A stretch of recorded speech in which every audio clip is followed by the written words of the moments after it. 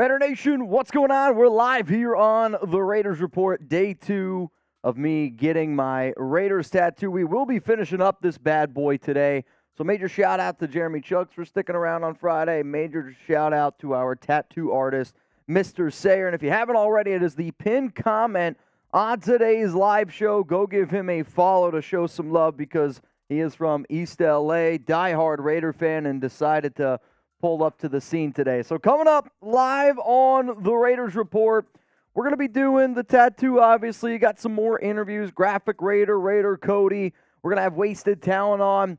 I am still about 75% sure that a Raiders player will be on. He's just got to give me the thumbs up today. He gave me the thumbs up yesterday, but hey, you know, things can pop up. I got some winners and losers on the Raiders roster entering the regular season. And then, as always, if you want to get those questions, comments on the show, hashtag Raiders Super Chat. Jeremy's going to be doing a Madden Sim today. Hopefully it goes a little bit better than what it went yesterday. I have a lot of confidence in him, though. He's been putting in the extra time, putting the extra effort. He didn't even go home last night. He made sure that the team was ready to go for a big-time performance today. Already, though, shout out to Alex Escobar and Raider Muerte. Escobar said, "Good morning, fellas. Let's go Friday, badass tattoo, Mitch." You know what, man? I appreciate that.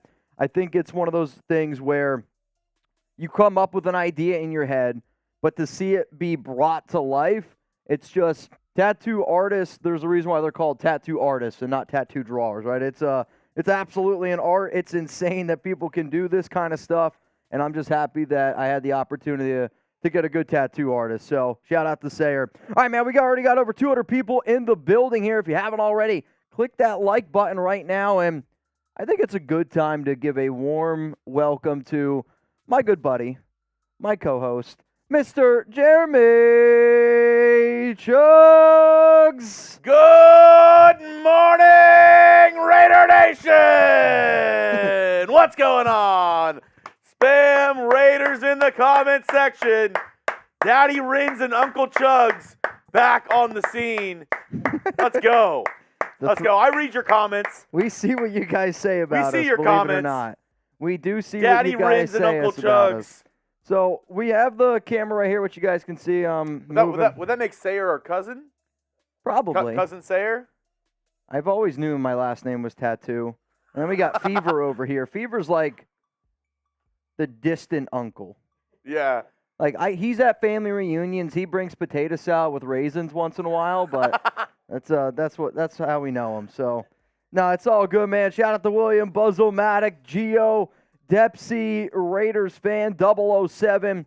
Before we get into the tattooing here today, what we're going to end up doing is I wanted to do some sort of winners and losers segment entering the regular season because we've done winners and losers after the draft, after OTAs, after minicamp, and it's always something that I like to look at. Now, I'm going to have my 5 biggest winners, 5 biggest losers, and there's a lot of different areas of how a player can be a winner and a loser. It's not just based on only on their play on the field. For one of the players, it's more to do with somebody who decided to show up. So that's one thing that we'll be looking at here. Shout out to Sucker Free. Sucker Free said he's getting a Raiders tattoo on Tuesday. Oh. That is what's up. Fat Guapo, you guys, can y'all make Raiders Report shirts big enough to fit some of us big guys? I can try to do it. Here's the thing. I don't control our shirt department, but I can put in a good word to get you guys some bigger shirts. I know a guy.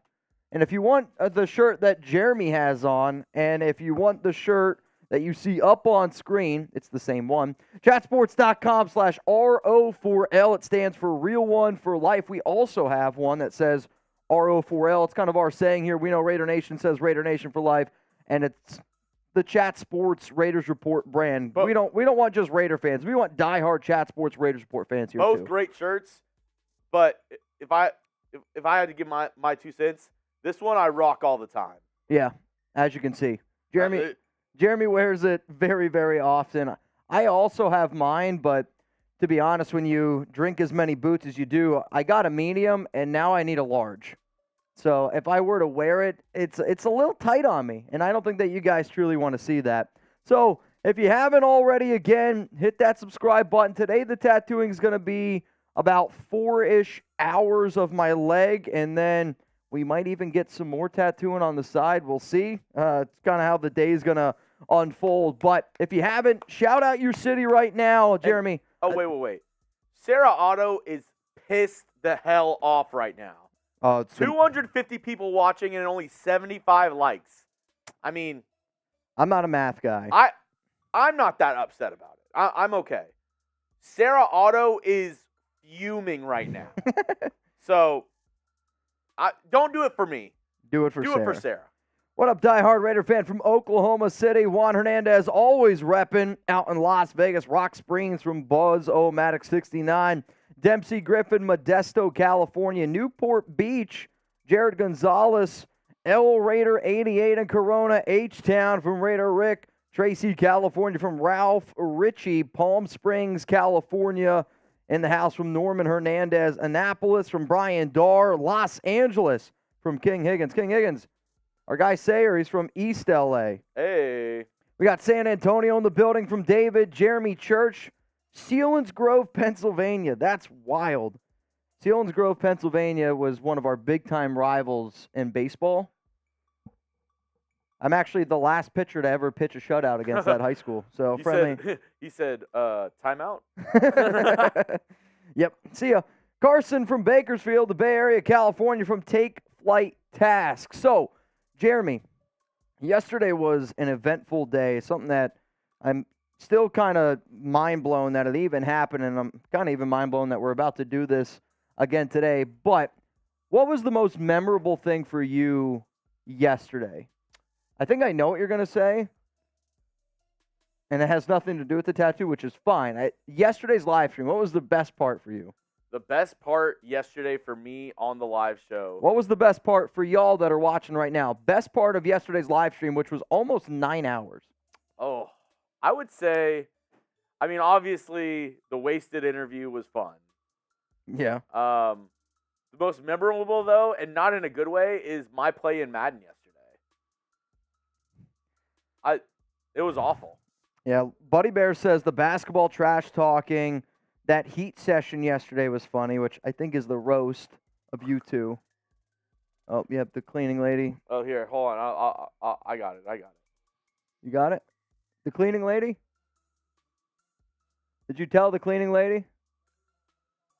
Okay.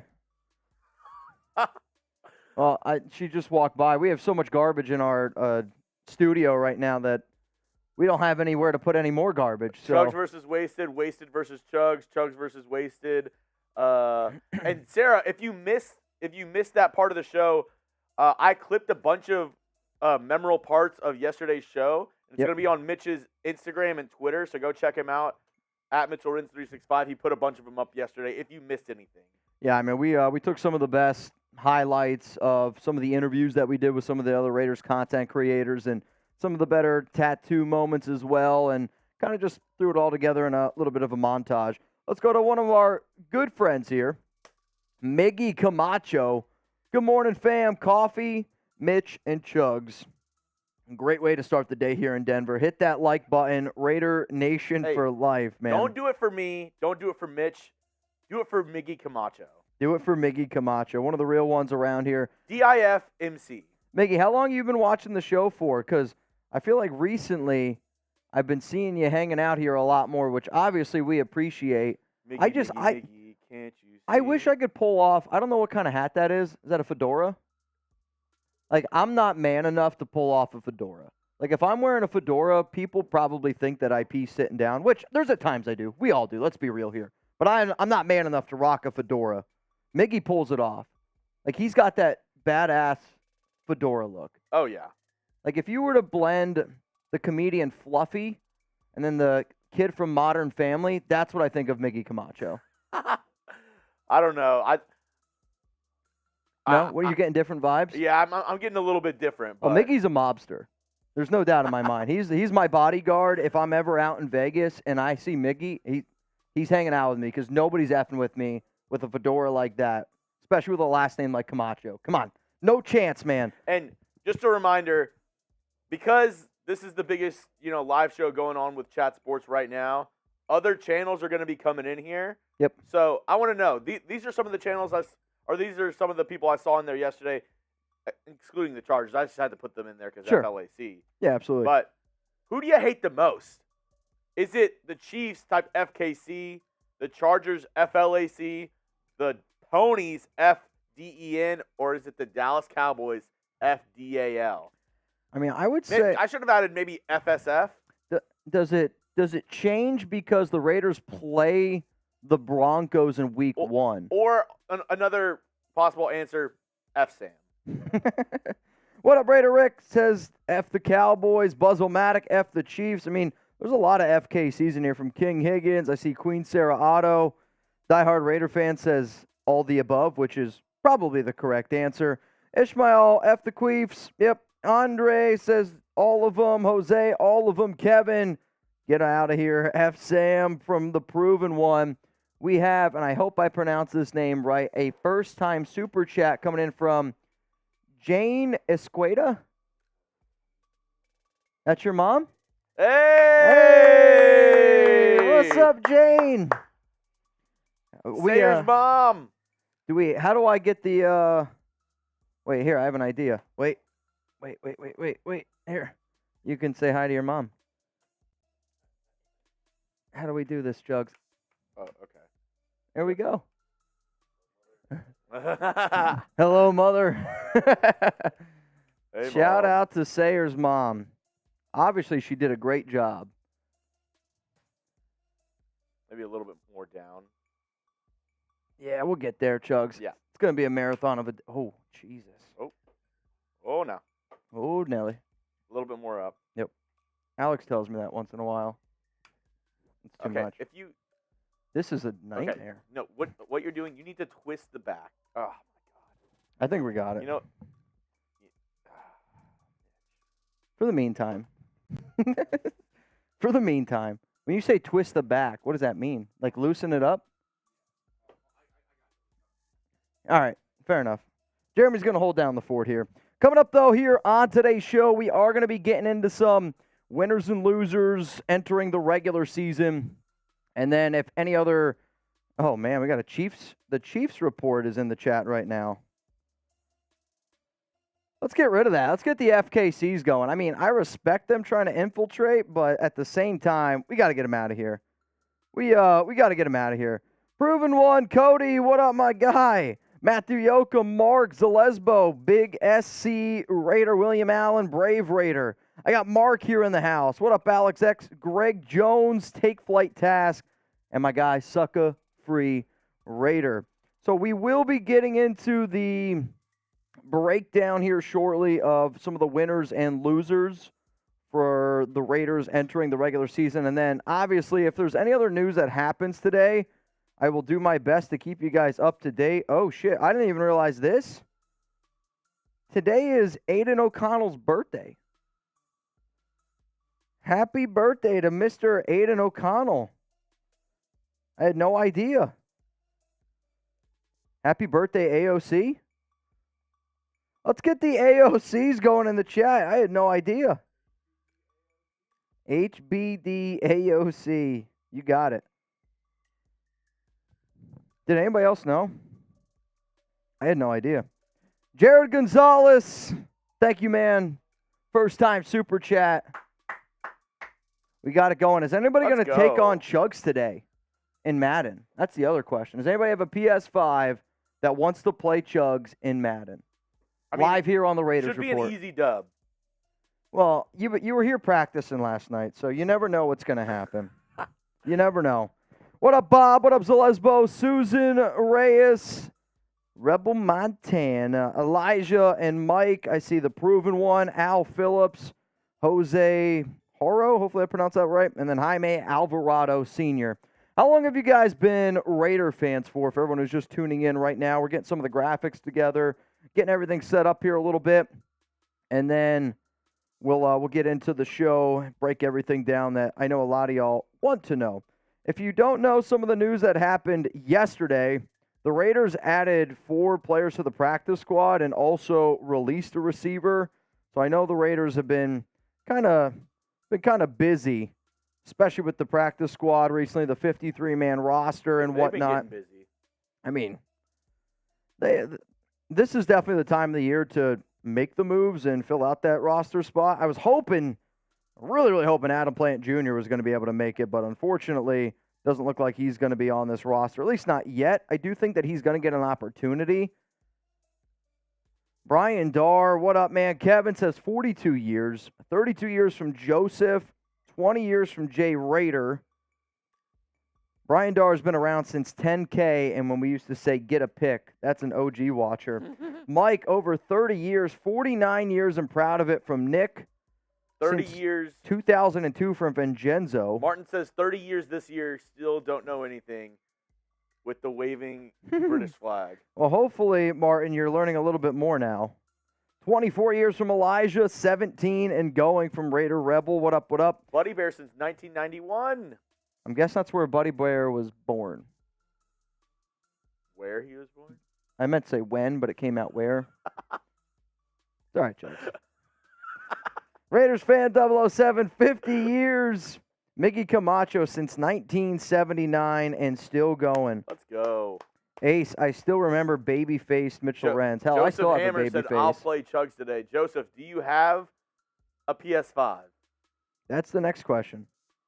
Joseph Hammer, do you have a PS5? What it takes is PS5 and then a $2 super chat with your gamer tag? Gamer tag. Joseph, I'm going to play the first person that sends me their gamer tag in a $2 super chat. That way we just, he says, yes, I do. And you have to have Madden 24. I have the newest Madden. I mean, do we have Madden 23 here or no? Yeah, no. It's got to be, do you have Madden 24? I know there's a lot of things we got to get done here. Alex said, S., I'll smoke you on FIFA. I have Madden 24. Well, Joseph, just put your gamer tag in. Let's make it happen. Let's just make it happen. Joseph, put in your gamer tag. I was going to say a $2 super chat just so I had it, and it was like right there. In saved? Yeah. Okay. Because we're going to do the cut first. Sure. I got you. I mean, either way, Joseph, either send in the super, that way we have it and it can't go anywhere. I mean, you can comment and I'll say we can copy it. I want to see you go up against the Raiders watcher. I want to see how that unfolds. Well, then I'll have to be a different team other than the Raiders because I'm guessing. Can you both be the Raiders? Yeah, but then it gets a little confusing. Why? One team wears black, the other one wears white. What's confusing? I don't know. It's just the score, the Raiders versus Raiders, like. Well, if you can't, do you just do random teams then? I would do a random team. I would let him be the Raiders, unless he wants to play with another team, and then I'll be the Raiders. One of the teams is going to be the Raiders. Fair enough. You guys, Joseph, what's your gamer tag, my man? Once we get the gamer tag, then we can figure out a lot more going forward here. That would be dope. I don't think it's confusing, Raiders versus Raiders. I also think it's fair. Like, it's same team. I don't like it. You don't like it? I'll be the Texans. Jeffrey, Chugs can be the Texans. Fair enough. He does do our Texan show here at Chat Sports. OG LA Raider from Jesse. Well, once we figure out the gamer tag and once we get a few other little odds and ends set up here on the show, let's do you want to start doing the winners and losers? Yeah. We can get into some of the winners and losers, and then who would win if they played next week? Michigan football or the Raiders? It's not even close. Raiders would win by 50. They would win by 50. I get people think that college football teams are good, but not every single person on a college football team is an NFL player. Every person on an NFL team, this might surprise you, is an better NFL player this year. Aiden O'Connell, J.J. McCarthy. If they were both to play on the Michigan Wolverines. I'm not a big fan of J.J. McCarthy. I don't think he's that good personally. So, oh wow. I guess I'll roll with Aiden. Shots taken. I don't think he's that good. He doesn't have that factor for me. He's got a good arm. He's a good athlete, but O'Connell's a better quarterback. That's what I think. Mr. Hammer. Mr. Hammer. We're still waiting on you. Yeah, I think he left. I think maybe we got. I think maybe we got. So how about this? While we're waiting for Mr. Hammer to pull up here and give us his gamer tag, and we'll be playing these games a little bit later today, so just keep that in mind. I do want to go through some of the winners and losers entering the regular season here on the Raiders Report, and then once our tattoo artist is all set up here, and once we're getting it going, then we can lay the stencil down, get cleaned up, and get to the tattooing part of it. Sound good? Sound good? All right. Sounds good to me. What? Well, would you guys rather... I don't know how long until the setup's ready. Do you want to wait until? What do you guys want to do?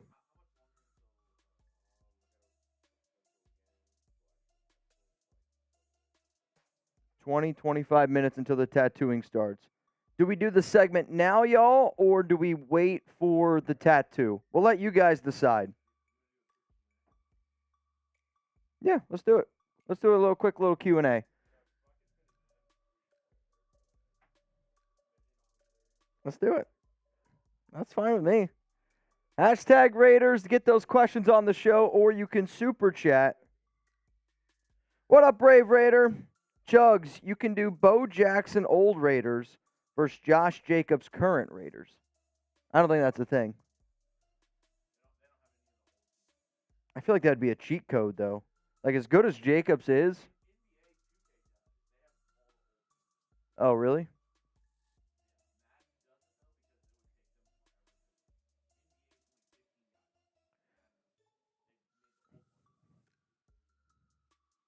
I got you. Let's go to D. Johnson coming up here on the show. Again, you don't have to super chat to get those questions in, but if you could ask a question using hashtag Raiders, that would help us out very much so. D, we got Raider Nation. Be ready to order your Super Bowl championship hats and O'Connell's number 4 jerseys. I saw Billie Eilish was rocking an Aiden O'Connell jersey at her concert the other day. The jersey? Yes. Can I confirm if it's an O'Connell? No. But I'm just going to, with my gut, I can feel that it was an Aiden O'Connell jersey. I guess. I mean, she's rocking a Raiders jersey. So, therefore, I'm going to say that, yeah, probably a Raiders fan. Let's go to Brave Raider. Chugs, you can do the old Jackson Raiders versus Josh Jacobs' current Raiders. At their prime. Prime time Bo Jackson or what we saw last year for Josh Jacobs? Who would you take if you could guarantee get primetime Bo Jackson or the production Jacobs gave us last season for the next 3 years? Which running back are you taking? I'm probably still going to go Bo. But JJ did have a hell of a year last year. There's no doubt in that. Yoakum says Jacobs. Senior Steve says Marcus Allen. I don't think Marcus Allen is in the same realm as Bo. Allen had incredible numbers because he had a longer career. But at their peaks, I don't know if anybody's better than Bo. Word on the street is Bo always knows. Love JJ, but Bo the GOAT from Cody Clark. Yeah, I'm kind of with you there, man. Let's go to Brandon Garcia. Half-point PPR offered me Cooper Kupp and Mixon for Josh Jacobs and Mike Williams. If it's half-point PPR, oh boy. Honestly, man, I'm probably going to – I would keep Cooper Kupp and Joe Mixon because I think Kupp's going to have a big bounce-back year. I mean, he was incredible 2 years ago. And I know Raider fans are really excited about Jacobs, but I also am a little bit worried because of that workload. If you go back and you look at the last 10 seasons where a running back has led the National Football League in overall touches, their numbers go down drastically the next season because their bodies typically don't hold up. I put out a video 2 months ago that said history suggests that the Raiders should basically be like worried about Josh Jacobs' production. So with that being said, I'm probably going to go because Mike Williams to me also got a lot of injury issues and you don't know exactly what you're going to get. But I'm probably going to stick here with Cooper Kupp and Joe Mixon. It's a good question, though. I got a lot of fantasy questions even on my mind because my draft's on Monday and yours is on Tuesday. See, I do 2 quarterback leagues. 2 QB league is the best. 2 QB league is the best in my book. Let's go to D.7 Jen. Going to the Chargers, Pats, Jets games. Hoping to go 3-0 in person this year. I would say Chargers is going to be a tough game. I think the Jets will be the toughest game. New England should be the win. I think New England's going to be the only game where the Raiders are favored. However, we have seen crazy things happen in the National Football League, but I will remember this. If the Raiders win all 3 of those games, I'm going to be like, yo, D, you got to start going to more games, man. You're the good luck charm. I also saw Rebel Montana asked if I asked a Raider honcho to join the show today. I did. Unfortunately, he's going to be coaching today. He also helps out with high school football, I believe, or youth football, and they have a game tomorrow, so he's not going to be able to make it. So no Raider honcho. Let's go to Luis Rodriguez. 2016 Raiders versus current Raiders. Who wins? I mean, I'm going to bet on the 2016 Raiders. They were 12-4. They were a really solid football team. Derek Carr played on an MVP level. The offensive line was stacked. Like, I want to sit here and be confident in this year's team. I do. I just don't think that this current Raiders team is a 12-4 team, and I don't think that Jimmy Garoppolo is going to play at an MVP level. Like, let's be real. Like, Derek Carr, before he got injured that season, would have been the MVP. I wholeheartedly believe that. He was having a great year. The Raiders were playing well. I'm going to say the 2016 Raiders take down this current Raiders team. But honestly, man, I really, really hope I'm wrong. I think we all hope deep down that we're wrong. Keep getting those hashtag Raider questions in. This next one rolling in from King Higgins. King, always an OG watcher here on the show. And I think what we're going to do, y'all, is we're going to get into the preseason winners or losers when the tattooing starts. I think that's kind of the whole point of this show, so just keep that in mind. Justin Jefferson or Christian McCaffrey. I have first overall, 12-team PPR, lots of money on the line. Can't mess this up. Well, I'd say the higher upside play is probably actually Christian McCaffrey, simply because of the running back position and his ability to catch the football. But if you want to go the safer route, Justin Jefferson is the safer route. I mean, Jefferson, to me, he might not. He's going to have an incredible year. Like, Jefferson's going to have over 100 catches. They're going to be right around there. He's going to have right around 1,500. Probably going to have right around 10 to 12 touchdowns. Wide receivers don't get hurt as often as running backs, especially when your back is McCaffrey. And let's face it, McCaffrey has definitely dealt with a lot of injury issues out there. But you saying can't mess this up, that tells me that you shouldn't go with McCaffrey. Because McCaffrey's got a much higher probability of getting hurt this upcoming season. All right, I like this question here. This one's rolling in from Chugs, and I want to know from everybody's watching right now, and don't just put on your Raiders beer goggles. Answer it with an honest opinion. Who's going to have the most receptions this year from the 4 receivers that you see on screen? I would say, I don't know if I'm putting A.J. Brown in this discussion, if it's best in the NFL, but Justin Jefferson's up there. Jamar Chase, I think, deserves some love. Devontae Adams. I think Cooper Kupp deserves some love. I mean, he did almost just break a bunch of the records just 2 seasons ago. I do like Kupp a lot. A.J. Brown was a hell of a receiver. I'm not trying to take anything away from him. Stephon Diggs deserves to be up there. I would say there's like a clear cut. Like, Adams and Jefferson are the top 2. I do think Jamar Chase is good. Garrett Wilson's going to have a hell of a season, but he's not in the best receiver in the NFL right now discussion. Who? Chris Olave, I do think is going to have a good year. He's got a chance to be top 15. Well, the one good part about Derek Carr for Chris Olave is when Derek finds somebody that he likes, he'll lock in on that guy and he'll just pepper him with targets. I don't know if it's going to be him or Michael Thomas, but we'll have to see. Queen Sarah Otto's going to go with Devontae Adams. Buddy Bear says DK Metcalf. Yeah, I don't think Metcalf's in this discussion for best receiver in the NFL. JJ from James, JC, coming in from Scum God. Let's go to Ace Grimm. Who's your favorite 2000s running back? Oh, boy. My favorite 2000s running back.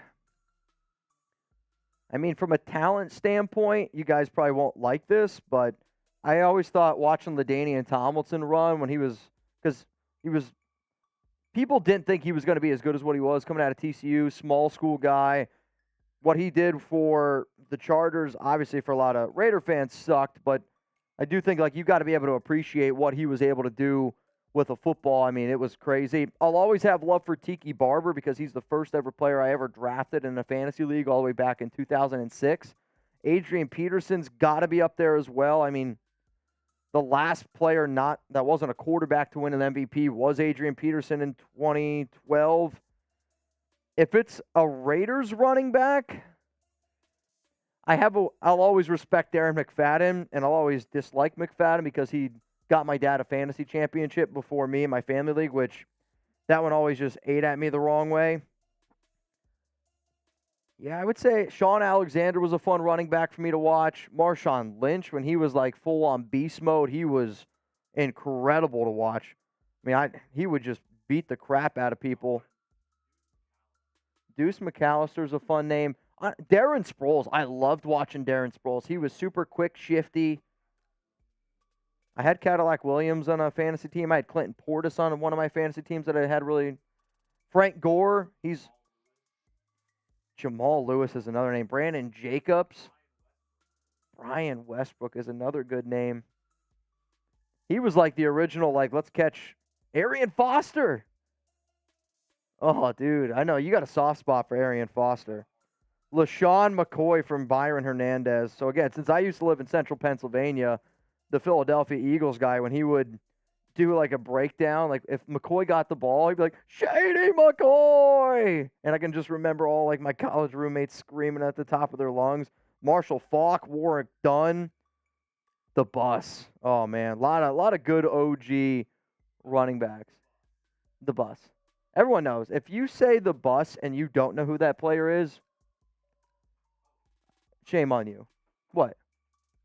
What do you got? All right, I'm listening. Trick question. What team drafted Jerome Bettis? The bus. Do you know? I don't. In the comment section, let me know. Do you know what team drafted Jerome Bettis? Can't Google it. Don't Google it. Don't Google it. I think they got it. Yeah. It's the Rams. I think they got it. That's one of those things where it's like you just assume that he was drafted by the Steelers. I did. If you would have asked me, if it was trivia night and somebody called me what team drafted Jerome Bettis, I would have said the Pittsburgh Steelers. Yeah, he was drafted by the Rams, and this is when they actually, back in the day before they went to the, like navy blue and gold. Yep. This was back before that when they still were rocking their jerseys that they do now, the throwback ones, the yellow and blue ones. Wow. That is definitely old school, man. There's no doubt about it. Chris Johnson, Steven Jackson, speaking of the Rams, Steven Jackson was a beast. Yeah. He was a physical runner. CJ2K was fun. CJ2K had a few really good years in there. The speed was undeniable. Let's go to Big SC Raider. Hope we get a better Chandler Jones this season. He's a beast. I don't know what was up last season. So it was reported that he was battling a few injuries last year, which maybe is the reason why he only had 4.5 sacks. I also don't know if he was 100% used in the right way all the time. Also, on top of that, when you don't have any interior pass rush at your defensive tackle position, it makes the jobs of the defensive ends a lot more difficult. Chandler would probably be the first one to tell you that he didn't play nearly as well. He did drop some weight. I think they could end up like using him as an outside linebacker a lot more this upcoming season, which I do think will be a fun thing to watch see unfold. But Chandler Jones definitely did struggle a little bit. Chugs, I know it's really early in the show, and you're probably going to get mad at me for what I'm about to say, but I did drink a lot of water and a lot of vitamin C before this. And you got to take one more pee. I see they're getting the stencil ready. I don't want them to lay the stencil on me, and then I got to take a leak. So let me go take a quick pee. Okay. I know. I had to. When you get tattooed, you got to stay hydrated, and I drank a lot of water. I even did a water boot this morning. If you don't believe me, you can ask Brett. I'll do water boots today if you guys want. Water boots? Make Mitch pee. Peyton Hillis. Oh man, that's another OG name. All right, Chugs, take it over. Ask Jeremy questions. # Raiders or. All right, # Raiders or Super Chat. Ask me anything. I'm an open book, mostly. Ask me anything, NFL questions, Raiders questions, questions about food, whatever you want to ask me about my life, let me know. Hashtag Raiders or Super Chat. Mitch is going to the restroom really quick, and then we're going to lay the stencil and start this tattoo up for today. Boo, get the water boot. Let's go. Get those questions in. Hashtag Raiders. Big weekend coming up. College football as well. If you want to ask me about college football, let me know. Do you watch college football? Start of college football this week, week 1. We had week 0, but is that really college football? Week 1. Actually, one of the biggest matchups. TCU alum right here, Harrison Graham. How are we feeling about the Colorado matchup? He said, we're going to send Coach Prime back to Boulder in about half an hour, Chugs. That's what he said. Another big matchup, which actually half of the Chat Sports team is going out to this matchup.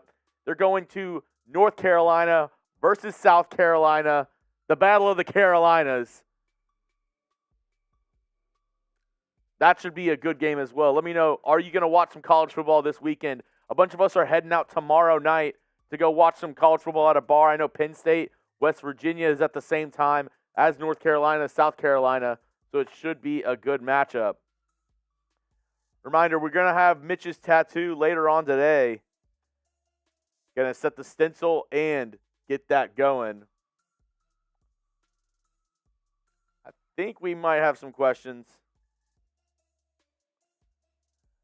Ricky Ramirez, do you think Zamir White, is going to get 75 touches this year?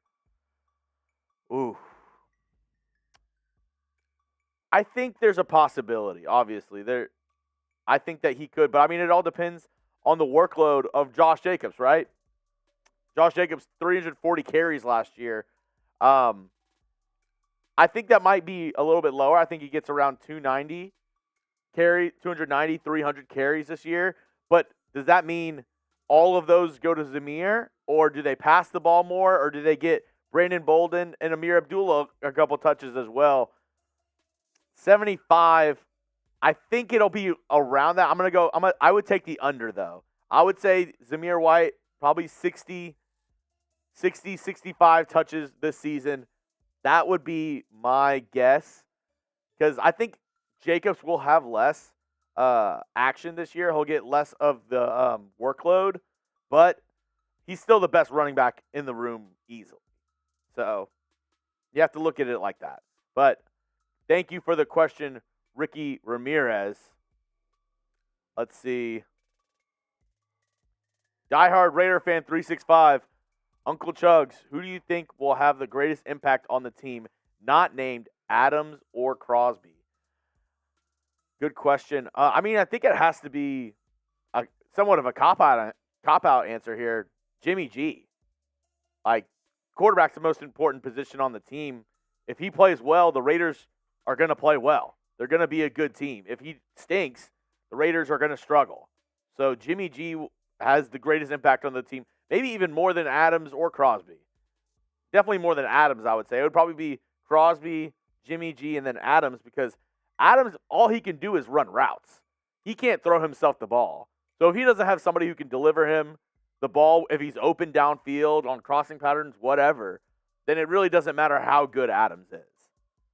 Obviously, he can get open. It makes Jimmy G's job easier, but he still has to be able to deliver those passes down the field. So that's a good question, Diehard. Who do you think what player on the Raiders this year has the biggest impact on how the team performs? Let me know in the comment section what you think. I think it's easily Jimmy G.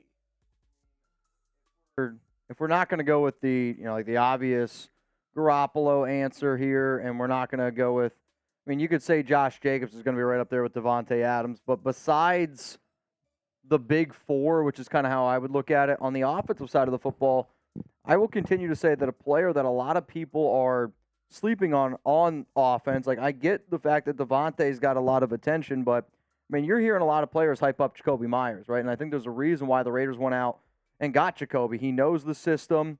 He knows Josh McDaniels. He's a very talented wide receiver number 2. And I don't know exactly what the type of production that he's going to put up, but when you got to worry about all these offensive threats that Las Vegas has, like, you can hate on Josh McDaniels all you want, but Jimmy Garoppolo is a proven winner. He's 40-17 his entire career. Josh Jacobs is arguably the best running back in the NFL. Devontae Adams is arguably the best wide receiver in the NFL. And then you got a good tight end duo in Michael Mayer and Austin Hooper, a good slot receiver in Hunter Renfrow. So, to me, Jacoby's going to get a lot of one-on-one opportunities. And when you have these receivers that are 6'2" and as big as what Jacoby is, he's going to win a lot of those one-on-ones. So, to me, I think Jacoby's going to be a sneaky, sneaky player that a lot of people might not show love to. Also, the Raiders' offensive line. The Raiders are going to have a top 10 O-line this season. I'm just convinced Carmen Brasillo is getting this unit better and better and better every single time I watch this roster play. Having Greg Van Roten at right guard instead of Alex Bars is going to be a huge boost. Dylan Parham's going to be better in year 2. You're going to have Jermaine Illuminor. He looks really, really good right now in the preseason. And then on the defensive side of the football for me, I know there's going to be a lot of hype around Ja'Cory and Marcus Peters, but I'm pretty sure it was wasted yesterday, said Trevon Merrick, that's my answer too, because to me, you need to have that center fielder. And Merrick, when he was first coming out of TCU, was my top safety. And I really believe that you saw the good flashes when he was a rookie because he was in that Gus Bradley system. When you're in that Gus Bradley system, it's a lot easier to be able to digest what you're being asked. Last season, they were asked to do a little bit too much. Patrick Graham has honestly said that they're going to make it easier this year, and you're seeing a lot of the players already come out and say, yeah, man, I don't really feel like I have to think nearly as much. I can just go out there and play football and be an athlete, which I like a lot. Let's go to Byron Hernandez. Why did we pass on the All-American linebacker Drew Sanders? So I'm pretty sure Sanders was drafted at 67 overall by the Denver Broncos or somewhere in that area. If my third round, I want to say, but it was like 67. So for me, like the Raiders, they went with obviously Tyree Wilson in round 1. They love Michael Mayer. They had Mayer as a top 10 player on their big board, and I did too. We did at Chat Sports. There's no way. There's no way. Byron went at 70 to the Raiders. I think Drew Sanders went like 3 picks before the Raiders took their defensive tackle, Byron Young.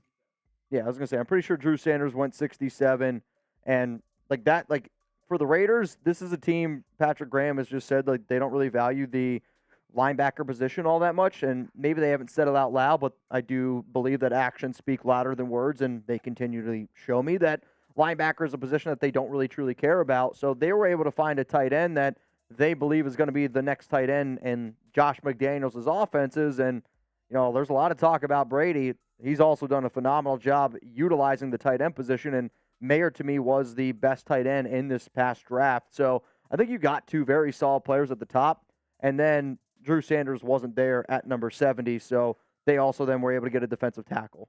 That's my best answer. But I'm with you, though. Drew Sanders was my number 1 linebacker this year out of Arkansas. I think he would have been a really solid fit with this team. He's a do-it-all type of player. Like, people fell in love with, Drake Thomas.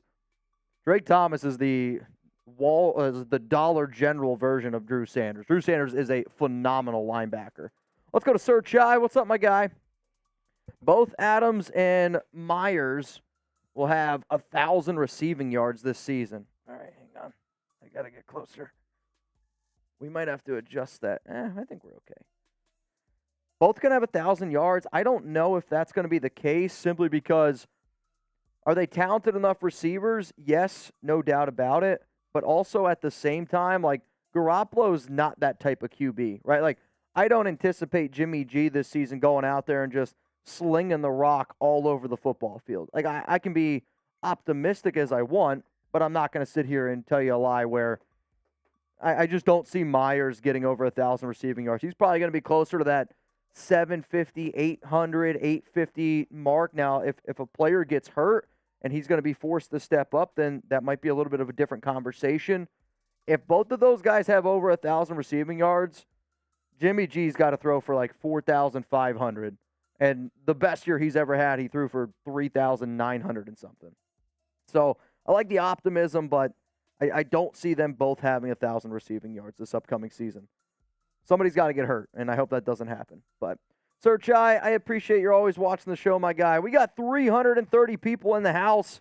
If you haven't yet, hit that like button. Believe it or not, there's a lot of ways to show support to this show. There's a lot of ways that it's not just about super chats. It's a lot of doing that type of stuff, hitting that like button, clicking the share, because the more people we get here, the more love our tattoo artist gets, the more love that this show gets, the more love that we can continue to do crazy and wild shit here on the Raiders Report. So as you can see, Sayer is rocking his long Zahn jersey today. So Zahn is one of the OG Mount Raider Report watchers, and he wears 75 on this show. So we got the long Zahn on. I think it's actually Howie Long. I always think it's crazy. I had somebody comment yesterday. They were like, I didn't realize that my fiance's name's Alex. I didn't realize that Alex was the one getting tattooed because my leg was shaved. Which, I'll tell you what, it feels good. Having a silky smooth leg, it's not bad. I'm pretty sure when Chuck laid up against me last night, he probably got confused, but it's all good. How many snaps do you anticipate JJ getting week 1 against the Broncos? I mean, to give you the exact number of snaps is difficult. I'll probably go more from a percentage-based. Like, Jacobs, I will say this. From a career standpoint, Jacobs, the Broncos better call Jacobs daddy, because throughout his career, Jacobs done a phenomenal job up against Denver, and they're going to try to establish the run. If I had to guess, I'm going to say somewhere around 70% of the touches. Where last year that number might have been a little bit higher. Like, they're going to get Amir Abdullah some work. They're going to give Zamir White some work. And just the way McDaniels is as a coach, he's going to be somebody that wants to be able to incorporate. Here, real quick, I was kind of hoping, I think the size is fine. I wanted it to be, I just didn't want it to fold on my leg, kind of like last time. So wherever you don't think it'll fold. Yeah, so above that. Cool. Yeah. But I'll say 70% of the touches, and the way McDaniels just operates in general, he's more of a coach that, all right, Brandon Bolden's been there, Zamir White's been there, Amir Abdullah's been there. They've been putting in the work the entire offseason. And sure, Jacobs has been working out, but there is a huge, huge difference between working out on your own and then being in game shape. And I do think like that is something to note, no doubt about it. But Norman, I appreciate the question, man. I know I've been getting a lot of people asking me stuff about Jacobs and his fantasy value.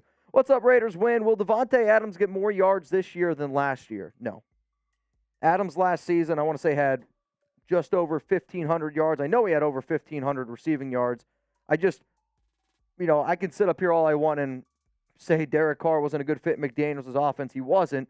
But for people who really watched the games last year, Derek would lock in on Devontae, and there'd be other receivers wide open, and he would just lock in on them. That's just a cold, hard fact. I would say this year Devontae is probably going to be more around 1,300, 1,350, but Jimmy's also throughout his entire career spread the ball out a lot more than DC. Let's go to Wakas Khan. How many yards would you consider a failure season for the Rooks Tucker and Mayer? Well, with Mayer, I'm probably not even going to look at yards all that much. I'm going to consider this year a failure for Mayer if he doesn't get more snaps than Hooper, because from a talent standpoint, Mayer is more talented than Hooper. But if Mayer can't learn how to block, that's going to be a failed rookie season for me. He's a good athlete. He can catch the football. When you're that big, he's going to be a red zone option. But if you can't learn how to block, and if you never learn how to block in a McDaniel system for the tight end, I'm telling you this right now, you're not going to get on the field. So to me, Mayer, I'm going to look at it more from that standpoint. Trey Tucker, I would probably say not so much receiving yards, but total yards. And it's maybe not even total yards. I want him to be around 8-9 yards per touch. He's going to get opportunities to make the big play. He's also going to get a lot of rushing. I want him on the field going left and right, the pre-snap motion, and if he's used a lot in that regard, that means that the Raiders have a lot of confidence in his ability to be that gadget player. So I'd say Trey Tucker total yards somewhere around 400 is where I would like him to be. If he's under 300 total yards, I'd be a little bit disappointed in that one. All right, y'all. How many Jacobs touchdowns this year? Total touchdowns. He's never had a receiving touchdown in his career. All 40 of his touchdowns are rushing. So 4 years played, 40 touchdowns. How many touchdowns this year for Jacobs? If you had to put a number on it, Jansen's going to go 13. So Jacobs last year had 12. 11 from MadVet. GOM, 14 touchdowns. Good Gracious, Bodacious. What a hell of a name. I love that. Says 9. That's funny as hell. Zalesbo is going to go 10 again.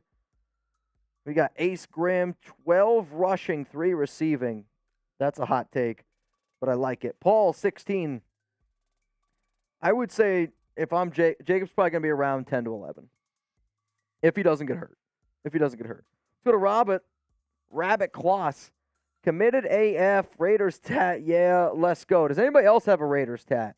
I had a few people share me what they ended up getting done, the work that they did, but you might not always agree with everything that I say and do, and I don't expect you to. That's not what family's about.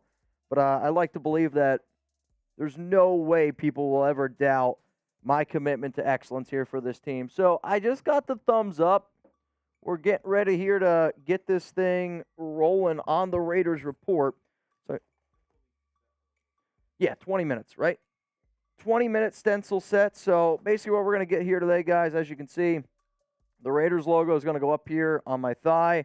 We got some more barbed wires, some clouds up in there. My idea with my kneecap is I kind of want to do it's a tough thing to ask, like wind, like autumn wind. So we're going to do like the sky up there a little bit. So that's kind of the idea there. And then obviously the Raiders, which I did just have. Well, I know it's an insane idea. How do you tattoo something that you can't see? Yo, could you tattoo the air? I think it's more of like the concept, right? But that's why, I gave him a concept. Maybe Al Davis blowing like. It's probably not good. I feel like I would get kicked out of Allegiant if I had Al Davis blowing. Just that. That alone gets you kicked out of Allegiant Stadium anymore. But one of Alex's friends, he knows absolutely nothing about sports, messaged me and goes, "What happens if the Raiders change their name?" Like, is he serious? Yeah. Yes. He's like, he sent me the Commander, like the Washington Commanders thing. I'm like, I think we're safe with Raiders. I think we're safe. You guys, fun trivia question. Do you know the other name that the current Raiders considered before picking Raiders? There was one other team name that they considered picking. I've said it before on this show. Marauders. Nope. Sayer, do you have any idea what the team name was considered before the Raiders? Capitals. No idea. Do you guys know? I see a few people saying it. So they were considering being called the Oakland Seniors, but felt that was not the right way to go about it. So now we're Raiders. The Oakland Seniors. That would have been dope. Instead of the black hole, if it was the Seniors, what would you have? The black retirement home? No, I'm just kidding. I don't know. It's a good question. It's got to still be the black hole. What up, Robert? The brown hole. Has Kirksey That's what been, Ace Grim said. Has Kirksey been picked up by anyone yet? If not, should we be interested? He actually did get picked up this morning. He did? Christian Kirksey? He is on the Bills practice squad, and he is a lot of people are thinking it's just a matter of time. They just have to figure out their roster, but that he'll get brought up to the active roster. Gotcha. Yeah, Kirksey's a good linebacker. He's not a great linebacker. Like, I'd still rather have a Kyle Van Noy or a Rashawn Evans, personally. I think both of those players are better overall. Also, I slacked you an IG link. Can you make an L3 for that? And then just, put it in the doc that way? when we like hype it up. You have it. Mm-hmm. Okay. Robert, though, now Kirksey Chuck just said he got picked up by Buffalo. Let's go to the next question here. And again, once we start tattooing is when we will get into the winners and losers entering the regular season here on the Raiders Report. What up, the Hat Man? He's back again. Not going to lie.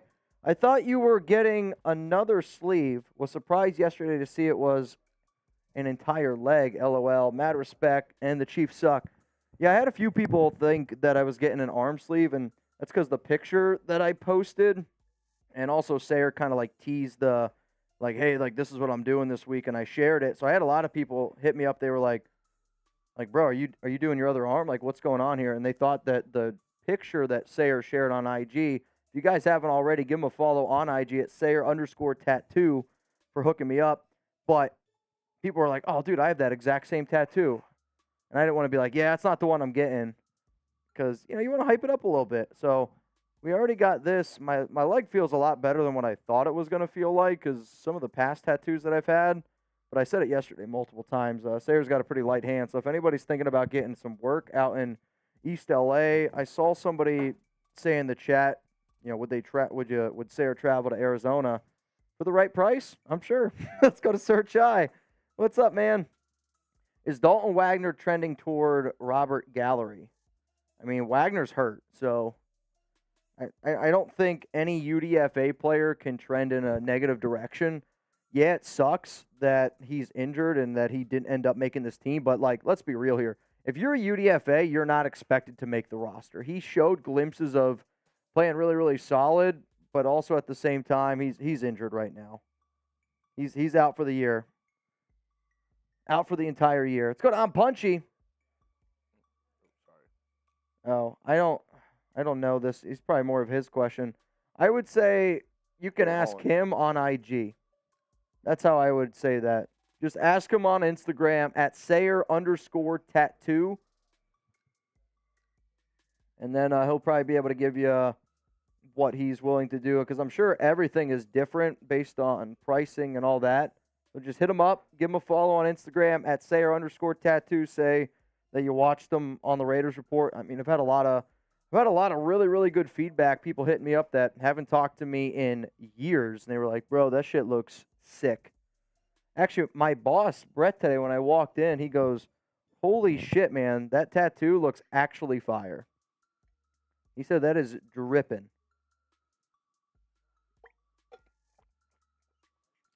How we doing, y'all? The El Senors. That is correct. Random question for you. Random one. From Lord Only Dan's. How points for Carlson this year? How many points for Daniel Carlson this year? Oh, man. I don't know exactly, but, hey, Jeremy.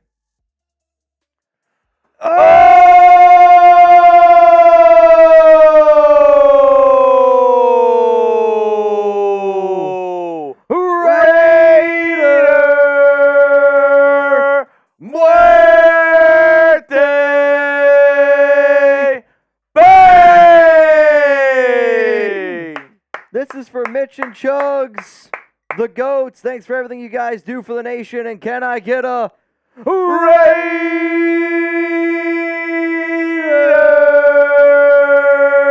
Let's go! Spam Raider Muerte right now to get a shout out here on the Raiders Report.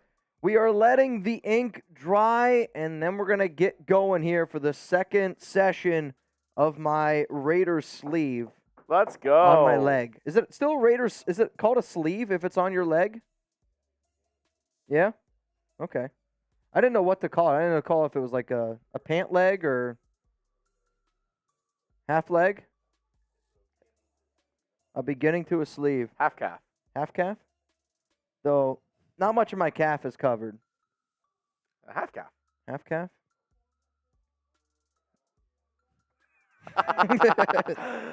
All right, y'all. Who's going to have more receptions this season for the Raiders? Hunter Renfrow or Jacoby Myers? And back to the points question that we had from Carlson. If I'm in a fantasy football league, I'm taking Carlson only behind Justin Tucker. Tucker's the best kicker in football. But Carlson also gets a lot of field goal opportunities, which I'm hoping maybe is not the case this year, right? Convert some of those field goals into touchdowns. All right, if you're spamming Muerte, I'll give you a shout out. What up, Robert? What up, Queen? What up, Ace? Diehard Raider fan in the chat, Paul Gaines. And I want to make it a little bit more interesting today, Mitch. So I'm listening. Choco Bears in the chat. $500 boots? Every 500? I mean, they're your boots. We'll go 500 for me, 500 Mitch for a water boot, and then 500 again for a beer boot. Near the end of the show, I can make beer deals. Like yesterday, I chugged a beer for Buddy Bear. I just don't want to do it too early on for the alcohol reasons. With the tattoo, it makes it a little bit more complicated. Well, we're $300 away from our first boot. And then the peeing issues. Yeah. But if Chugs wants to do some boots, I mean, it is Friday. Friday happy hour all day. $300 more dollars for our first boot, $500 after that, another boot. Dude, I'm down to get down today. I'm down to get down today. Get down on it. Ace says, Get how much down for on a it. shoey? The only problem is with a shoey today, I don't think we can just because we have so many cords laid out everywhere. Oh, no. Yeah, Brett said the only way we're doing a shoey is if you beat Raider Ron's Venmo record. So Yeah, he literally told me doing a shoey today would be not gas, and it would be like totally not legit. So he said no. I just want to hear Brett say that with a sideways hat on, and that would make my day. Even though he said he knows shoeys are fire AF, it's just he doesn't know if he can do it today. No cap. No cap. PG2869, what's up, man? GOM, cheers to you. We're going to be doing a rundown here of some winners and losers for the Raiders entering the regular season. Got a lot of interviews on tap for today as well. We got Graphic Raider. Raider Cody's going to be pulling up. Wasted Talent. And then I'm still waiting for confirmation from a Raiders player who told me he would join.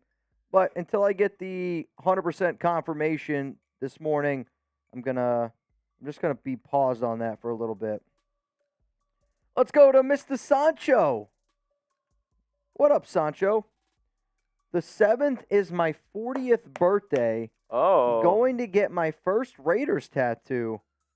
Raiders! Hey, 17th is my birthday. Now we can't hire Sancho. Yeah, I guess we we don't can. have the same birthday. Yeah. I mean, Brett is the Rizzler from Mario Uribe. Dude, Brett's Riz is out of this world. that's what I've been told. That's what I've been told. So what are you getting? Which one are you getting, Sancho? Message me on IG. Are you getting like the full shield? Are you getting like the realistic looking Raiders one? I actually had a Raider fan message me. I got to find it. It's on the post from yesterday. And they said, do you care if I copy your tattoo? What'd you say? I said, go for it. If you're putting it on your body, go for it. I mean, I personally don't care. Maybe if anybody would care, Sayer maybe would care more. I don't know. I had a Raider fan ask me, can I copy your tattoo and put it on me? Only if Sayer does it. Only if Sayer does it. Which I think is fair. Like, for me, I don't really feel like I can say, don't do it. Like, yeah, it's on my body, but I didn't create it. You know? I don't own it. I'm still waiting for Sayer to hit me up next week and be like, hey, bro, you can't show that shit. Hey, don't be showing that stuff out.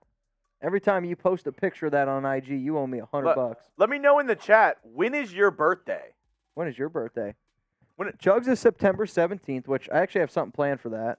And then That's game day. which one?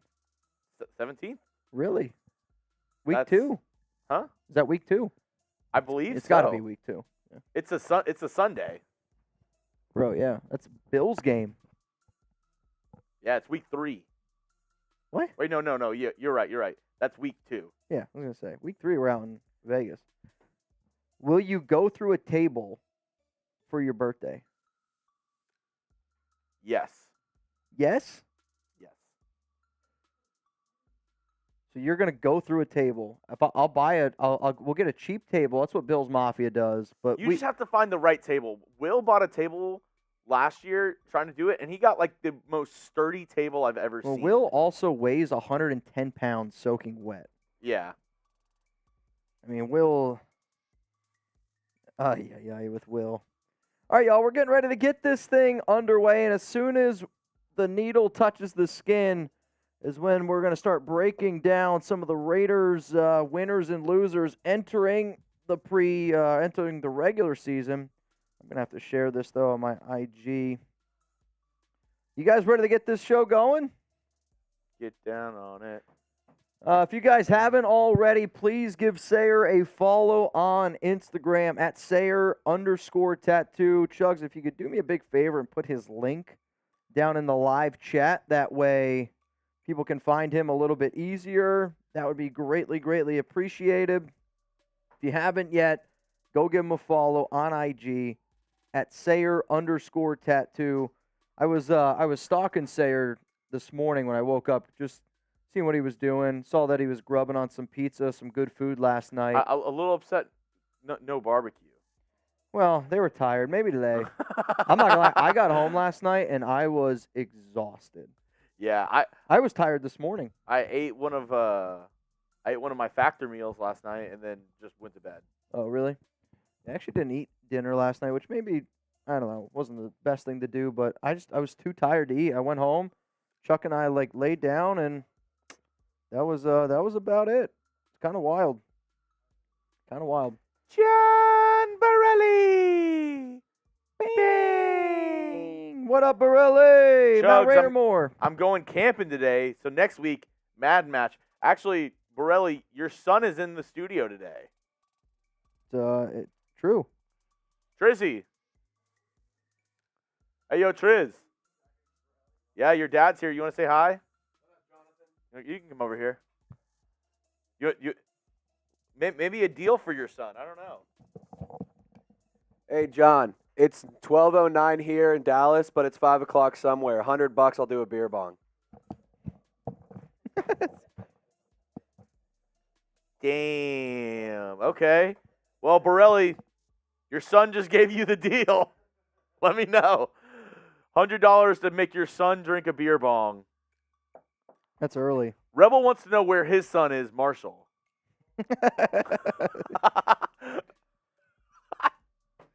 Oh, man. That might be one of my favorite bits we got going on right now.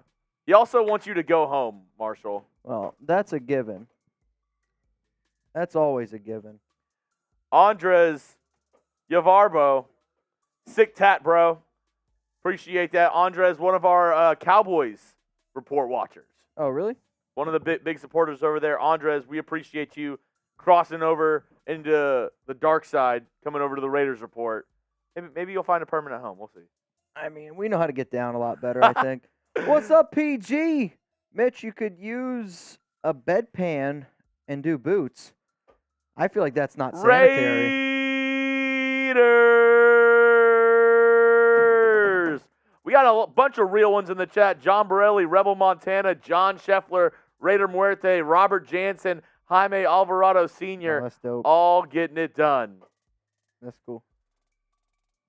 Gio, I actually, I don't do tattoos, so. You guys see, we got some, you guys need a tattoo, Sayer did a ballsy thing here. What phone number is that? Business phone number. Okay, good. Okay. Oh!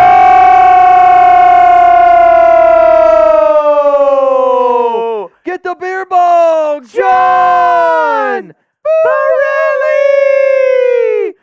Bing!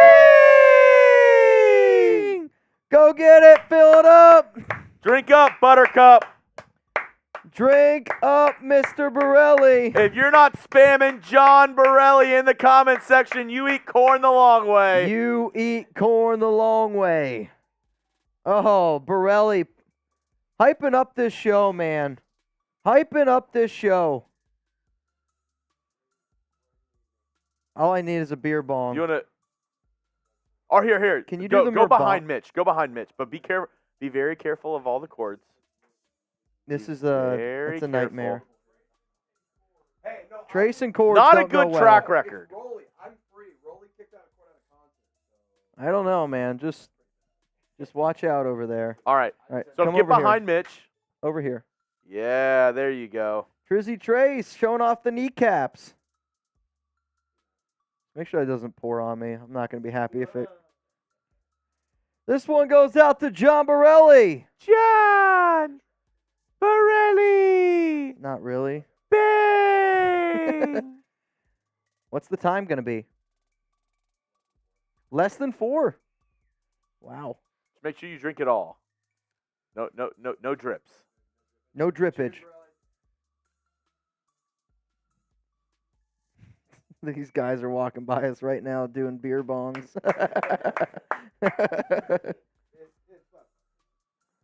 It's 5 o'clock somewhere. Borelli! What a legend, man. John Borelli. Who's got the next beer bong out there? It's 100 Friday. 100 for another one, Trace? Trace said 100 and he'll do one more for you, Borelli. From anybody. From anybody. From anybody. Trace said he's down to get down. If I get a Raiders Report tattoo, what kind of deal can I get? Sancho, if you get a Raiders Report tattoo, I will get you a Sancho 83 jersey, and I'll rep it on the show. Deal. If you get it from Sayer, that's also a boot. Ready? You guys ready? Day 2. And here. Day 2 we live on the go. Raiders Report. Let's finish this bad boy. Woo! The kneecap. The kneecap. Oh, Kelly Clarkson.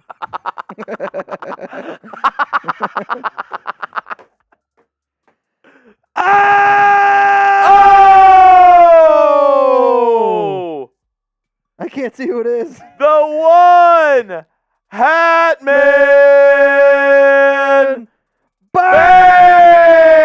Bang! Drizzy.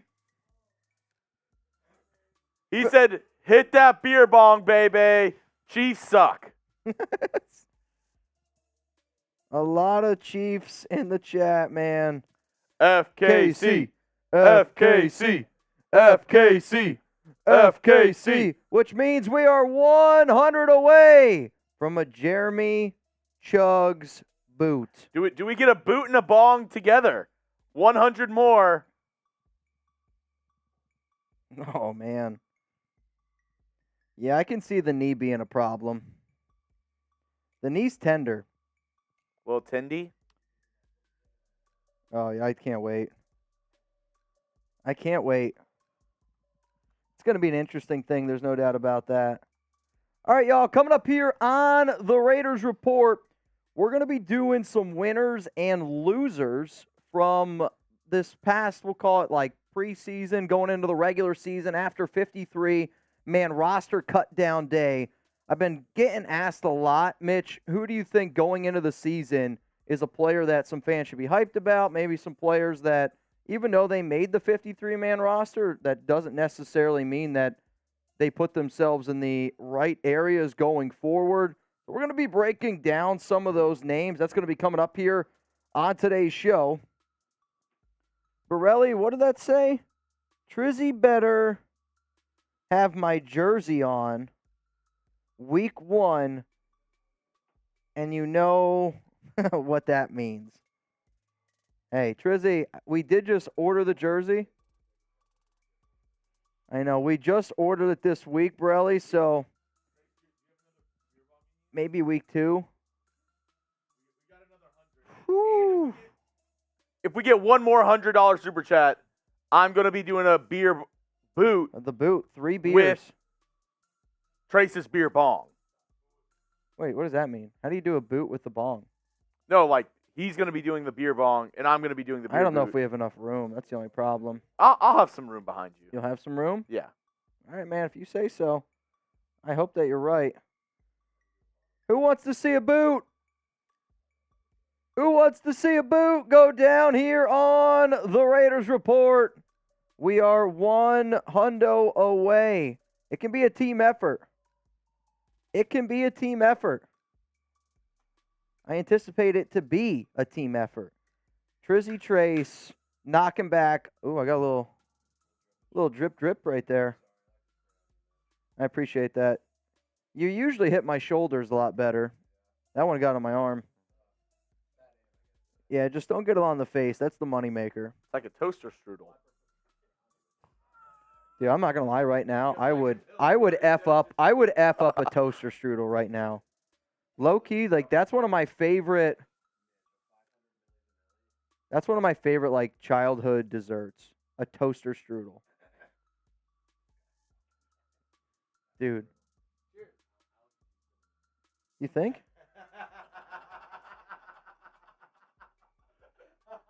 She sends her regards.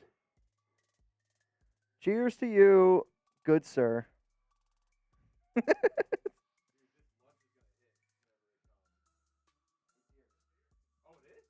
Yeah, we got toaster strudels.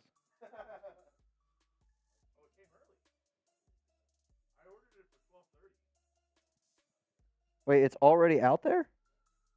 Really? Woo-hoo. Oh yeah. Yeah, we gotta get the seggy going.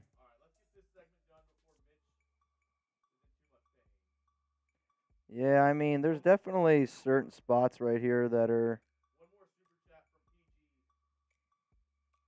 sick. Dirty Mike and the boys on Trizzy. Dirty Mike and the boys. Name that movie. Name that movie. Down in the chat. Dirty Mike and the boys. Name that movie. I'm ready to get this thing going. Are you ready to get this thing going? Nation, remember, we are now, if we got a 50, and then if somebody sent in a 20, it would be a boot. Just saying. 50 and then a 20, it's a boot here on the Raiders Report. Coming up here on today's show, we're about to do some winners and losers entering the Raiders regular season. Coming up right now.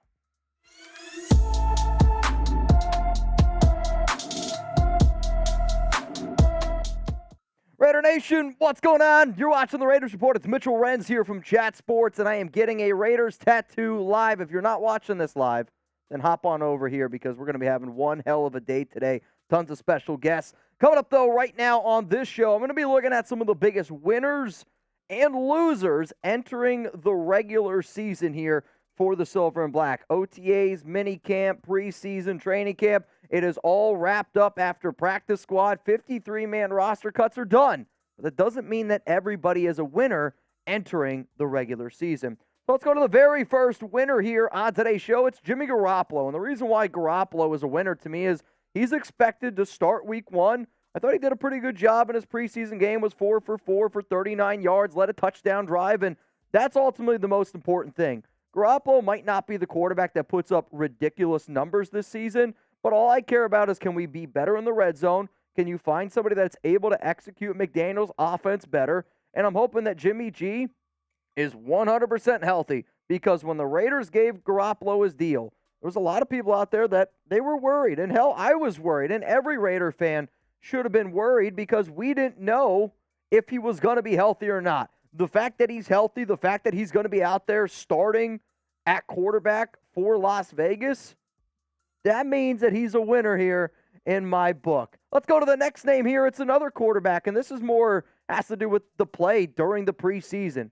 It's Aiden O'Connell, and O'Connell showed every single person that watched his tape, and I mean, you can have people say that he's accurate. You can have people say, oh, he did this and that at Purdue, this and that and at college. But to watch him in the preseason, to watch him be able to go through his reads, to have all of that, we'll call it awareness in the pocket, he passed the eye test.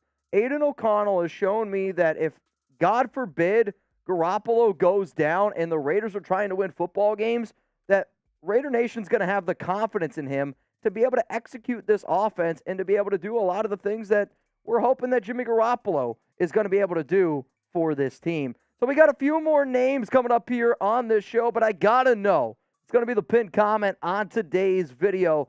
Who's the biggest winner entering the 2023 regular season here for the Las Vegas Raiders? Is it Jimmy Garoppolo? Is it Aiden O'Connell? Is it another name out there? Please don't be shy and let me know. We still got 3 more winners here, but guess what? I'm rocking my Raider Ron jersey. I'm getting a Raiders tattoo. And if that doesn't show you how much of a commitment to excellence I got, hey, man, I get it. I wasn't born a Raider fan, but I'm a Raider now, and that's going to be for life. Hit that subscribe button, turn on those notifications. That way, you never miss a thing. Let's go to the next winner here. And a lot of the reasons, like I just mentioned with Jimmy Garoppolo, Tyree Wilson. Tyree Wilson sure did not have a great first preseason appearance when he was going up against the Dallas Cowboys. Now, he whooped Josh Ball, threw him into another dimension, and I don't know if it was because of Tyree, but Ball now has got some sort of groin injury, and he's going to be missing some time. Do I want Wilson to be able to finish that play? Of course I do. But what I saw is a freak athlete who might take a few weeks to kind of get his feet underneath him. He's been battling that foot injury. He had the surgery all the way back on November 1st. But Tyree Wilson was another player to me that when you watch him play, when you look at him, he passed the eye test. Like, he is a phenomenal, phenomenal athlete. And my biggest concerns going into the regular season were, is Jimmy Garoppolo going to be healthy? And is Tyree Wilson going to be healthy? Sure, we could talk about Josh Jacobs because that was a worry. But to me, Garoppolo, Tyree Wilson, both healthy entering the season. That makes them winners in my book. Let's go to another winner here on the show. At defensive tackle, it's Nesta Jade Silvera. And the Raiders would not have cut Matthew Butler. Sure, Matthew Butler is now on this practice squad. And the Raiders would not have traded Neil Farrell Jr. to a division rival like the Kansas City Chiefs if they didn't have the utmost confidence in the 7th rounder, Nesta Jade Silvera. Like, he's going to be a primetime run stopper. You can already see the strength that he has and the ability to move players off the ball. He is an anchor. It's been well reported. You've seen players already hype him up where he's got the work ethic. He's doing all of the right things out there. Nesta Jade Silvera might not get a lot of playing time right away, but I can promise you this. He is a winner, and he's going to be getting some reps going forward. The final winner, and Jeremy just whispered, never a doubt, it was Curtis Bolton. And Curtis Bolton, to me, was a player that I don't think a lot of people had on their 53-man roster, and he showed time and time again during training camp, during the preseason, that he deserves a shot. He's going to be primarily a special teams player. He is an athletic linebacker.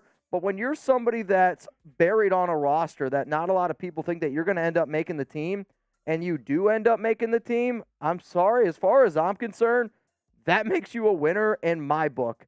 Now, I don't know about y'all, but if you've ever gotten your kneecap tatted, that shit hurts. And I'm going to be really offended if you don't take advantage of this awesome deal that we got going on right now with our sportsbook partner, BetUS. It's the best deal on the internet. You want to be able to bet on the Raiders to beat the Broncos, who are, right now, Las Vegas is a 4-point underdog. How does that shit make sense when the Raiders have beaten the Donkeys 6 straight times? So go put your money where your mouth is at chatsports.com/Raiders. Use promo code Raiders125. You're going to be able to get a 125% deposit bonus, which means if you put down $100, you get $125 for free to bet with. It's the best deal on the internet, and let's go bet on the Raiders to take down the Donkeys, which now means, unfortunately, if you have winners, you do have some losers, and the first loser that I'm going to bring up here entering the regular season, it's Michael Mayer for me, and it's more because I had very high expectations for the tight end out of Notre Dame, and when I watched a lot of his college tape, I saw a tight end that could block, a tight end that I had higher expectations for, and his ability to catch the football, it's there. He's going to be a good red zone option. He's going to translate well as years come because hopefully he can learn how to block better. But I'll tell you this right now, if he doesn't learn how to block better in the NFL, he's going to struggle to get playing time with Josh McDaniels. He's going to struggle getting on the field when this team is going to use a lot of 2 tight end sets. On top of that, I know people talk about Trey Tucker because he's part of the Darren Waller trade, but I'm a Raider fan that wants production out of that tight end room. Austin Hooper right now is going to get more reps in week 1. I'm a believer over Mayer, simply because he can block better than what Michael can. Let's go to the next loser here, and it's not so much what Zamir did. Yeah, he wasn't great in the preseason, and I know a lot of Raider fans were hoping that Zamir would have showed a little bit more, but he's a loser simply because Josh Jacobs is back. And he went from being the number 1 running back on this team to now being the number 2 back. And I don't even know how much work he's going to get compared to some of these other players because Amir Abdul is going to be your pass catcher.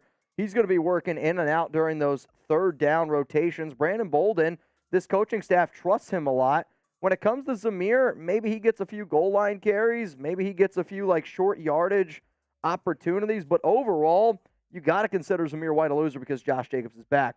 Let's go to another loser here entering the regular season. It's Brian Hoyer, and it's more just, it is as clear as day that Hoyer is by far the worst quarterback on this team.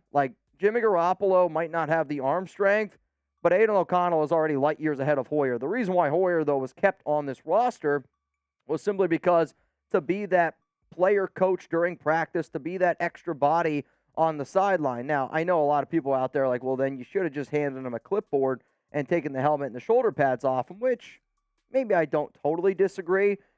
He does know McDaniels well, and I do think, we got to take it with a grain of salt, but I'm sorry, Hoyer, you got to be a loser on this list. I still got 2 more losers coming up here on the Raiders Report, but I got to know from everybody who's watching right now, who's the biggest loser entering the regular season as it stands right now? Is it Mayer? Is it Hoyer? Is it Zamir White? Maybe it's somebody else, because this next player coming up for me is somebody that I don't even have that didn't even make the 53-man roster. However, though, Tyler Hall has got to be on this list, and it's not because he played bad. He's a loser because he didn't make the 53, and I did think that he had a outside chance of making it. I don't know how I feel about Brandon Faison. He's been battling some injuries, and I think one of the reasons why Hall didn't make this team is because they already have some smaller corners like Anamik Robertson. But Hall not making it, I know he's hurt. Sam Webb could have also been a person up here on this losers list, but it's not because of what they didn't do. It's just simply because they didn't make the roster. Let's go to the final loser here on this show, and it's because I don't know how he made this team. And yesterday when I was interviewing Kenny King, when I was interviewing Wasted Talent, I was interviewing a lot of these different Raiders content creators, I felt like the name that continuously popped up saying, how the heck did this guy make it, was Justin Herron. Herron has been battling an injury the entire offseason. The joke was made, he might have some dirt on McDaniels or Ziegler, because that's the only way that I can wrap my mind around him making this team. So Herron, sorry, bro, I don't have a lot of faith in you, but I think you only made it because the Raiders traded for you last year. So what do you think, man? Even when I'm getting a tattoo, I'm still bringing you daily Raiders content. Like I said, I might not have been born a Raiders fan, and you're not going to agree with everything I say. Hell, you don't agree with everything that people say in your own family, right? But guess what? I got that commitment. I'm going to put in the work every single day, no matter what, and that's what it's all about here on the Raiders Report.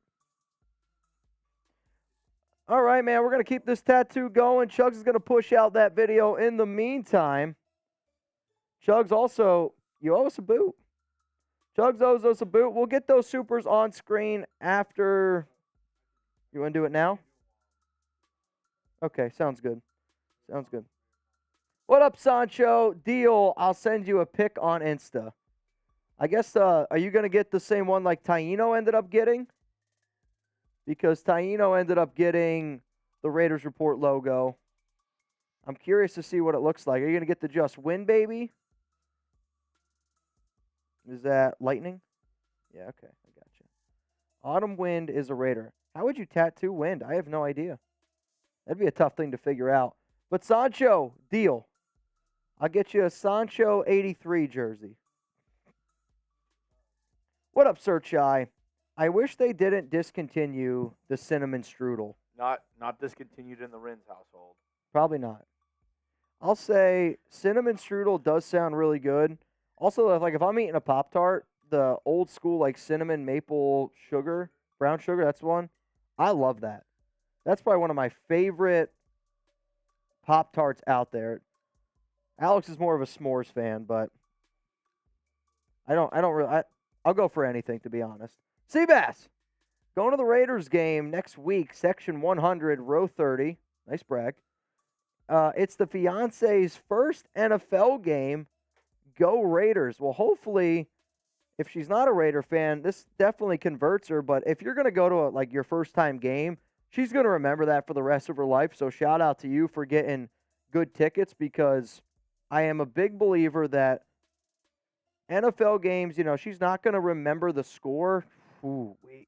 Not going to remember the score, but she always will remember that first game that you guys went to, especially with the seats that you got her, because they look like, man, really, really good seats. Seabass, cheers to you. Let's go to Ron O. Here's your 50. I too have 75, Raiders legend. Shout out to Howie Long, one of the best Raiders of all time. And also shout out to my tattoo artist, Sayer, right now, who is doing some amazing, amazing work. And if it looks like the kneecap hurts, I can promise you that shit hurts, man. The Hat Man entering the season winners, Aiden O'Connell, Christian Wilkerson. Entering the season losers, the Chiefs report, and all of them. Das Boot time from Jeremy Chugs. I know I'm twitching a lot. I'm trying not to. No. All right. Yeah, I mean, the kneecap is a different animal right now. I forget yesterday somebody said, like, scale of 1 to 10. I would have said my arm was probably like a 6. Near the ankle bone and the shins, probably an 8. This knee is, I'm not lying to you, this knee is spicy. Whew. Oh, man. We got 316 people watching. Yeah, Chugs, I might need you, my guy. Somebody might just have to step up here and do some talking, because you're going to hear a lot of moaning. It is Friday, so, Friday happy hour. Is the front of the knee the worst or the sides? Whew. He said he didn't even get to the knee yet. I feel like he is in my high knee. Because this shit is, it's kind of wild, though. Like, there's certain, like, that's not too bad. Yeah, I felt like it was right on top. Like, right when it's right on top is when I'm like, oh, boy. That one's kind of wild. All right, here, y'all. I'll read off some of your comments. Ace Grim says the top is the worst. Yeah, I'm interested to see how that ends up going down, man. We got the great Acuna says the Raiders will go as far as Jimmy G and that defense can take them. I'm hoping that the Raiders can finally have a really, really solid defense this upcoming year. I know it's been a long time since they've had one. David says drink a beer. I don't know if beer is going to help me. Don't forget biggest loser of all. Yeah, I don't want to bring him up, man. I've been trying to stay away from the weird stuff going on in Raiders content creator land. Just remember to breathe. Sayers got you. I appreciate that, man. And I think breathing, not concentrating on it so much will probably help. But overall, see, I'm lucky because Sayers quick. Sayers been putting in the work, but he's been doing it fast. His machine is really good. Like, I'm telling y'all right now, if I had my first guy doing this, I'd be in trouble. I'd be in a lot of trouble. The leg, though, I really underestimated the leg compared to the arm, which, rookie mistake kind of there, but is what it is. I mean, it's like, even like when it's just like a few inches, like there's some spots I don't feel, and then there's something else where it's just like, it's just in you. Jeremy Chugs, boot time. How we doing, Chuggy Bull? I'm better now because he's not it's like right when you're in the middle is when it's bad. The sides to me aren't nearly as bad as when it's in the middle of your leg. That's where I'm like, or if he's like close to parts that he tattooed yesterday, that's where it's a little sensitive too. All right. Well, here. Taking down a boot. We're getting the cutout. Okay. Everything will be good. After I get the cutout, we'll start some Madden so we got something. Perfect. Yeah, I'm gonna need some Madden in the background. I'm gonna need some Madden. Do you play Madden?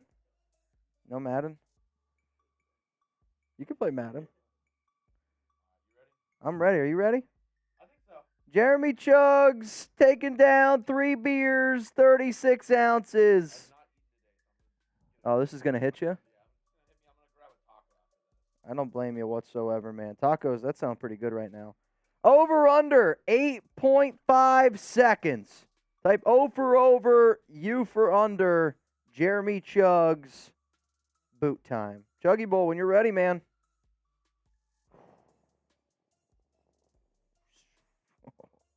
Come on, Chugs. Come on, Chugs. Come on, Chugs. They don't call him Chugs for nothing. He just eats it. Just eats the bubble. Eats the bubble. That's the hardest part, eating the bubble.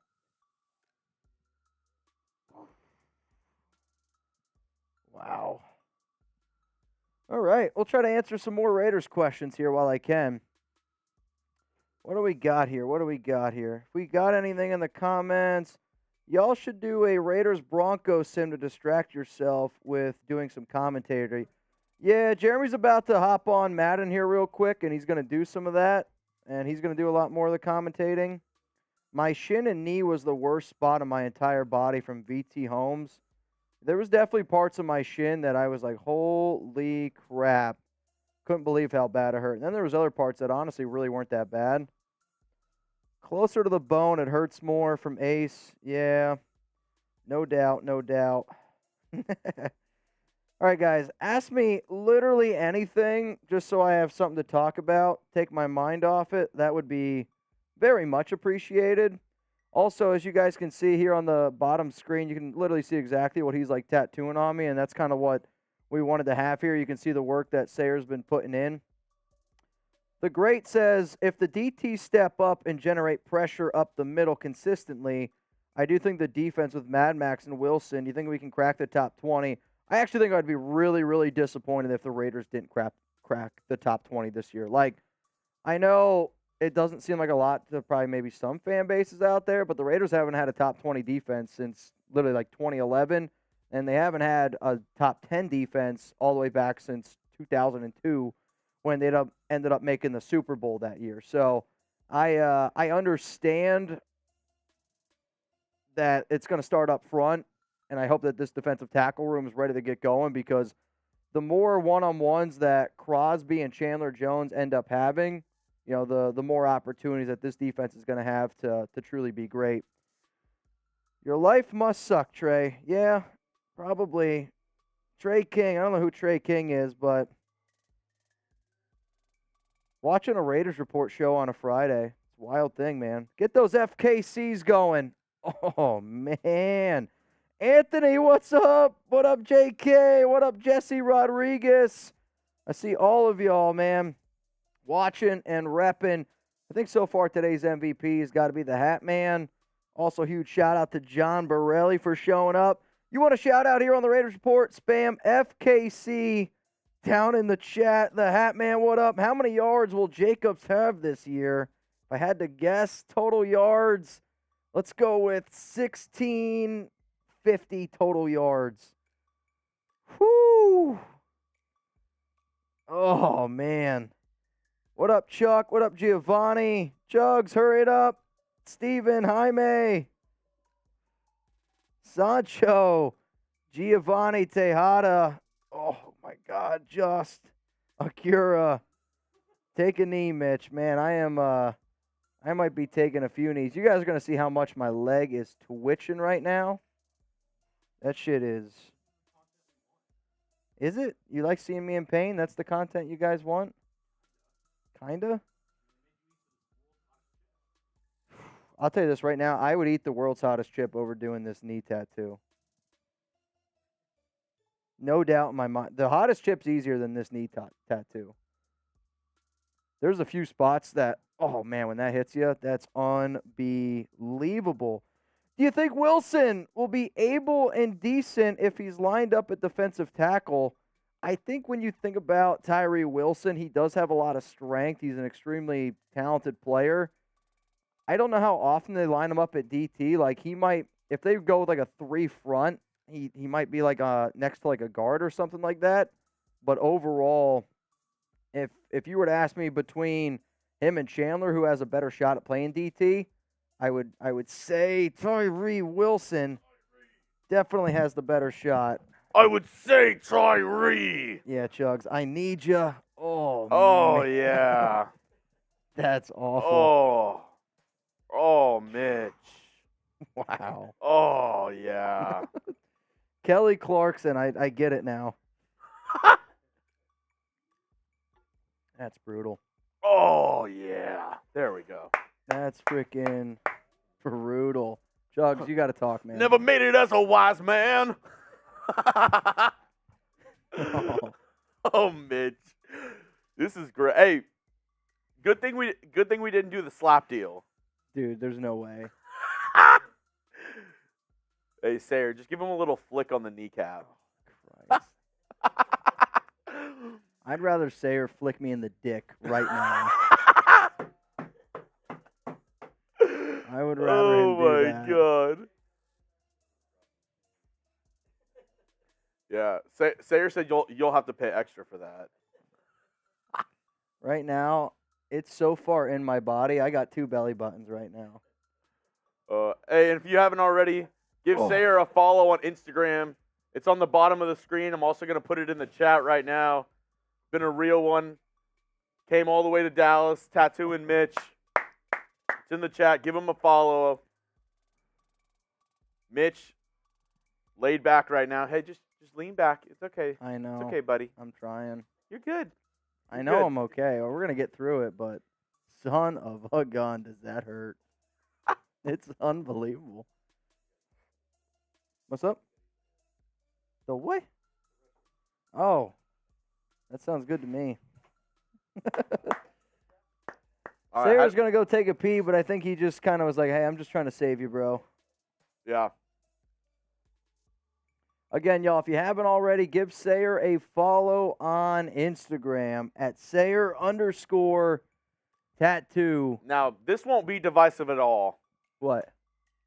More TDs this year. Garrett Carr or Jimmy G?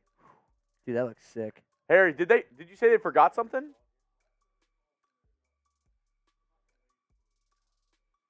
That looks They forgot the sick. queso is what they forgot. Yeah, I like that. I like that we're doing the chain link all the way up again. What do you guys think? What do you think? Yeah, it's what's gnarly is he's not even on my kneecap yet. Kinda. Yeah, it's about to get kind of wild here, man. Thanks, man. Looking good so far. We got Gordon says Carr by far. Fantastic from David. Whoever can go down, I guess, go pick up the queso. She's down there. Okay. What up, Chuck? Thank you, Black Man. I appreciate that. He's got to go that way. Yeah. More touchdowns this year. Hemi G or Derek Carr. Bring your phone, TJ, just in case Brett needs to call you or something. Somebody said put some vapor rub on it. That would be some icy hot. Oh my Lord! Yeah, I don't know how that would. You go. couldn't pay me enough money right now to put icy hot on this thing. All right, I'm while you're not getting tattooed right now, I'm gonna put you up and I'm gonna try to set up this Madden really quick. That sounds good to me. Sounds good to me. All right, y'all. Chugs is gonna get set up here. He's gonna play some Madden. I believe he's gonna go up against the Broncos. Right, Raiders Week 1 matchup. Who do you want Jeremy to go up against? Yeah, you guys pick. Do it. We're going to make it the new poll here. Who you want Jeremy to play in Madden? That's the thing. Like, I feel like the option should be... What do they put? That makes it tough. Ace says Raiders versus Jets. Joseph says Kansas City. I'm seeing a lot of Chiefs. From Heather says Chiefs. Buffalo from Diehard Raider Fan 365. We did Saints yesterday, so we're not going to do Saints today. I don't think we have those teams. It's anybody but the Saints, because that's what we did. Unless you play the Saints. But I'm seeing Chiefs. I'd say you have the options? All right. Also, I think Duke Shelley just got signed to the Rams. If this is serving me correct here. I believe so.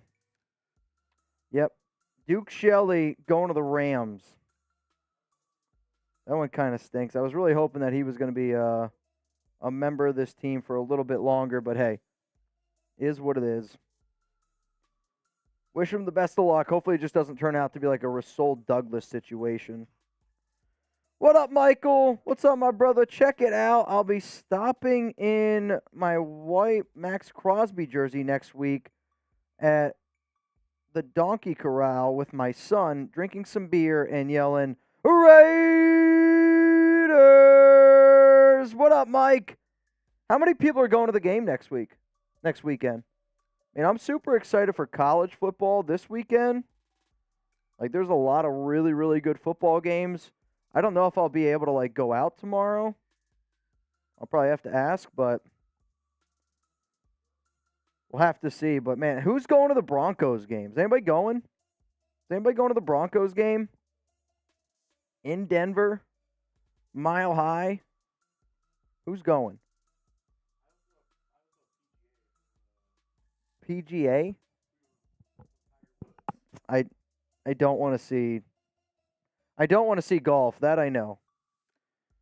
Gordon says, is Nicholas Morrow available? Yes, he is, and I agree with you. I would not mind if he was back. The Hat Man, we can't do like older teams. At least that's what Jeremy tells me. Palak says, mad respect for Sayer. Also, Josh Jacobs or Christian McCaffrey, better running back. I think it depends on the system. If you're going to run like a more between the tackles runner, you're going to want Jacobs. If you need a back who's going to be able to catch the football better, it's McCaffrey. I just think it depends on the offense that you run. Hearing a lot of people hating on, I don't know what that means. I don't speak DASN. Coven Game Pass? Yeah, I don't know. Gotta go, Martin. Have a good day, ma'am. Chugs, can you do DC Raiders versus Jimmy Garoppolo Raiders? I wouldn't want to see that.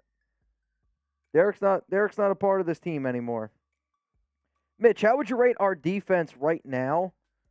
I would say our defense right now is probably like 21st best in the NFL. They can be better. They also Chandler Jones has got to play the way that I'm hoping he can play. Tyree Wilson's got to play the way that I'm hoping he can play.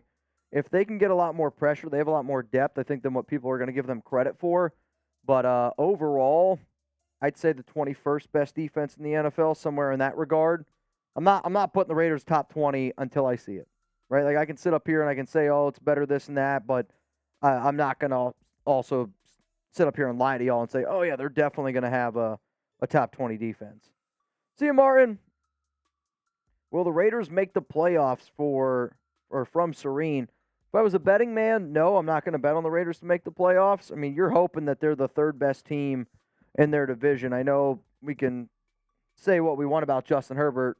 Herbert's a hell of a quarterback. The Chargers are going to be a solid team this season. I think that they're going to be a playoff caliber team. So to me, the Raiders right now, probably the third best team in that division. We'll see what the Broncos end up getting. I do think that the Raiders can beat the Chargers, obviously, and they can flip the script on that.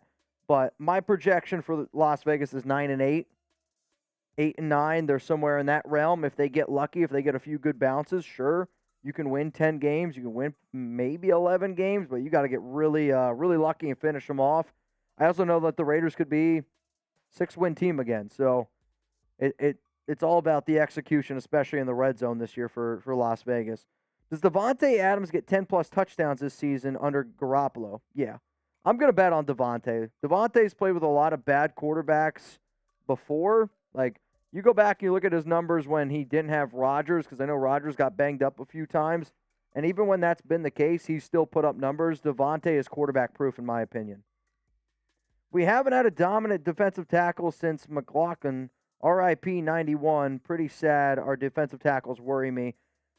Bilal Nichols is going to be better than what people give him credit for right away. He's our top DT. I am a little bit nervous about Jerry Tillery, if I'm being 100% honest with y'all. He really struggled down the back half of the season. John Jenkins is going to be an intriguing player to me. Adam Butler is going to be getting some work. But then also, what type of production are you going to be able to get from your rookies and Byron Young and then also Nesta Jade Silvera? The Raiders are going to use a rotation. They're going to rotate defensive tackles in all the time. They know they got to keep these big guys fresh. Mitch, what does that say? Mitch, when are the... I don't know what that means. Chugs is getting the game set up. Last chance to vote on who Jeremy's going to play in Madden. Looks like it is going to be the Chiefs. If you want it to be another team, though, go vote right now. Jets is at 29%. Chiefs is at 37%. Chargers at 17%. Broncos at 17%. Ooh, Jets is getting closer. All right, we're going to count this thing down from 10. Or until you're ready, I guess. Or you're ready now. Okay. Because now Chiefs is down to 35. We're going to put 60 seconds on the clock. If you haven't voted yet at the poll, make sure you do so. Who do you want the Raiders to play today in this Madden Sim? Jeremy Chugs up against who? The Raiders up against... Oh, dude, it's going back and forth. This is electric. Chiefs got the lead right now, 34-33. Oh, my, they took the lead. Now it's back. This is fun. This is electric. Now the Jets have the lead by 2 percentage points. Now they have the lead by 3 percentage points. Are the Jets going to pull away? It's 1 now. If you haven't voted yet at the live poll, make sure you go vote at the live poll. How much time's left? 30 seconds to get your votes, and the Chiefs just took the lead. Got 128 votes. Jade. Chargers at 15, Broncos at 14. The Chiefs, though, got the lead right now. 36% Kansas City. If you don't know what we're talking about, Jeremy's getting ready to play Madden here on the Raiders report against a certain team, but you guys get to pick. It is literally tied. Dude, I say we just count it down from 10. 10, 9, 8, 7, 6, 5, 4, 3, 2, 1. Jets. It's the Jets. 38% Jets, 35% Chiefs. Thanks for playing. Thanks for playing. 300 people tuned in. We're getting ready to get this Madden simulation going here on the Raiders report. What is up? What is up? Which means I get to face the pain again. And Jeremy, you're just going to have to do most of the commentating. I think that's how we're going to have to end up getting this thing going. I did see Uncle Elroy. How's the tattoo going? Who's the team captains? I believe there's some reports out there that some of the team captain names have been released, but I think it's Devontae, Crosby, Garoppolo. Some guys who don't work at Chat Sports just walked by our office, and they're giving us a thumbs up here. Daniel Carlson's going to be a captain. I think Chandler Jones will be a captain. Marcus Peters has a good shot to be a captain. All right.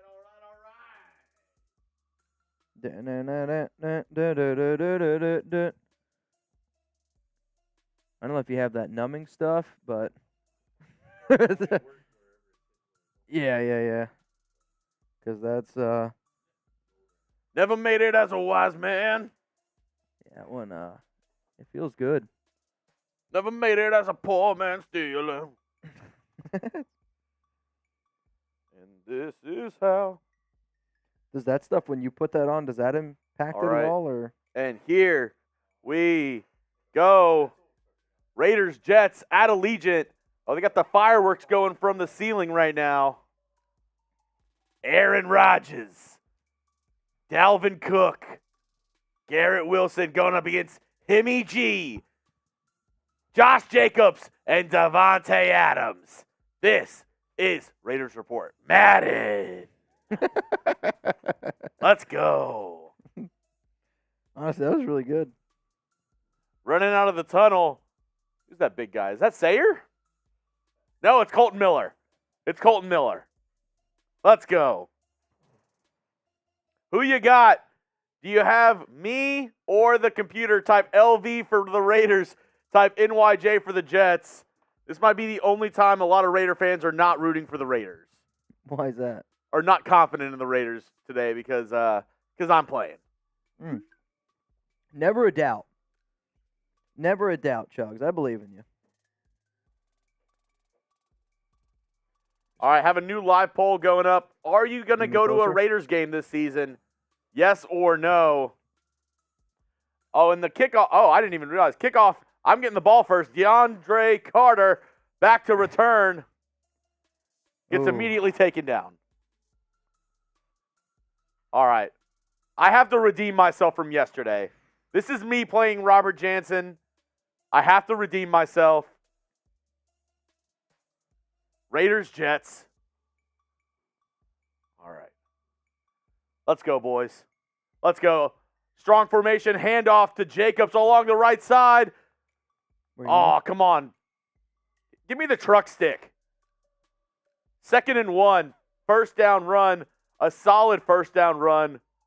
Do I go McDaniels and go with the jet sweep here? No.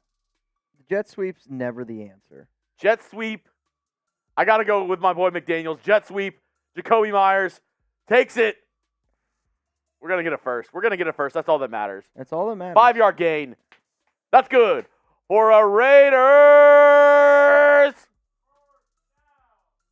First down. Thank you, TJ. All right. I think I'm going heavy Jacobs. A lot of interceptions last game. I need to go heavy Jacobs today. Going run on 1st and 10, single back. I got 3 tight ends. All 3 of them on the roster are in the game. Handoff going to Jacobs up the middle. Good run. Good run. Yeah, 5-yard run. Mitch getting his kneecap tattooed. I've heard the most painful part of the tattoo so far. Mitch, how does it feel? What he's doing right now is not too bad. The knee, like when he gets close to my knee, yeah, that shit hurts.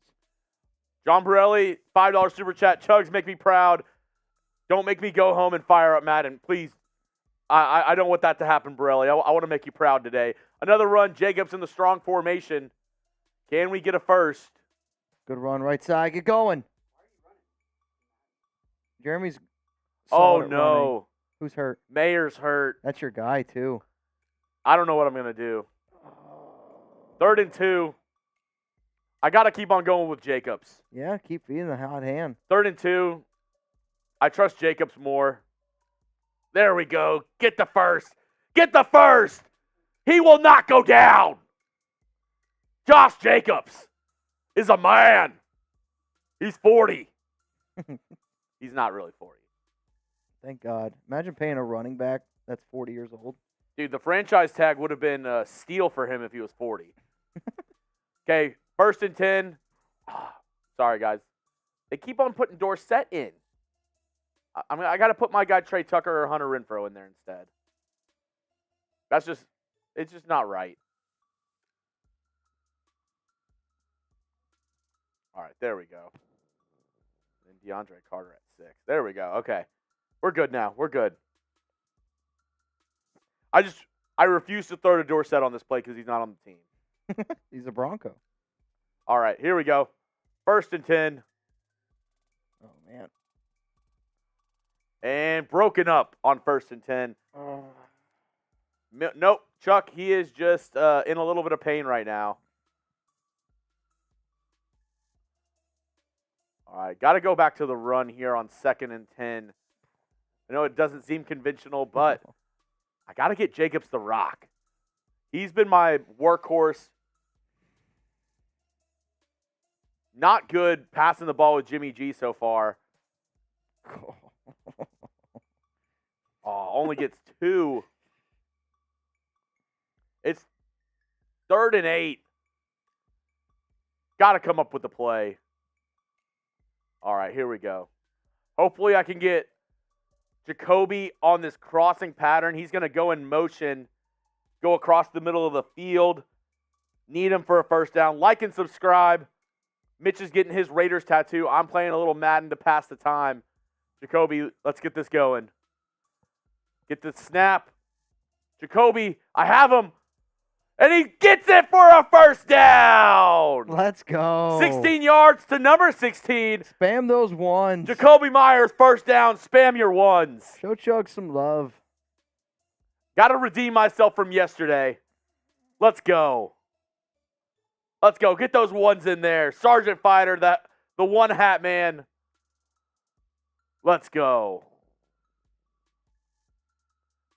Back to the ground we go. Back to the ground we go. This is the offense. I'm going to give Jacobs a heavy dose today because I'm not trying to throw it. My goal today is not throw a pick. I don't want to throw an interception. Jacobs, he's going, rumbling, stumbling. 9-yard gain on first down. Colton Miller, the lead block, getting out there. Oh, yeah. Jacobs to the outside here. And I'm going to try to truck stick the safety. Got 3 receivers to the left. Jacobs in the shotgun to the left as well. I'm going pass here. I'm going run here. My bad. That's all we needed. We needed the first. Jacobs picks it up. Type your ones. Keep chugging. Thank you, Borelli. All right. Let's see if I can find Hooper on this route. Let's see if I can find Hooper on this route. 1st and 10, 3 tight ends. Devontae Adams to the left. Oh, he's open. He's open. Hooper, touchdown Raiders! Let me see those TDs. Way better start than yesterday. Take the ball, drive it down, touchdown. Austin Hooper, gonna go for 2 because can't kick. the kicking is just not as good in this game. Oh. Especially for me playing right now. This is going to go for 2. Jacobs up the middle, and we're going to get it. Jamian Sherwood hurt for the Jets. You can't make that name up. Oh. Jamian Sherwood Lovehead getting hurt. Deep breaths, Mitch. That shit hurts. Okay, an actual good kickoff. Up 8-0 against the Jets. Let's see if our defense can get a stop. Let's go. John, I don't know. Yesterday was just, maybe I let the pressure get to me. The lights were too bright. Yesterday was not a good game for me. Today, going up against Aaron Rodgers and the Jets. Come on. Come on, Crosby. Dalvin Cook, first down run, 4 yards. Come on. John, thank you for the super chat. He said if I throw under 5 picks today, then it'll be an improvement. That's not an exaggeration, folks. I threw 5 picks yesterday. 2nd and 6. Rodgers out of the shotgun. Incomplete. They're saying he found Garrett Wilson, but that still brings up a 3rd down. Get those 3s in the chat. 3rd and 1. They're in shotgun. I'm sending the blitz. Come on, Crosby. I'm sending you.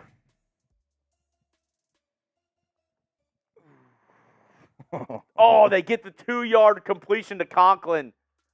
I was trying to bring the pressure with Crosby. First down, Jets. They have 3 wide receivers, so I'm going to go into a nickel set. Maybe a little man-to-man action here. Mano y mano, man v man. Man versus tattoo. Quick slant from Rodgers to Wilson. The connection between Rodgers and Wilson has been going off so far today. Second down, they're going with the 2 tight end set, so I'm going to go back to our base package, which is the 3-4. Maybe crowd the line a little bit. Let's go with this cover 2 look. Cover 2. Crosby, here we go. Got to send him. Got to send Crosby. First down. He finds Alan Lazard in the slot. I thought I had cover 2 there. I thought I had a guy cover 2. Oh, they're going 4 wide receivers. Let me go to our dime set. A little cover 3 lock. Going to Crosby. 8-0. First quarter rounding down in this Madden Sim. They're going to run it out of the shotgun with 4 wide receivers. Going to get 6 yards on that. Mitch getting the knee tattooed right now. You can see it in his face. A little bit of pain.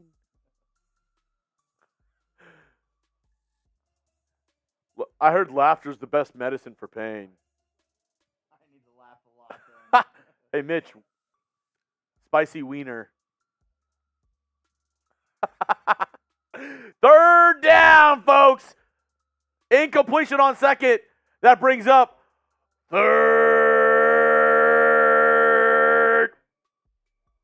down. Let's go. Get those 3s in the chat. Oh, he's not going to get it. 4th down. Coverage by Marcus Peters. Let's go.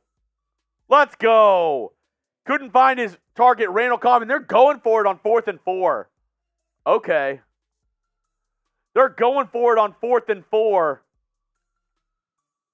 Can we get the stop, the turnover on downs? Get those 4s in there. Last play. No good. No good. Dropped on 4th down. Raiders football. Raiders football. Hit him so hard, hurting worse than Mitch right now with his kneecap. Let's go. Take the turnover on downs and shove it up your you-know-what, Aaron.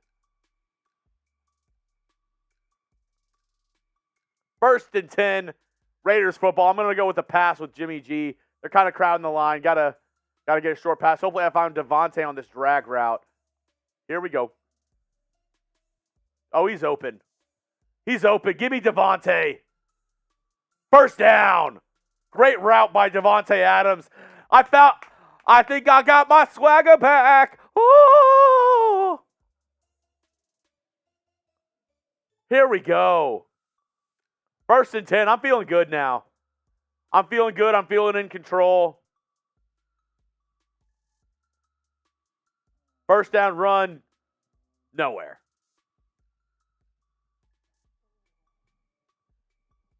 First down run, nowhere.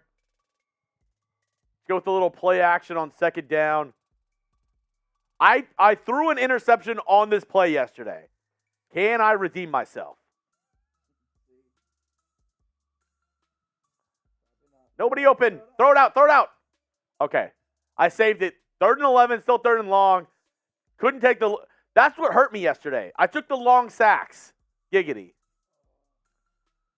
I took the long sacks yesterday, and it put me in bad field position. Hopefully today I can get out of it. It's 3rd and 11. Can I make something out of that turnover on downs we had just a second ago? I've ran this play a couple times yesterday. I want to find Hooper, but if Adams beats him on this go route, I'm hitting Adams deep. Here we go. Got him. Got him. That's a dot. That's a dot. Touchdown, Raiders. Let's go. That's a dot. Devontae Adams, deep, one-on-one coverage. Easy money. Jimmy, or shall I say Himmy G. Ain't it nice? Ain't it nice? Let me see those TDs in the chat. Let me see those TDs in the chat. Woo! Chuck, spamming TD. Tadashi K TD. Diehard Raider fan 365 TD. Raider Sancho. Let's freaking go. Let's rock. Let's rock today. Here we go. Too much of your face right now, Mitchell. I'm gonna go tattoo full. Yeah. Scheffler, I don't know who I am. I'm a different human being from yesterday. Going for 2.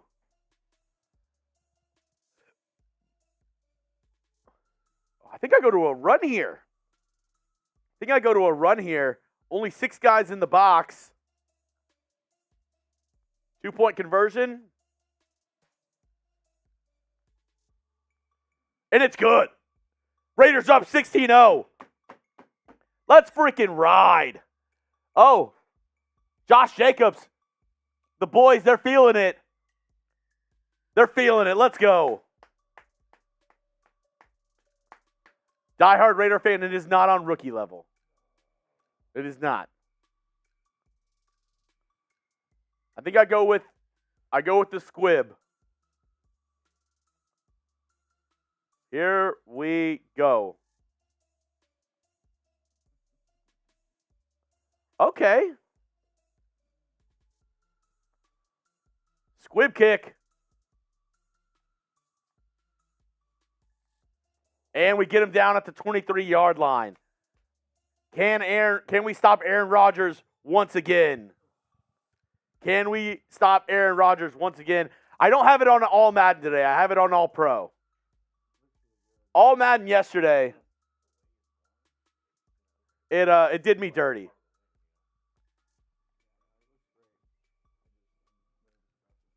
What was that? As I lay out the receiver, Aaron Rodgers tried a jump pass like he was Derek Jeter fielding a ground ball just there. I don't know what that animation was for Madden. Is that just like a random new animation I saw they had the Patrick Mahomes jumping in midair one. All right, here we go.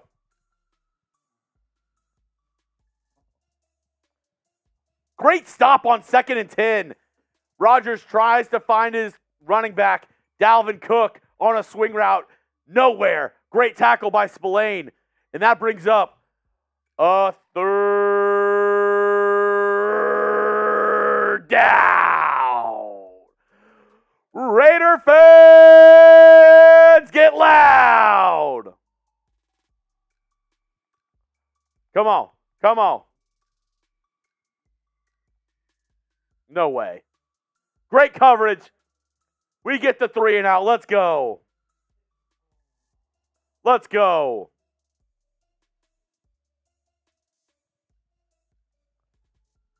We get the stop. We're going to get the ball back with plenty of time in the second quarter. Can't really go that much more with DeAndre Carter. Let's go.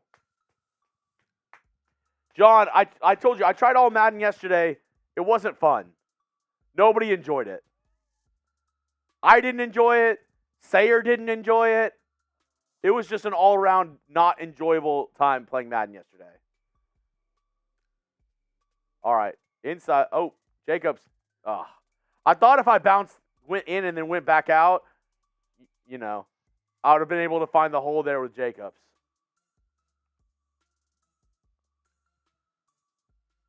PG, next year Chugs plays all Sims live. I don't know about that one. I like my PS5 at my crib. Here we go. 2nd and 10. Hunter Renfrow gets destroyed, but we still get the completion. It's going to be 3rd and inches. All right, I need to know, 3rd and inches. Do I run or pass here? Type R for run, P for pass. What do I do? I'm going to do whatever y'all say. R for run, P for pass. 3rd and inches. What do I do here? Adam says run. Raider Sancho says run. Black Lion Supreme, all run so far. Do I run or pass? Eric Ferreira with the vibes. Appreciate that, Eric. Looks like I'm going with the run. John Scheffler says run. I'm going with the run. All right, here we go. I'm going with the run. 3rd and inches. 3rd and Mitch.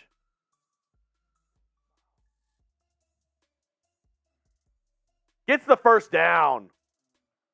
Great call, guys. Great call.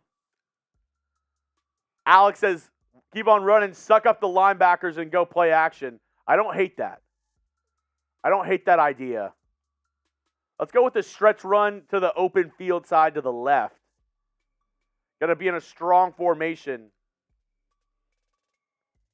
Here we go. Let's get to the outside. Let's get to the outside. Oh, Jacob Johnson, what are you doing? Bring back Alec Ingold. Jacob Johnson, if I had that block there, I could have sprung it to the outside. 2nd and 8. I'm going to go for a pass play here. Let's see if I can find Myers or Horsted on this play. I don't know if I'll be able to find Devontae Adams on the left side. He's running that kind of squig route. Let's see if I can. Oh, no. Broken up. Almost an interception by Sauce Gardner. 3rd and 8. That could have been brutal. All right, here we go. Here we go. 3rd and 8. Do I run it here? I think I might have an option to run it here. I know it's 3rd and 8, but only 4 guys on the line. Everybody's kind of off, like not pressed up against the line. They're all at the sticks. I'm gonna go for run. I'm gonna go for a run here. It's a little ballsy. Oh my gosh, I almost got there. All right, here we go. Now we pass. Now we pass. Let's get it. 4th down. Going for a pass here. Can I get this completion? 4th and 4. I'm at their 39-yard line, so I got to go for it. I would kick it with Carlson. He would make it, but I just don't trust my accuracy in the game. If it was a good accuracy, Carlson would make it here, though. 4th and 4. Let's see if I can get it. Wide open, Hunter Renfrow. Tutty. Your Las Vegas Raiders. Hunter Renfrow. Touchdown!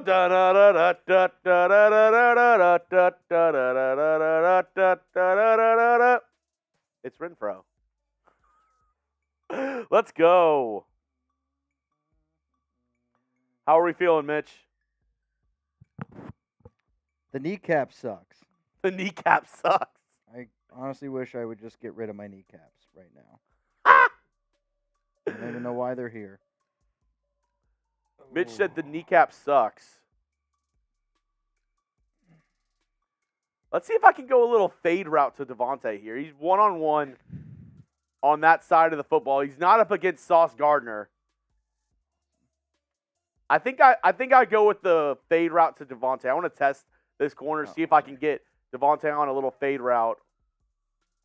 You want me to like bend my knee more? Out of bounds. Yeah. It's okay. I actually have a pretty. It's okay. My right knee's kind of a bad knee, so I can't really bend it like Dylan, that. I'm not in rookie mode. I told you I'm in all pro. I could do. I tried all Madden yesterday. Did not work out. Before you start, you want to try Kickoff. Deep from Carlson. Here we go. Yeah, Brand. I thought I could get a fade route for Devontae there, but Jimmy just threw it out of bounds. I tried to tell him to throw it in the corner, but it just went out of bounds. 1st and 10. Rodgers in the shotgun. Quick pass up the middle. He's going to get 12 yards. Who is that? Is that to McCole Hardman? Mecole Hardman. Oh, they have 3 tight ends in the game. Oh, and he's going to pass it.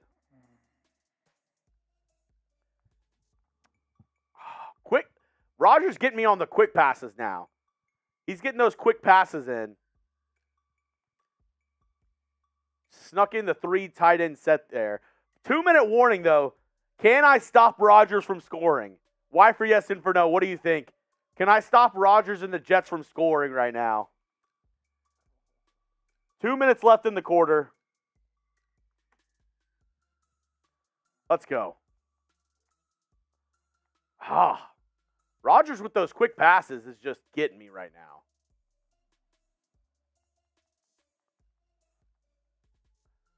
First down, incomplete. Okay. A little hurry up. Can I stop Aaron Rodgers and the Jets here? 1:43 left in the second quarter.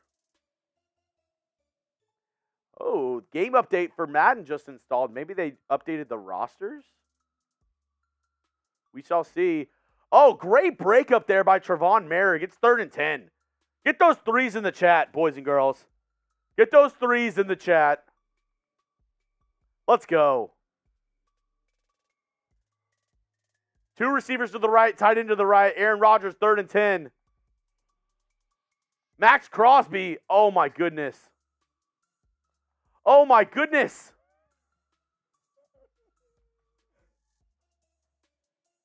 What just happened? I had the sack. Crosby didn't get there. I thought I had the tackle here. You didn't. And he just bounced off. And I don't know what happened to the other guy. The other guy, I was hitting the hit stick, and then it changed me to the other guy, and he just fell down. I gotcha. What the bleep is right, Sergeant Fighter? It's okay. Minute and a half left. Can I get some more points up on the board? I'm trying to put a 50 burger on the Jets today. Can I get some more points on the board? Dude, he just bounced off of Diablo. I think that's more on Diablo than me as the player. Get in the weight room, Divine. Get in the weight room.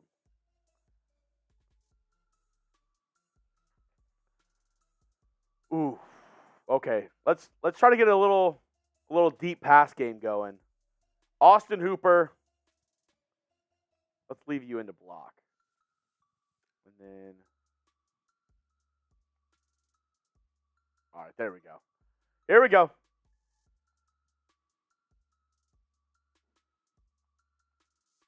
Austin Hooper.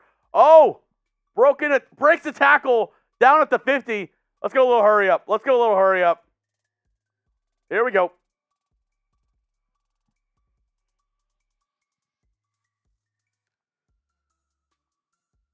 Ooh, Devontae on the sidelines. Did he get out? He got out of bounds. Let's go. Great timing there with Jimmy G and Devontae Adams. Let's get some points before halftime.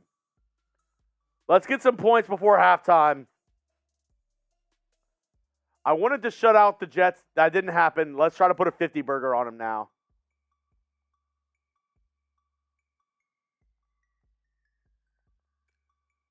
First down, completion to Austin Hooper. Let's take a timeout. I have 3 timeouts. I'm going to take one of them. 2 timeouts left. About 46 seconds left in the second quarter. You're right. It's time to answer. We got to answer back before halftime. I think they get the ball to start the second half. So I need this. I don't want it. I need it. Michael Mayer has still not entered back in the game. It's Hooper and Horsted as the 2 tight ends. Myers, Devontae Adams. Devontae Adams is on fire. Maybe I try to find him on the sidelines here. Devontae Adams is just, you can't stop him. You can't stop him. First and goal. Maybe I go a little halfback draw. I don't even know if I need the draw. It looks wide open up the middle. Come on, Jacobs. Bust it in. Jacobs. Easy money tutty. Let's go! Josh Jacobs. Josh Jacobs. Josh Jacobs. Josh Jacobs. Josh Jacobs. Josh Jacobs. Let's go. Hit in the end zone. Let me see those TDs. Mitch, how are your TDs feeling right now? Crisp. Yep. Let's try it. Let me try to kick a field goal. Extra point? An extra point. An extra point is a field goal. Not really. I mean, you're still kicking it. Yeah. It's a field goal. It's not the same, though. Field goals are 3, extra points are 1. I think like this is a square rectangle debate. The value is not the same, though. A square is a rectangle, but a rectangle is not a square. I can live with that. Kickoff. Yeah, the lag did me a little dirty there. You're going to get the ball at the 25. 36 seconds. Chugs, can you ask Mitch if we are really signing the wide receiver from the Saints? He's on the practice squad, Marquez Callaway, if that's who you're talking about. Let me see. Yeah, Petey's best friend, one of our hosts here at Chat Sports. Great friends. They hang out during the holidays, him and Marquez Callaway. 2nd and 9.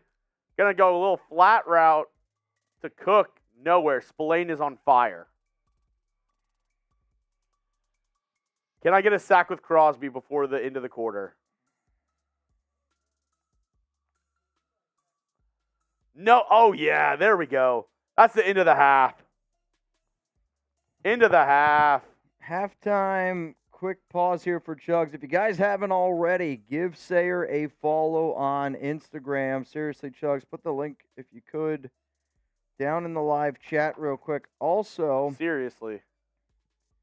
well, he's been working very, very hard, man, on this tattoo, and he's taking it easy on me at certain points with the kneecap, which I definitely appreciate because, like I said, the kneecap is a different monster, man. It's totally different world. He's about to do it again, so give him a follow on IG. He'll do it again. At Sayer Tattoo. Chugs, take it over. I can't do it. Talk. Oh my goodness. Mitch is in a lot of pain right now. It makes your blood thin. Mitch is feeling it right now, folks. All the donations, give Mitch some good vibes in the chat. Give him some good vibe stickers. Maybe make him feel a little bit better.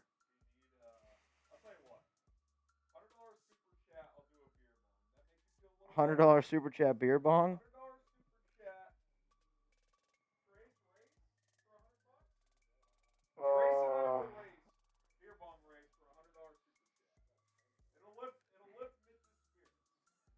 $100 Trace and Harrison beer bong race. I think once the kneecap's done, Sarah's about to be like, bro, the thigh's worse. Oh my God. We do have some super chats rolling in on today's show. Once again, I put the link in the chat. Go follow Sayer on Instagram. Super chats that have come in. John Borelli. Chugs, did you go home and practice? No, I'm not playing on all Madden. So I'm playing a little bit better. PG, Chugs next year plays all the Sims live. That's a no for me, Chief. Eric Ferreira, vibes. Hey, let's get the good vibes flowing. $100, we're going to get some beer bongs flowing on today's show. But if you want to make Mitch feel a little better, look at that face. He's not feeling great right now. Send in the vibes. Send in the vibes. The vibe stickers.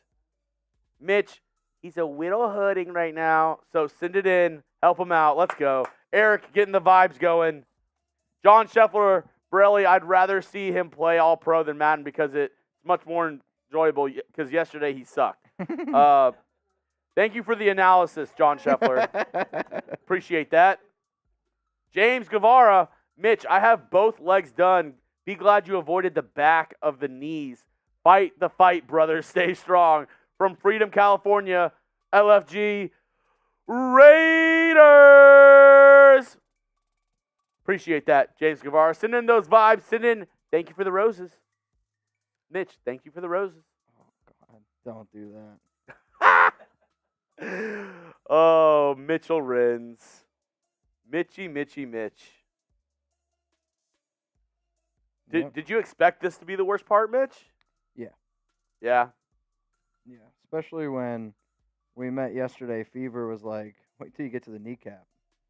I was like, oh, man, I don't know. I mean, like this part right here doesn't hurt. Like I said, it's just amazing how just the little, like you move just a little bit and it's painful, and then there's other parts where it's not bad. That, like kneecap, it's by far the worst part I've ever had tattooed on me. Oh, wow. Worse than the arm. Oh, it's not even close. The And it's not even close. arm doesn't hurt. Honestly, like it might sound weird to say, but the arm doesn't actually really hurt. You feel it, but like that, Patrick B in the chat. that hurts. Mount Raidermore legend. Let's go. Send in the hearts. Send in the good vibes for Mitch. $100. We're going to get some beer bongs flowing on today's show. Send in the good vibes to help Mitch feel a little bit better today. Let's go. Lord Buddy Bear, you didn't miss anything big. Mitch is still just getting his tattoo done. Kneecap today. And we're going to the second half. Raiders, Jets. Here we go. Yeah. Mitch, you think I can win this game? You better. All right, second half of action. Going to kick it off with Daniel Carlson. Let's go. Chuck, thanks for the roses. How much to have Sayer go in a little deeper? Oh. I think Sayer's already deep. He's deep.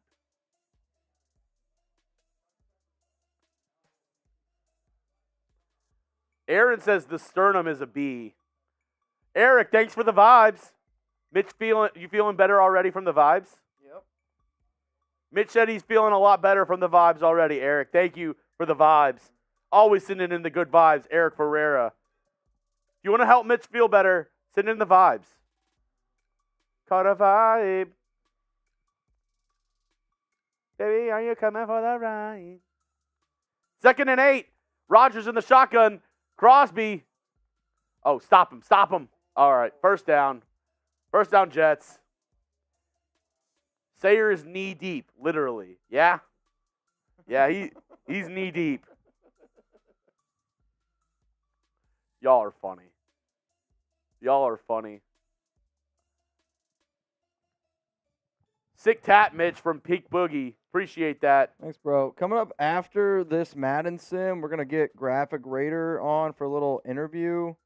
And then we'll also have Raider Cody and then Wasted Talent on as well. God, big pass on first down to Alan Lazard on a crossing route. Marcus Epps just was not able to get to him there. They're torching me on these short passes right now. Let me get a little cover 2 action. Stack the line a little bit. Oh, it looks like they're going to run. All right. Okay. Only 3 yards. We're good. Let's go. Oh, I am not in the right formation for this. It doesn't matter, though. Tyree Wilson, huge tackle for loss on 2nd down. Spam those 9s. Tyree Wilson, the rook, huge stop on 2nd down. Let's go. Tyree Wilson. All right, 3rd down, 3rd and 8. Can I get a stop here? Empty set for Rodgers. Crosby. Damn. They get the first. Dalvin Cook right up the middle. I don't know what was happening with him and Trevon Merrick there.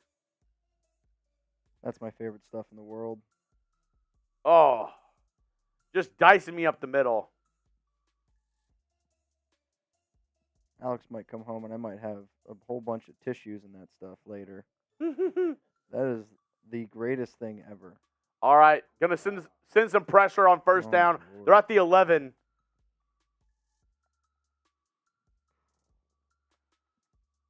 Incomplete. Nate Hobbs, great pass breakup. Let's go. Trying to find Alan Lazard. I sent the pressure, so it was some one-on-one coverage there. Great stop by Nate Hobbs. That could have easily been a touchdown there for Rodgers. Hobbs, great job. Run on 2nd and 10. Nate Hobbs with the stop again, the tackle. It's 3rd down. Get your threes in the chat. 3rd down. What's up? 3rd and 8. Rodgers at the 9-yard line. Can we get a stop? We're up 29-7. 4.5 left in the 3rd. Crosby, oh my goodness. All right, we still get the stop. 4th and 2. I think they might go for it. I mean, if they're smart, Harrison, they would go for it here. 4th and 2. They're down by 22. It looks like they're going for a field goal. Doesn't really do much for him here.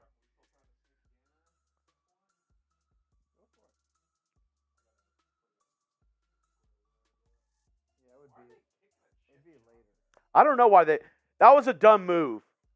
I'll take it. That was a dumb move. Maybe. Salah doesn't know what he's doing.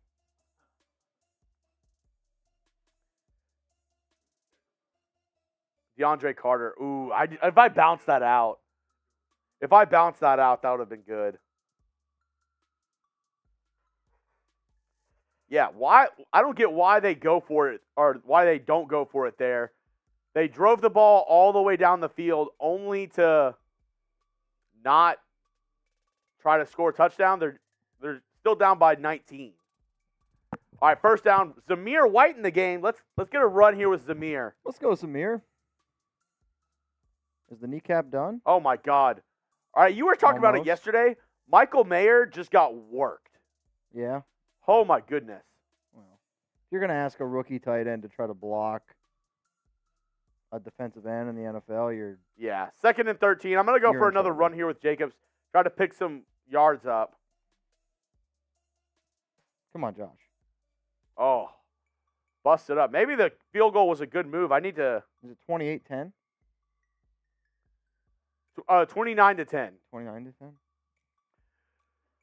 Never made it as a wise man. Shotgun. Jacobs to the left. Never made it as a poor man. It's Steven. Like Renfro in the slot. You're going 4 verts? All right. I'm going an out route, though, right here. Who are you going to? Oh. This is a ballsy throw. Yeah. Definitely a little bit of a ballsy throw there from Chugs. I'm going to punt it. I can't give him great field position. AJ Cole, help me flip this. You're bad at punting, though, aren't you? I thought you can't kick. It's a little bit better because all pro, it's not as fast, so the lag doesn't affect me as much. Oh, I got you. Had to punt it. He said, "You're really running the Raiders offense now." Get out to an early lead and then watch that sucker go. Dude, if I lose this game. Oh, dude, I'm going to laugh. Uncontrollably hard. Honestly, the best thing for this pain would probably be for you to lose this game. Come on, Crosby. No, it's not too bad now. That hurts, though. Dude, just the short passing game. As soon as he snaps it, it's like already out of his hand. I don't know what to do. Somewhere our wires got crossed. Just get guys closer to the line. I'm doing it. Do a better job. See? I brought him closer. I literally said, press man. Well, tell him to really press. All right, Sayer, really press. Oh. 1st and 10. Oh, it's a run. Uh-oh. I was not ready for a run. I thought they were going to keep on passing. 9-yard gain by Dalvin Cook. Lineman, get your arms up from Robert Jansen. You're damn straight. All right, it's looking like run. I'm going to send a blitz here.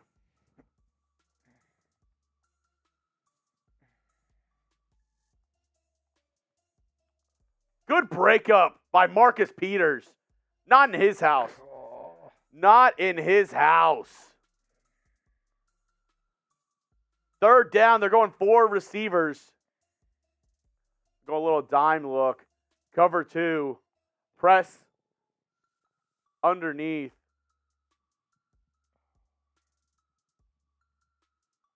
Oh. Mecole Hardman with the stiff arm. They get it. 1st and goal, Jets. I'm an absolute shambles. Come on. 1st and goal from the 9. Aaron Rodgers in a strong formation. Oh, he had him too. Missed throw by Rodgers. John Scheffler sending in the vibes. Mitch, can you say thank you for the vibes? Thanks, brother. I appreciate you. Mitch, thanks you for the vibes. Appreciate that. Crosby on Cobb, 1-on-1. Yep. Touchdown, Jets. Holy shit. Touchdown, Jets. I'm not shitting you. I'm not shitting you. If I lose this game, I might have to break the game. I hope that doesn't happen. Me neither. Chuck, thanks for the roses. Appreciate that. All right, now it's 29-17. 29-17, 28 seconds left in the third quarter. Mitch, you're such a strong individual. You're a warrior. Yep, I appreciate that. Oh, DeAndre Carter! Is it going to be a return? Kickoff return! 103 yards! Touchdown! DeAndre Carter! Kickoff return! Let's go!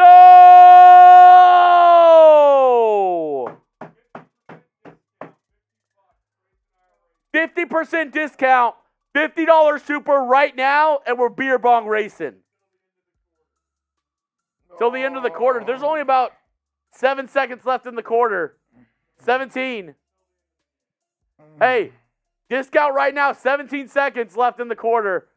Because of that kickoff return, $50. We're doing a beer bong race here while Mitch is in a little bit of pain because his knee's getting tatted right now.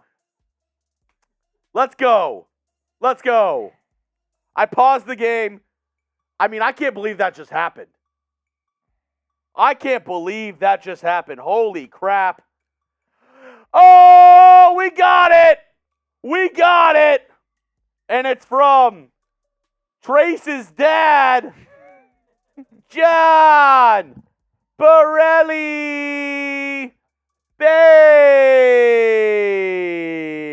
Here we go. I paused the game.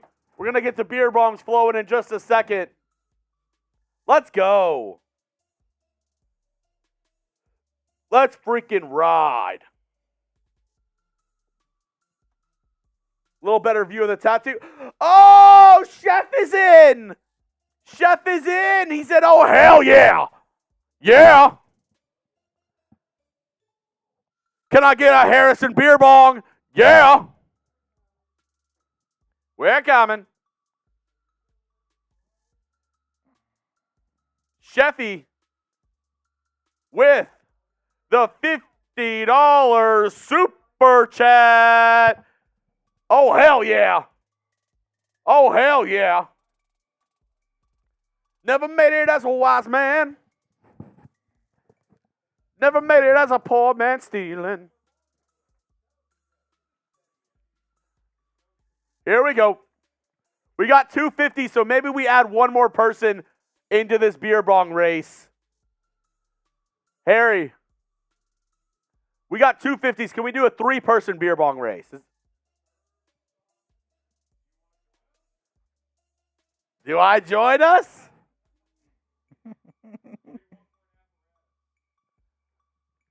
Belly button.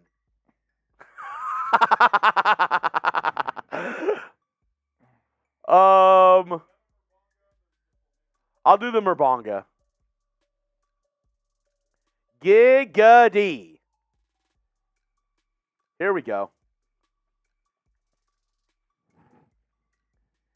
Nick says, please ask Sayer how many needles he is using on a tattoo gun. Good vibes, Mitch. Sayer? 27, you said 27 curved? 27 curved. Curve. Curve? Are you saying curve or curb? Curb with a D at the end? Curbed? I can help with this pan situation. Mitch just said he hasn't had a heavy hand and it's really been like pretty easy up to the kneecap. Yeah. The knee, I don't know tattoos like that, but I think the knee, I don't think it really matters what you use. Yeah, no.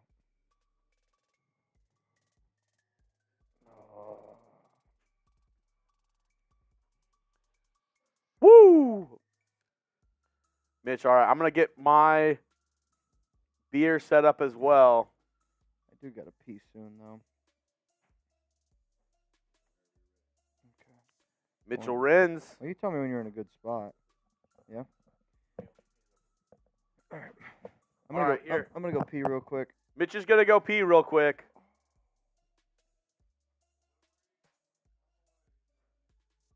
All right. Thanks. Quick question for you folks.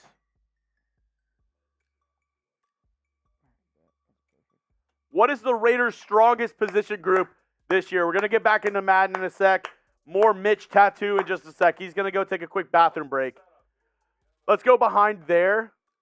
Or actually, go over there. I'm going to point the camera that way. Yep. What's the strongest Raiders position group? And actually, we asked this earlier, and it'll help me. Give me a quick second.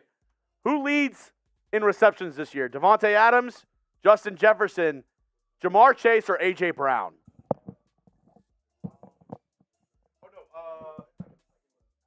Talk about it. Go ahead. Raider Nation, what's going on? It's your boy Jersey Trace. We're about to take down some drinks, but yeah, guys, let us know who's gonna have the most receptions this year. Is it gonna be Devontae? I think he could have a big year with Jimmy G, Justin Jefferson, Jay Jetta. Is he gonna get Perk Thuggins out there? Is he gonna get Kirk Cousins? Who knows? A.J. Brown, can Jalen Hurts repeat what he did last year?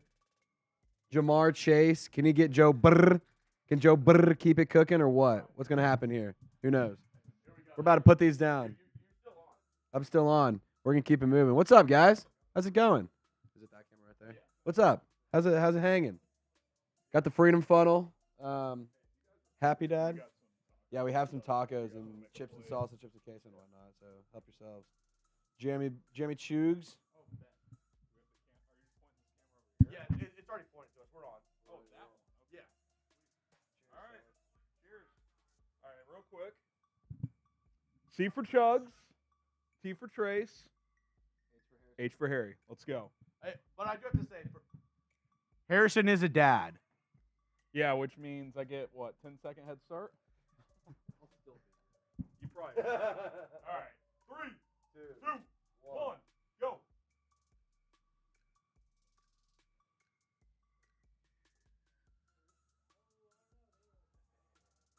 Who was it, Sayer? Who won?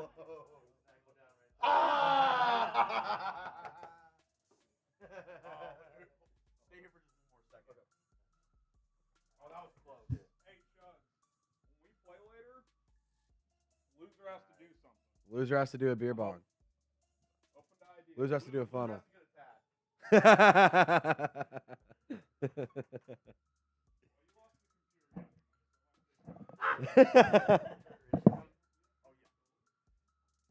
So if you haven't already, give Sayer a tattoo. Give Sayer a follow on Instagram at Sayer_tattoos on Instagram. He's the GOAT. #1 tattoo artist at the office right now.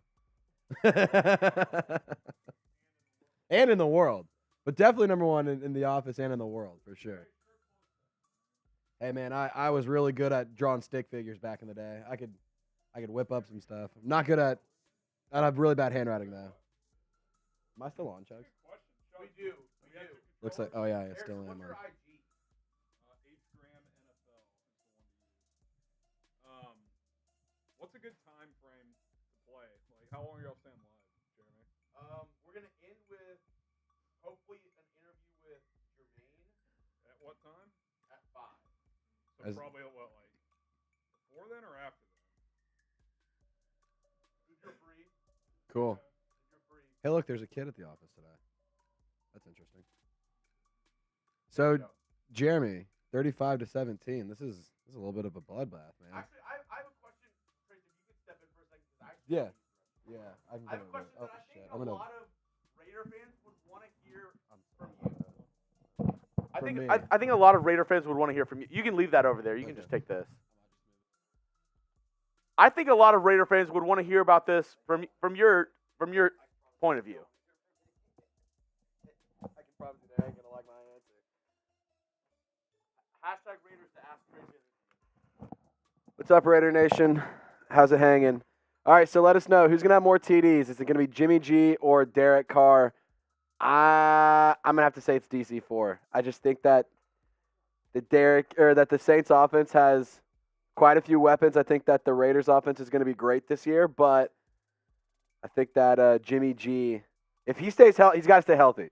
Jimmy G stays healthy, that's gonna be big for him. Aiden O'Connell though, dude's a stud. He's got that dog in him. We love us a little Aiden O'Connell here at Chat Sports.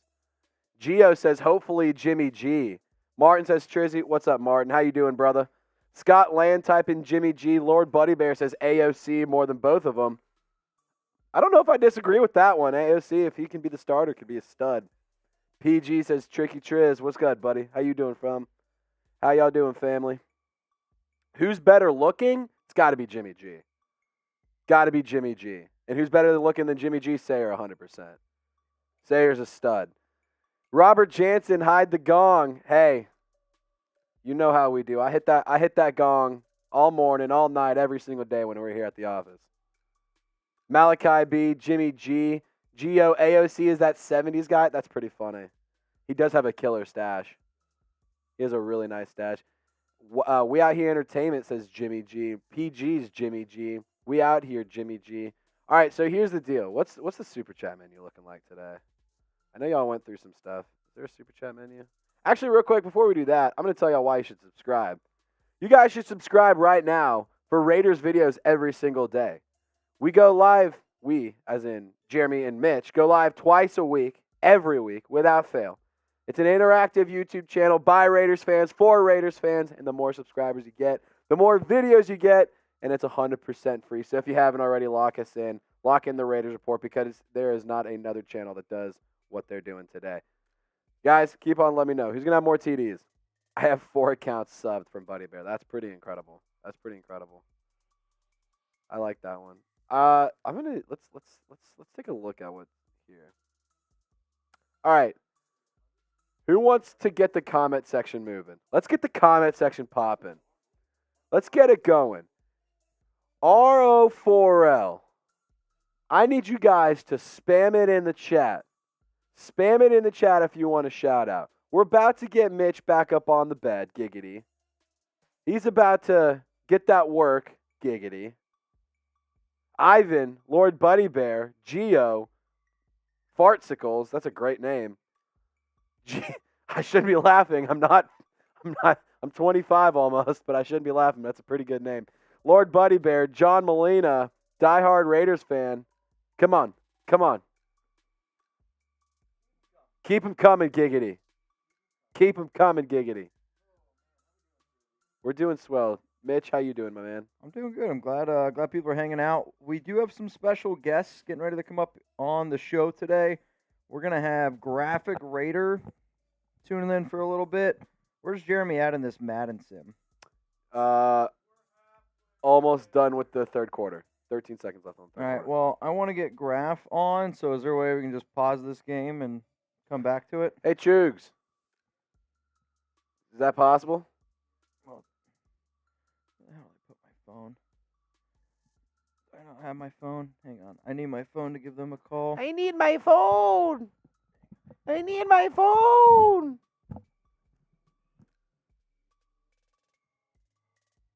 All right, so Mitch is going to find his phone real quick. But we out here, PG, Girl's Dad, Kevin, all spamming that RO4L. Keep them coming in the comment section. Keep it loud. Keep it popping. Keep it popping. Are you guys hanging out, eating some lunch, drinking some drinks with us, or what? What are y'all throwing down? We're throwing down some Happy Dads, some tacos. I mean, shit's actually for you. Where's your Raiders tat? It's on my ass. I can't show that, otherwise, we get it taken down. Crazy night in college back in the day.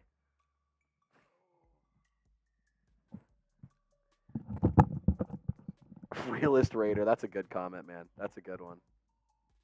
Funny, dude. All right, so I'm going to bring Mitch back on here. Please. What's up? There you go. All right, y'all. We're back here. Like I said, I'm getting ready to bring on Graphic Raider now. He'll tune into the show. We'll break anything down. Is there any questions that you guys want me to ask Graph? I'd say if there's any questions you want me to ask Graph, use hashtag Raiders right now, or you can super chat, get those questions, comments on the show. I'm getting ready to send him the link right now. That way he's going to be here rocking with us. Give me a second. Get those questions in for Graph. Here's the link. Just join that link there. All right, I just sent Graph the link. I'll see when he's getting ready to pull up. I'm also going to send, is it too early to send the link to, or I'll wait for Cody and them. Yeah, I gotcha. Yep, no, you're good. I'll see when Graph's close. So if you guys got a question for Graph, like I said, use those hashtag Raiders. We'll get them up here on screen. Rocking the Happy Dad. Death rows are the good ones. If you like grape, well, that's what I said. I don't really like grape drinks, but grape drink from Happy Dad can get it. Oh, it's good. I'm telling you, Happy Dads, when it comes to chugging, it's the way to go. Which you guys see that now after having a few. Ooh. What's up? Walking? Yeah. So a few of the guys, they want to go to a bar to watch college football. I can go? Yeah. What does the thing that you're going to put on my leg look like? Is it clear or is it like a bandage? Am I going to look like a burn victim? Oh, okay. Oh, okay. I'm not going out tonight. I'm gonna take one of those goodies you gave us last night, and I'm gonna have a night. All right. I got you. Yep. I just messaged him, so he might need a minute or two. I'll text him as well as, let me see here. All right, Chugs, get a, what do we got? Hashtag Raiders, get on the show real quick. Also, Jeremy, remember that L3 that I sent you? Can you show that real quick? So, before, if you want to keep going, obviously keep going. So, Sarah messaged me today, and he said that his nephew, correct? Nephew, high school football player, senior at, Bonita High School? Senior at Bonita High School in La Verna, California. Wide receiver, and he's a running back. If people could, just go check him out. So I was actually, when I took a pee in there, this might sound weird, I was watching him while I was taking a pee. He's got one Instagram video right now. It's like probably 2,000 likes on it. Seems like a hell of a football player. He better be. But I want to do something here. If you guys could, go give him a follow on Instagram at Jaden_Montenegro. Did I pronounce that right? Jaden_Montenegro. Go check out his highlights. Looks like a hell of a football player. So, family, go show some love to him, man. Seriously, we'd greatly appreciate it. The link you guys can see right now is going to be in the comments. Can you put that in the... Yep. Comment Raiders Report for a shout-out? All right, let's do it. Go to his most recent post and comment Raiders Report on it. I'm going to go to it right now. Jaden_. Let's see. All right, I got him here. Oh yeah, he's got some highlight tape stuff. All right, so I'm going to comment this. How do I go to his most recent Instagram post and comment Raiders Report. If you do that, I'll give you a shout out here on the show. Give him a follow if you guys could. I'm gonna give him a follow. What up, Jaden? What up, Jaden? Comment Raiders Report. We're waiting here now to get Graphic Raider on the show. Is the knee done? Kneecap? Minus the white? Minus the white? I feel like it's over. I feel like it's over. I'll tell you what, man. That was some wild shit, the kneecap. I feel like I do decent with pain.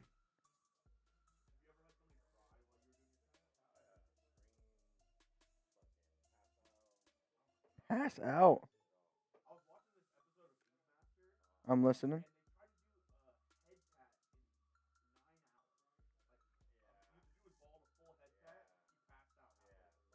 Really? It's not for not for everyone. Well, that show is like totally different. Sure. Here's the Instagram link if you guys want to shout out here real quick. I think if you could show some love to Sayer's nephew, that'd be really dope. I'm going to put it in the live chat. If you comment Raiders Report on that, I'll give you a shout out here on the show. I think family recognizes family, and I think that's what this is all about here. So if you could, we would greatly, greatly appreciate it. Coming up here on the show, we're going to be bringing on Graphic Raider for a interview, talking a little football. I might DM Cody as well in case Graph's doing whatever because he hasn't seen it yet.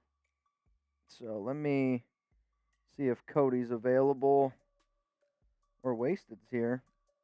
Let's see if you're free now. You free now? Let's see. Wasted's at least on IG, so Graph's not. I'm going to message Cody. Yeah, like this is smooth sailing.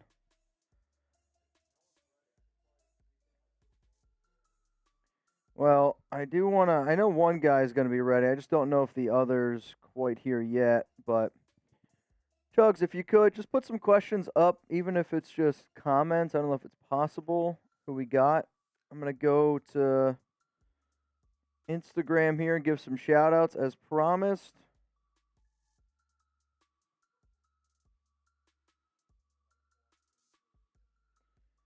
What up, y'all? All right, let me see. For Mitch's pain is a matter of time. That's right, Robert.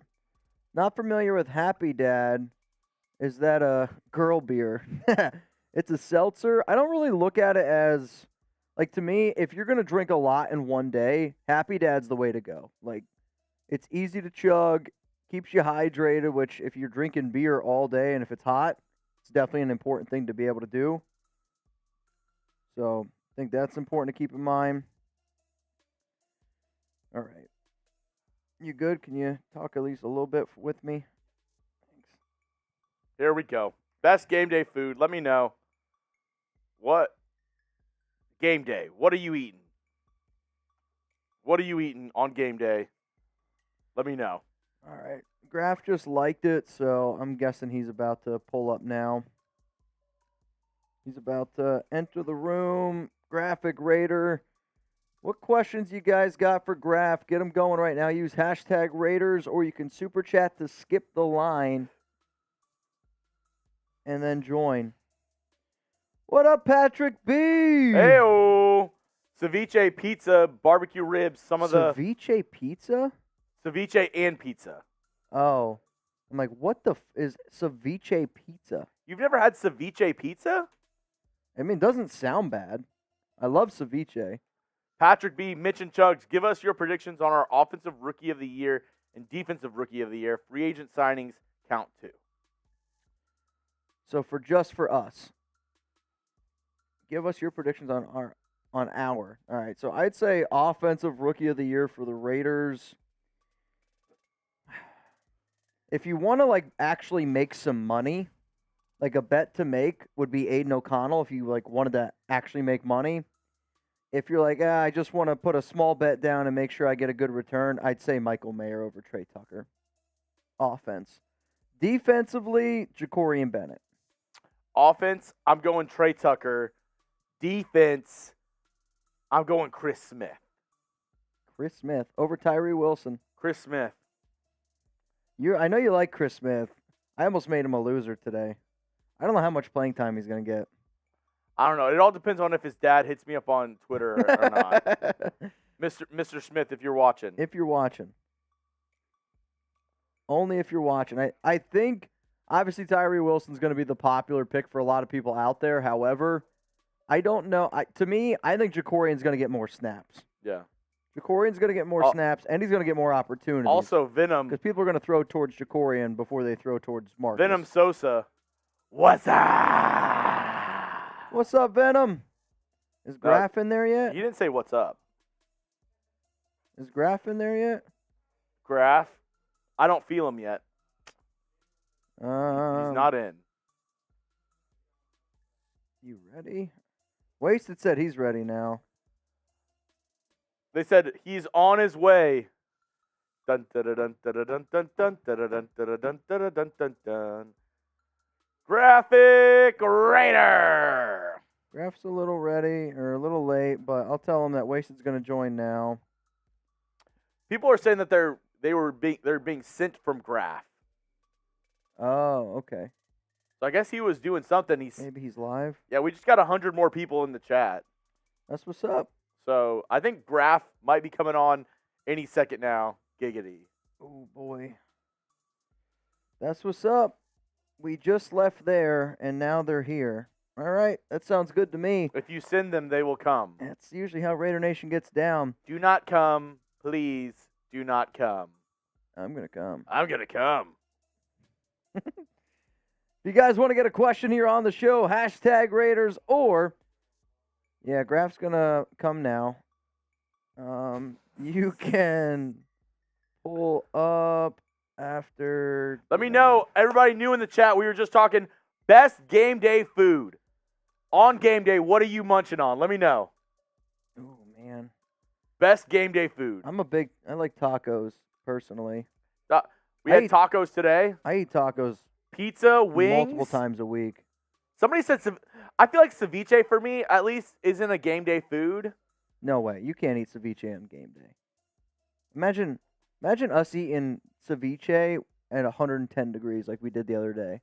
Would you eat seafood if it was 110 degrees sitting out? I wouldn't. No chance. Absolutely no chance, man. Nachos, chips and dip. Dips are always a plus. Buffalo chicken dip, hummus, ranch, any kind of dip. See, I feel like I love wings, but if it's like on a game day and Oh, I don't want to get too burgers? messy, burgers are always a hit. No doubt. for me, it's tacos. Chorizo pizza. I feel like that would F up my stomach, I- though it would be great. Oh, I've had chorizo pizza before. Is Graf here? Oh, yeah. Oh, yeah. Oh, yeah. Graph is here. I can hear him in the background. Yo, let me try and see Graphic, if I can can. you hear me?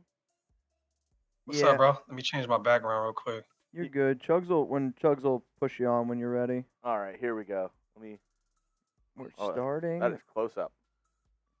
Where do I go to do the green screen? on Zoom. Yeah. Can you do it? I don't know. Can you do a green screen on Zoom? I think you can. I don't use Zoom all that often, so you're probably asking the wrong guy. Let me see. Don't worry about it, All y'all. right, here I'll we just go. keep Let the me green get it screen set up up. for you really quick. Yeah, I mean, I can hear him perfectly fine. We had a little technical Yo. difficulties with Wasted yesterday. Well, he's also 67, so. I know. 69. You being very, very nice about how All really right. how old he is. He's Graf, actually older than Graf, me. you can hear him though, right? Graf, you can hear Yeah. me? Yeah. Yep. Okay. All right. All right, Bet. y'all. We're about to bring on Graphic Raider, the man who's got, I'm pretty sure, 12 Raiders tattoos himself, and a San Jose, a Kings. If you're wondering what teams Graphic likes, and you've never seen him without a shirt on, that's all I'm saying. Graf, what's up, brother? It's good to have you here. I'm glad you're pulling up to the show. Tell everybody where they can find you, even though I'm sure most people already know where they can get you at. Salute to you guys, man. Appreciate you guys for having me.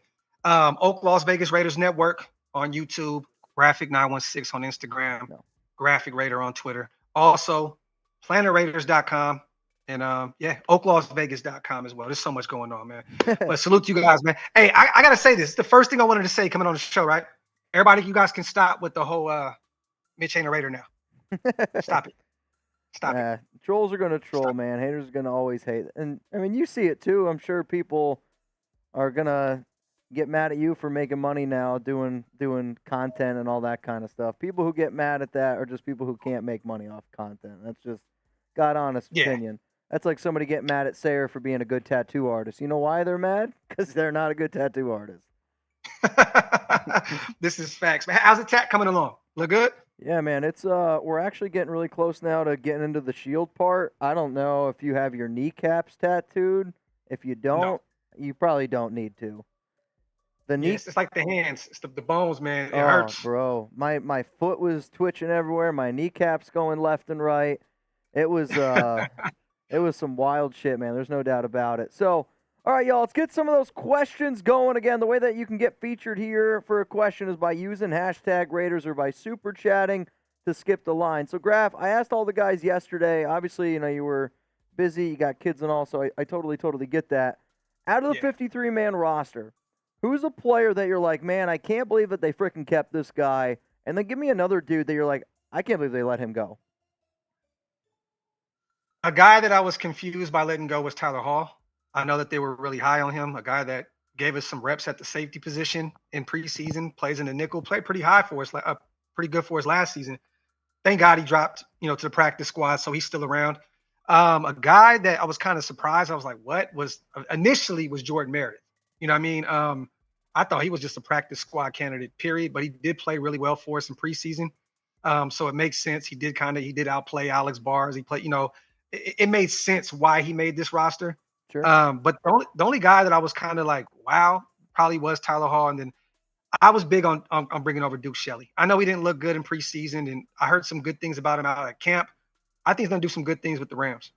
I do. I think this may be, we were talking about this on my show a second ago, and shout out to whoever brought it up. It could be like a Rasul Douglas type situation. Maybe he goes to the Rams and balls out. But other than that, man, I mean, I think that this regime picked the best players. I think they did exactly what they were supposed to do.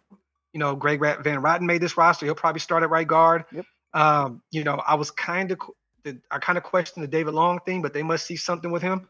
He brings that championship pedigree. Well, he won one out there with the Rams, so maybe they see something with him. But I mean, there wasn't really any shockers. Maybe I was kind of questioning the Drake Thomas situation, even though he's not this guy that is changing the linebacker position by any stretch of imagination. But I thought that they would have groomed him and allowed him a little more time to develop at a position that we're very thin at. You know what I mean? For sure. I think now with Seattle, he's going to ball because this is what Seattle does.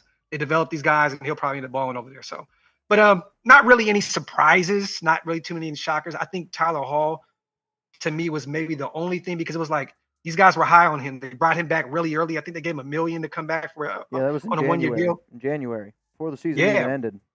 Yeah, they did it quick. Yep. So, other than that, I think they picked the best players to make the roster, and I'm ready to go, man. I think week one's going to be fun. If you guys want to get a question here for Graf, use hashtag Raiders, or you can super chat to skip the line. We got a super chat rolling in here from Lord Buddy Bear. Shout Graphic, out to my dog. what was your first jersey? Mine was a Charles Woodson. It don't fit anymore, but I still have it. Who's your very first Raiders jersey? Timmy, period. I had every color. The black one, the white one, and then when they came out later on with the silver ones, the Reebok ones, I had that one as well. So Tim Brown was always my first jersey. My second one, I think, was either Howie or it was like a Napoleon Kaufman. I got one a little later on down the line. So, but Timmy's the first, definitely. Shout out to Lord Buddy Bear. That's my guy. Buddy Bear, Salute, man. Buddy Bear's always repping. You've obviously had plenty of tattoos. I tried not to drink while I'm getting mine, but I said yesterday I'll save where I can do 2 beer bongs at the very end of the show. Buddy Bear threw in a $100 to get a beer bong going. So Buddy Bear's always down to have a good time here. Let's go to Dylan. It says, what about Justin Herron? Oh, shout out to Dylan. You are correct, sir. Yeah. That was the shocker. I knew there was one that I wasn't thinking about. That guy played like shit in preseason. He hasn't really been the same since, coming back from that injury. I know, former New England guy, they like the idea of I guess potentially having him now as the backup left tackle, which would be a nightmare situation. I think they only kept him because they lost Brandon Parker. Dalton Wagner got injured, so they're like, shit, we need to have somebody else at tackle. Though, I like better overall offensive lineman right now to me is McClendon Curtis. And if I'm trying to, you got Carmen Brasillo, who's a mastermind as an offensive line coach. And if you're trying to take that next step as an organization, I was kind of confused why they didn't try to develop McClendon. Obviously, he's on the practice squad, but anybody can get him. I think you could have put Herron on the practice squad, and I don't think many teams would have come knocking. No, but he offers I guess, what they need at this point, a true backup left tackle. You don't want to move Jermaine Illuminor over there, then you may have to play Mumford at right tackle. You'd have to move and shake some things around in order to move Jermaine to the left side if Colton Miller went down, God forbid. So it makes sense. I know why they kept him around, but he just looked really bad. He looked really bad, man. He looked, and really bad. yeah. Let's go to my guy Nick here. What up, Nick? How Jimmy Garoppolo going to do this season? If he's healthy, I think he's going to do really good. I don't think he's going to be great. I think he's going to be really good. I think that there's going to be a lot of short, intermediate passes. I think Michael Mayer and Austin Hooper are going to get their definite fair of receiving options. They're going to be definite receiving options this upcoming season, like huge for him. That tight end position is going to be utilized a lot. I think he's going to have a good season. I think with Josh Jacobs coming back, it's going to help him out mightily. What I mean? You run the ball effectively with the best running back in the game to set up the pass. Jimmy's going to be good as long as the only knock on him, and I hate to repeat it, is his health. Oh yeah. If he can stay healthy, this guy can play at a high level. You know what I mean? So, and he's returning back to a system that he was birthed to per se in the NFL. So, I think a lot of his knocks in his game, you got to kind of put on Shanahan a little bit. I know people may kill me for that. I think he'll be better with Josh McDaniels. And Josh McDaniels is going to protect him. He's going to protect him. If we can get 17 games out of him this year, he's going to play really well. Big facts. Definitely. We're going to go to one of our OGs here, one of our top watchers, Scheffler. He's asking you about the 53-man roster. And, yesterday we talked about it a lot. You kind of already hit on it here a little bit. So you talked about Tyler Hall. How about from a starting position? Okay, like we're talking about the starters. What position are you like, I am still very uneasy about this position, even after the 53-man roster cut downs? And on top of that, how would you improve it? Is there a free agent out there you got to sign? Maybe trade for somebody? What are you thinking? The only positions that I'm worried about are the linebacker position, and that's a clear need. You're investing a lot into some UDFAs like Luke Masterson. People don't even realize that Robert Spillane was a UDFA as well. They're putting a lot into these guys. Devon Diablo, who's been dealing with injuries and stuff like that as well. So the linebacker position, I think, you got Curtis Bolton, brought him back in. He did some good things in preseason. Van Noy is still out there. Rashad Evans is still out there. I think there is some guys you can bring in that could potentially help that room. I'm most worried about the linebacker position, the second level of this defense. Secondly, the corner room, the end of the corner room. Marcus Peters has dealt with his share of injuries. Yep. Nate Hobbs has dealt with some injuries. These guys go down, you're depending a lot on Jacorian Bennett, a rookie that hasn't proven anything at the NFL level yet. So the end of that corner room and the linebacker room as a whole are those are the two main positions where I'm kind of worried about. I love the safety position. I think we have a lot of depth there, bringing Palomalu back, bringing Roger Teamer back, a guy that is a glorified special team guy but can give you some reps at the safety position. I think Epps and Trayvon Merrick are going to look really good together this year. I think the offensive line is going to be they're going to get better this year. I think they were ranked 11th, 12th last season. I think they get better with under year 2 under Carmen Barcillo. Though that's it. I think the tight end room is going to be really good. The wide receiver room, there's so much depth there. I think that's going to be, really good. But also we got to look at the running back room too, man. Zeus, suspect. Brandon Bolden, 90 years old. Amir Abdullah didn't get a lot of reps last year. He's more active. He's more, active in the passing game. Then you got Sincere McCormick sitting on the practice squad. You know what I mean? And so the running back room, that depth there as well. If Josh can stay healthy, I'm all for it. You know what I mean? But maybe that depth in that running back room as well. Yeah, I think one of the reasons, and I'm glad you brought it up because, Waston and I, we talked about it yesterday.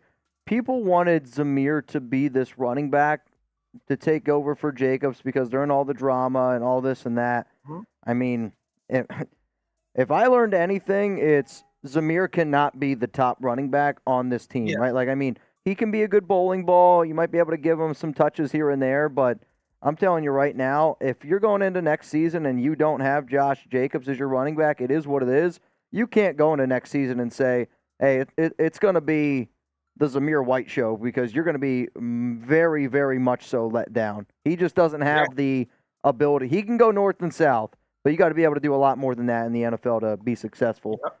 I got a super chat coming in here from Gilbert Maheo. What up, bro? Would you rather keep Damian Williams over Justin Herron? So let's say you got your roster. You got 52 players. It comes down to Damian Williams, Justin Herron. I'm going to ask Graf, but I also want to know from you guys down in the chat, who would you keep? Type DW for Damian Williams or type JH for Justin Herron? Graf, what do you think? You're going to hate. A lot of people are going to hate me for this, but I value Herron over Damian Williams. He's, 31 years old, I believe? Yep. Damian Williams, he's up there in age. He looked good in preseason. Yeah, he had a couple good plays for us. And, he played pretty well for the Chiefs a few years back as well. But you got this. This is a game about depth. You know what I'm saying? And we just talked about why Herron was brought back to be that backup tackle. Dalton Wagner's on the IR for this season. He's gone. But that's a guy that is a glorified right tackle. I don't want to see Dalton Wagner, even if he is healthy, at left tackle backing up Colton Miller. So you look at depth, I'm taking Herron 10 times out of 10 over Damian Williams because Damian Williams is very active in the passing game. You got Amir Abdullah. You have Amir Abdullah. You got a guy that can pretty much do the same things, pretty much the same age. So I don't think that Damian Williams was a need. I get that he had a few splash plays, like Cam Sims, a guy that I was high on, had a few splash plays, and it's like, damn, how do we move on from him?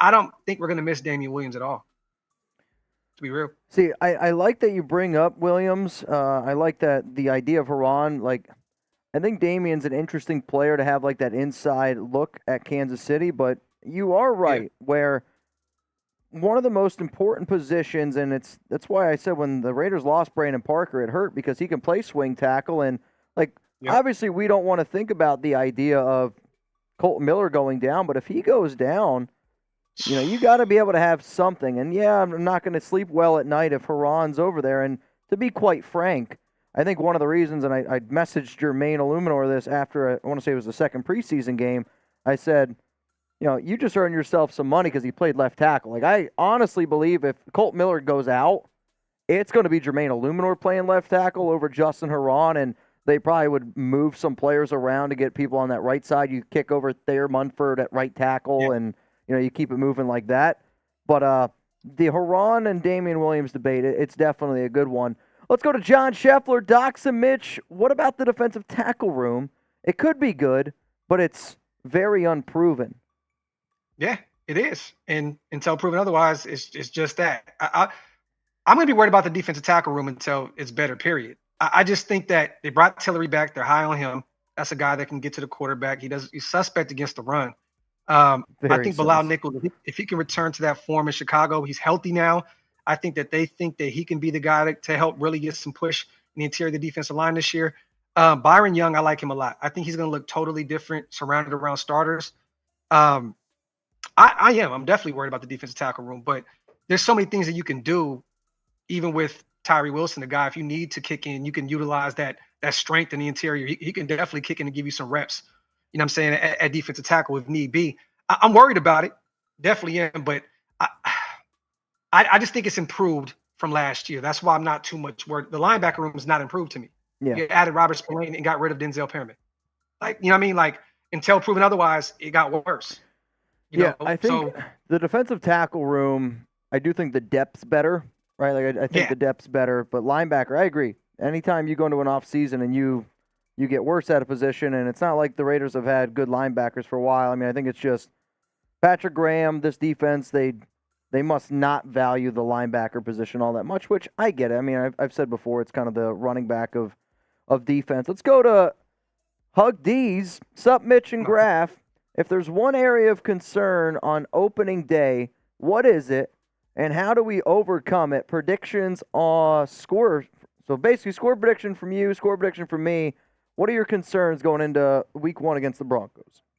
I think we kind of touched on it, but I'll do this. Shout out to my brother John as well. I just said this on my show a few minutes ago. Stop the run.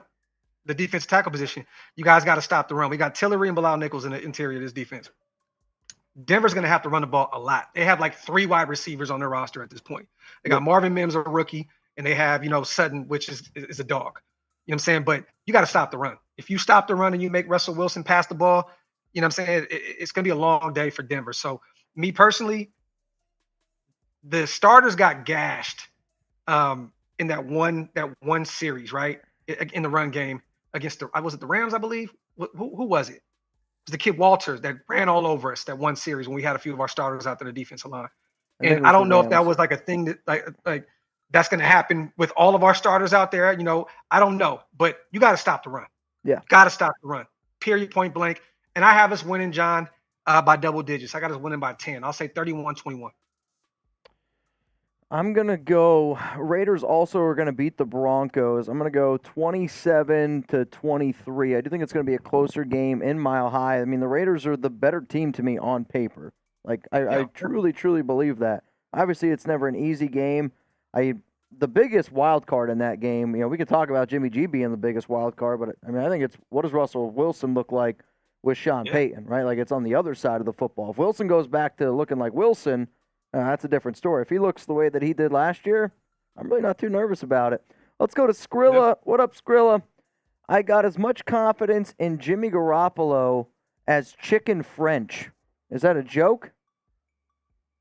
I don't know. So Skrilla, is that for Rolly? Okay, so one of the guys here at Chat Sports, his favorite dinner or food item is Chicken French, and I don't know if you've ever had it. I've never heard of it. Graf's like, I can only speak English. Yeah, Chicken French. That shit. I don't know what it is, bro. Yeah, I don't. Salute to Skrilla though. I love the name. Shout out to Skrilla, but I don't know anything about Chicken French. Let's go to Patrick B. Mountain Raider more. Looking back on the old Patriot days, the guy like Wilkerson on our team will completely ball out.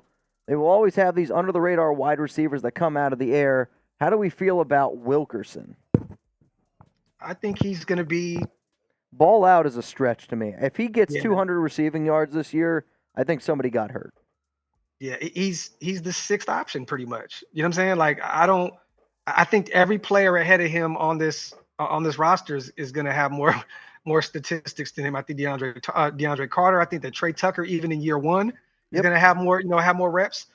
I like Wilkerson. I like what he did that in, 10 receptions on 10 catches on 13, Week 3. For 122 and a TD. So, I mean, that's nice, but can you do that in real time? And we got Devontae Adams, we got Hunter Renfrow, we got Jacoby. I don't know how many times Wilkerson's even going to be looked at. You know what I'm saying? So I'm looking at him as the 5th, 6th option at best. Yeah, I was going to say. Me personally, I don't really see how he's going to ball. Like you said, I think you hit it on the head right there, Mitch. Like, you got 200 yards receiving this year. That's that's a blessing for him. It is for a guy that I said I kind of owe him an apology because I can literally remember the day when the Raiders brought him in they signed him, and I was like, this guy's just a depth body. He's a former Patriot. Yeah. Like, Mhm. he got no shot of making the 53, and you got to give him his flowers. I mean, he definitely worked his ass off, and that final game was a tryout. Like that's what it was. Like, when you get targeted 13 times in your final preseason game, like he won the tryout, and I gotta show him some love. I thought they were going to use him as trade bait after that big game. I thought they were going to try and use that to go out and get maybe like pull a Neil Farrell type bag and try to get a late round pick for him. But hey, he made the roster, so they had different plans. Oh yeah, man. I mean, I was happy for him. That was definitely like a surprising move. You could kind of see it trending that way because I know it came out like Philip Dorsett and Keelan Cole both were cut. So as soon as I saw that, I was like, oh shit, it's either Cam Sims, which I know you were really pulling for Cam Sims, or Wilkerson. And I was like, holy shit, this Wilkerson kid's actually going to make this roster. I mean, when we were live when that shit was going down, and it was kind of wild. Let's go to Frank Flores. What's up, my brother? I watch both of you every day. Thanks for the content. Please rate my tattoo. All right, Graf. So this is how we do it. I also want people down in the chat right now. I want you to give it an A, B, C, D, or F. Grade Frank Flores Raider tattoo from what I see. And I'm going to just say this, Frank. I'm laid back right now. I'm not very close to the screen. I'm going to give you a B grade. Hey, it's a Raider tattoo. A+. Oh, I got you. So even when the kids come home with a 70, they're like, oh, you tried your hardest. You wore a Raiders jersey to school. That's a good grade. There you have it. Hey, I don't think you guys realize, too, as big as Mitch tattoo is now, he created a monster with me. So now I just want you guys to know that I'm working on another tattoo because I cannot allow my brother to outdo me with this tattoo. So I don't think you got two, right? Like you got one on one arm, one on the other arm. Yeah, but the one on the left arm, man, it's got to get covered up. That was 15-year-old in the projects. That's not good. I mean, we're gonna clean that up. But the one you got, bro, I love it because it's an ode to Oakland. I know how much. See, this is a lot. People don't realize. I know Mitch. This is my guy, like my brother in real life. I know how much Oakland means to him. That one visit out there, like him going the first time to see you get the Oakland tree. You know what I mean? In kind of an ode to Oakland Coliseum. That's so dope to me, bro. Well, like real talk. It'd have been easy to go get a Las Vegas. You know what I'm saying? Like get the Bellagio tattooed on you with. You know what I mean? Like you went to the Mecca. That means more to me than what we got going on right now. You know what I'm saying? So I always laugh because right when Graf and I first met, it was kind of when we first met, it was more just, oh, Graf watches the show. Like, let me see how I can help him maybe create his own Raiders content. And then he kind of turned into the big brother situation where I can literally remember him sitting down with me, y'all, and he's like, yo, you can't go here in Oakland. You can't go here in Oakland. You better not go here either. You definitely way too pretty to go here. So it was a good thing. But no, like I tell people all the time, like that trip to Oakland was such a eye-opening experience, and it was everything I could have hoped it would have been. And I'm a Raider fan because of Oakland. Definitely not. I mean, Vegas is cool and all, but let's be real. Oakland was where it was at. Let's go to Chef. Just to get Docs worked up, Gold Warriors, a young team, still can't beat us. You see that Kings? You see that Kings tattoo, man? Come on, Chef. This year we're about to cook you guys, bro. We are cooking you guys this year, bro. We are no longer going to be the little brothers. We're taking over. I mean, it's going to be close. I mean, the Kings last season definitely came on strong, and I was pulling for them in the playoffs. I really, really was, man. I hope they can get it turned around. Good for them. No doubt. They're the team that you can't really hate on. What up, Hug D's? Mitch, that ink is looking. Keep bringing us that content, my guys. Content. Y'all keep us diehards in the know when it comes to Raiders. Love y'all. I think anybody can make content during the regular season, but there's reasons why I invited certain people on this show today and yesterday, because for Raider people to make content in May, June, July, like I tell you this, like for people who watch Raider stuff, it's just as hard to come up with Raiders content in May, June, and July. Believe that. Especially when you like me and Mitch that we do this for a living. it's very tough. But you know what? I love the off season. That's what makes champions right there, bro. The off Real season's talk. where you really get to know like the viewers better, right? Like you know, Yeah. like you get to know like people at a whole different level, which is why I appreciate people who obviously watch May, June, and July. Like those people are just as much of a diehard as I am, which that's what I like. Yeah. Let's go to Midnight Raider King. What's up? I'm not too worried about the O-line because I think PG will be rotating them guys a lot just to keep them fresh and wear down the O-line. It should create more sacks late in the game. So he's talking about not too worried. I think he means the defensive line. Okay. Yeah, Okay. I mean, right, PG, right, Midnight Raider, you're talking Paul Gunther, Patrick Graham, Graham. defensive line. All right, Graf, how about this? Let's do this a little bit differently. If you had to rank the 6 defensive tackles on this team in terms of the confidence level in all 6, how would you rank them? So for those of you, Chugs, if you could throw up the defensive tackle graphic up there, you got Bilal Nichols, Jerry Tillery, Nesta Jade Silvera, Byron Young, Adam Butler, and then John Jenkins. So, Graf, on a scale of confidence, start at number 1 and work your way down to the guy you're least confident in. Talk to me about the Raiders' defensive tackle room. I'm going to go Bilal Nichols at 1. I damn near want to go the order that you put it in. Tillery at 2.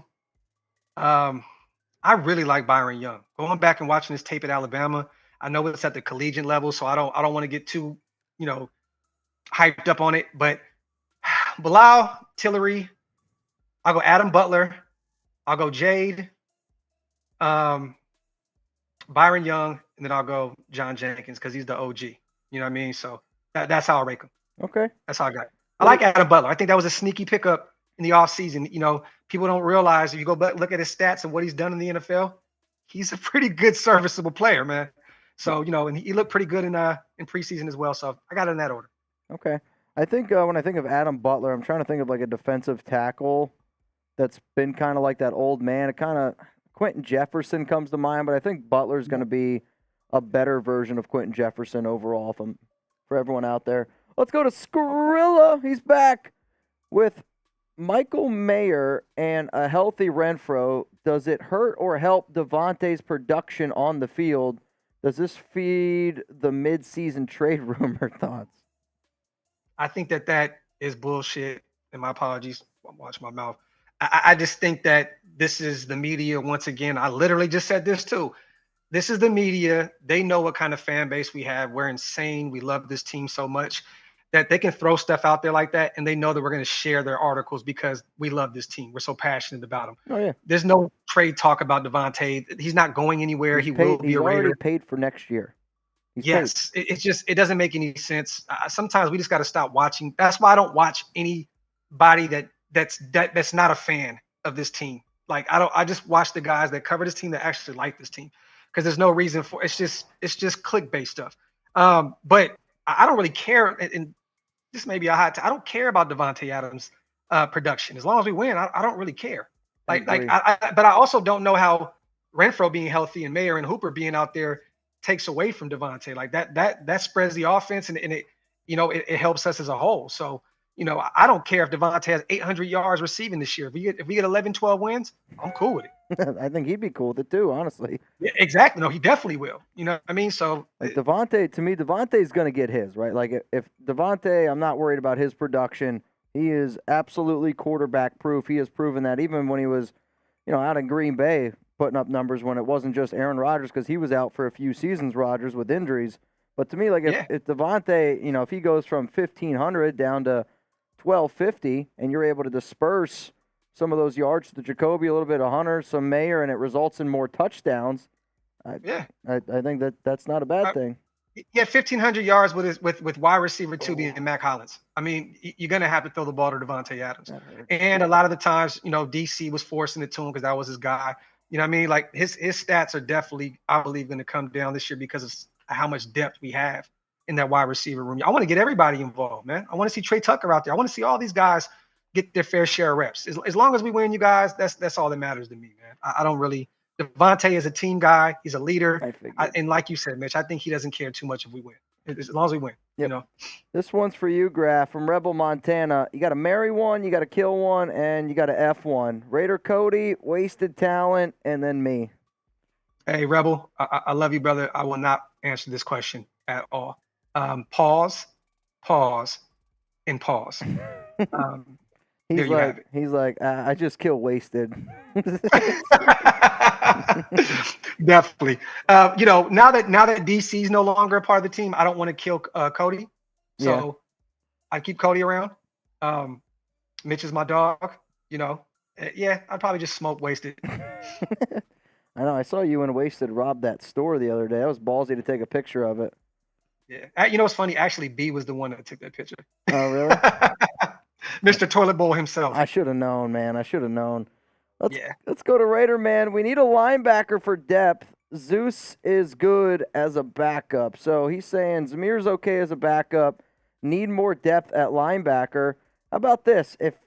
I like this question. So I asked this to Cody yesterday. If you could bring back one, Nick Kwiatkowski or Nicholas Morrow, who would you bring back? Look, I have ties to Nick Kwiatkowski. I love Quit. I love Quit. We hang out with him a lot in Vegas. Yep. I'm being real, man. I'm going Nicholas Morrow. I think that he was a pleasant surprise in that linebacker room. I heard, from what I heard, the regime wanted to bring him back before he ended up leaving to Chicago. I think he's younger, right? Nicholas Morrow's what, 26, 27, somewhere around that range? I want to say 27, 28, yeah. Oh, okay. But, I'm going Morrow. I'm going Morrow, man. I am. I think Quit's. You answered it the same way I did, same way Cody did. We have our ties to Quit. He's a great guy. Hang out with him in Vegas, but let's be real, it's Morrow. Yeah, but love Quit to come home though. You know what I'm saying? But it's just, and he still lives out there. He still lives in Vegas during the off season. But I'm going Nicholas Morrow 10 times out of 10.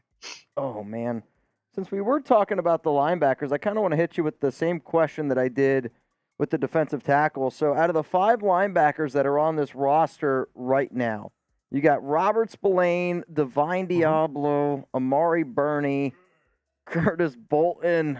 Yeah, I got it. That one hurt a little bit. And then Luke Masterson. If you had to rank them from most confident to least confident, how would you rank the Raiders linebacker room, Graf? Oh, man. This is going to be a little tricky right here. I want to put Divine Diablo first, but I just don't know. You know, safety converted to linebacker. I know he kind of led our team in tackles last year before he went down, but I'm going to start with Spillane. I'm going to go with Spillane at 1. I'll go with Divine at 2. I'll go with Masterson at 3, Bolton at 4, and I'll go Burney at 5 because to me he's still not proven yet. I like some things that he did in preseason.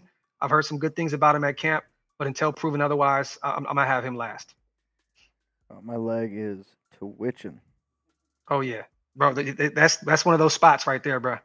You're definitely gonna be over there shaking like a stripper, bro. Oh, dude, I'm telling you right now, I've never danced as well as I'm dancing right now. My leg is moving. What up, Chef? Okay. That's funny. Nobody's talking about it. Yeah. Chuck, can you read these? Because he doesn't want me to move. I got it. Nobody's talking about it, but how many double tight end sets do you think we're gonna run? Chef, what do you mean, like how many? You mean are we gonna run it a lot? In New England, Josh loved his 2 tight end sets. You know what I mean? And now he has those set of slot guys as well, actually a trio of them. You know what I mean? With Hunter, DeAndre Carter, and Trey Tucker. I mean, shoot, even Jacoby is played in the slot a lot as well. So I think you're going to see a lot of them. I think you'll see Hooper and you'll see Mayer out there a lot together. You know what I mean? But there's going to be so many different looks, man. I don't know how much you're going to see it, but I think you'll see a fair share of your double tight end sets out there. What do you think, Mitch? Well, I'm trying not to talk that much just because he wants me to stay okay. still. No. I'll go ahead and answer it, Graf. I think they're going to be using a lot of 2 tight end sets, and I think that's the reason why they kept Horsted as the 3rd tight end, because he's a pretty sneaky receiving option as that 3rd tight end. So I think implementing that and having it where 2 tight end sets, I see them a lot, 2 tight end sets, 2 receivers, or a receiver on each side. And that's kind of where Jimmy G, I feel like, flourishes, is those underneath passes to the tight ends. No, definitely. I definitely agree. And I think they're going to have one of those tight ends out there a lot chipping away on that right side too. Yeah. Yeah, You I know. can see that. Yeah, so I fair share, John. I think you're gonna see. I think you'll see it more than more than you know. Real talk. I And think you're gonna see a especially lot of- because they're going to want to establish the run with Jacobs. yes, which you need All to. right. You get $12 million. Run the ball heavy. 100%. All right, this one coming in from Skrilla again. I think Jay Bennett balls out. He's the Jonathan Abram we deserve. I think that's a terrible comparison. Skrilla. Terrible comp. Love you to death, brother, but that's terrible. They don't play the same position. Their game is totally different. Jacorian Bennett is very athletic. The speed he possesses is tremendous. You know what I mean? I think that he's going to be a baller for us this year. But the good thing is, a lot of people think, right, that we went out to get Marcus Peters to be that corner one, which that definitely is one of the reasons why we went out and got him. But one of the reasons we went out and got him was to take the pressure off Jacorian Bennett in year one. I think that they knew what they had with Jacorian pretty early. I know he's been kind of dealing with an injury, but for him to be out there as that corner 2 in year one, that's going to help him a lot. Well, corner 3 technically, because Nate Hobbs in the slot, and they'll move him around. He'll be on the perimeter a lot as well. But I think Jacorian is going to have a hell of a season, especially learning under Marcus Peters, an all-pro, Pro Bowl talent. You know what I mean? But we still got to kind of bring our expectations down with him. He's a rookie. He's going to go through his bumps and bruises.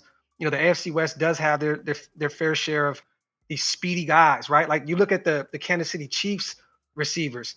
Jacorian may have a little problem with those guys, these speedy guys. They got Sky Moore. They got Rice. They have a bunch of dudes that they can run a Tony. You know what I mean? Like I'm going to reserve my expectations. I'm going to bring them down a little bit with Jacorian Bennett until I actually see him out there play against some ones. Facts, You know what I mean? facts. But, you know, I think that the Chiefs are sneaky, bro. Like that's going to be a team that's going to test Jacorian Bennett. Those young receivers, those speedy guys that they have, that's going to Tony be and a Moore. very big challenge for Bennett. Yeah. We were talking about it earlier, kind of talking about the season. Graf, what games are you most excited for this year and why? Like what games do you have circled on your calendar? You know, I'm a Raider, man. I'm excited about all of them, but I think the first 2 weeks, because we get to see what this team is. You know, Yeah. like it'd be easy for me to say, you know, the Raiders and Jets. We get to see Devontae against Aaron Rodgers, right? Or the Raiders and Packers. You know, being a part of Woods and Whiskey and seeing those two fan bases come together and being out there in Vegas, that's gonna be fun. Versace Bowl. But how do you face the adversity this early in the season, going back-to-back road games in Denver and then Buffalo, a place where it is very tough to play? Those are the 2 games that I'm the most excited about, is those 2 games, because I do not want to come home week 3 against Pittsburgh 0-2. That would be terrible. So I'm looking at these first 2 games very close. Those are the ones. And then another question from PG. Which Chandler Jones shows up this year? I think I want to say the same Chandler, because he played the run well last year. He set the edge well for us, you know, well last year. But he lost some weight. He's going to play some outside linebacker. You know what I mean? We'll see him in different looks. As long as he can get to the quarterback 8 to 10 times this season, I'm good. You know what I mean? Like, I want to see him own Russell Wilson the way he did with the Cardinals when he played in Seattle. You know, I just hope that he gets to the quarterback more. You know, and if he can stay healthy, I think we're gonna see a resurgence with Chandler Jones this year. I'm not saying returning to all-pro form. The guy is 33, 34 years old. He's getting up there in age. I'm not going to act as though Chandler's going to return to that. He's not. But I just want him to be a serviceable, you know, not even serviceable, like just be a guy that can set the edge like he did last year and get to the quarterback a few times. I'm excited to see what he's going to look like with Tyree out there as well, with him and Max on the edge and having just him about to say. Yeah, the outside linebacker. I want to see what he looks like with those 2 guys on the edge. It's going to be passing exciting situations. season. Do you think they bump Tyree inside to that 3 tech and then run Chandler and Max on the outside? Because, I mean, we saw him against the Cowboys. He is extremely strong. So I think him going at that, 3 tech, maybe shaded on the guard side where it's between the guard and tackle, I think he can do some damage rushing up the middle on, 3rd and long, 2nd and long. What do you think about that? Definitely. Look, We needed a defense. We needed a defensive tackle.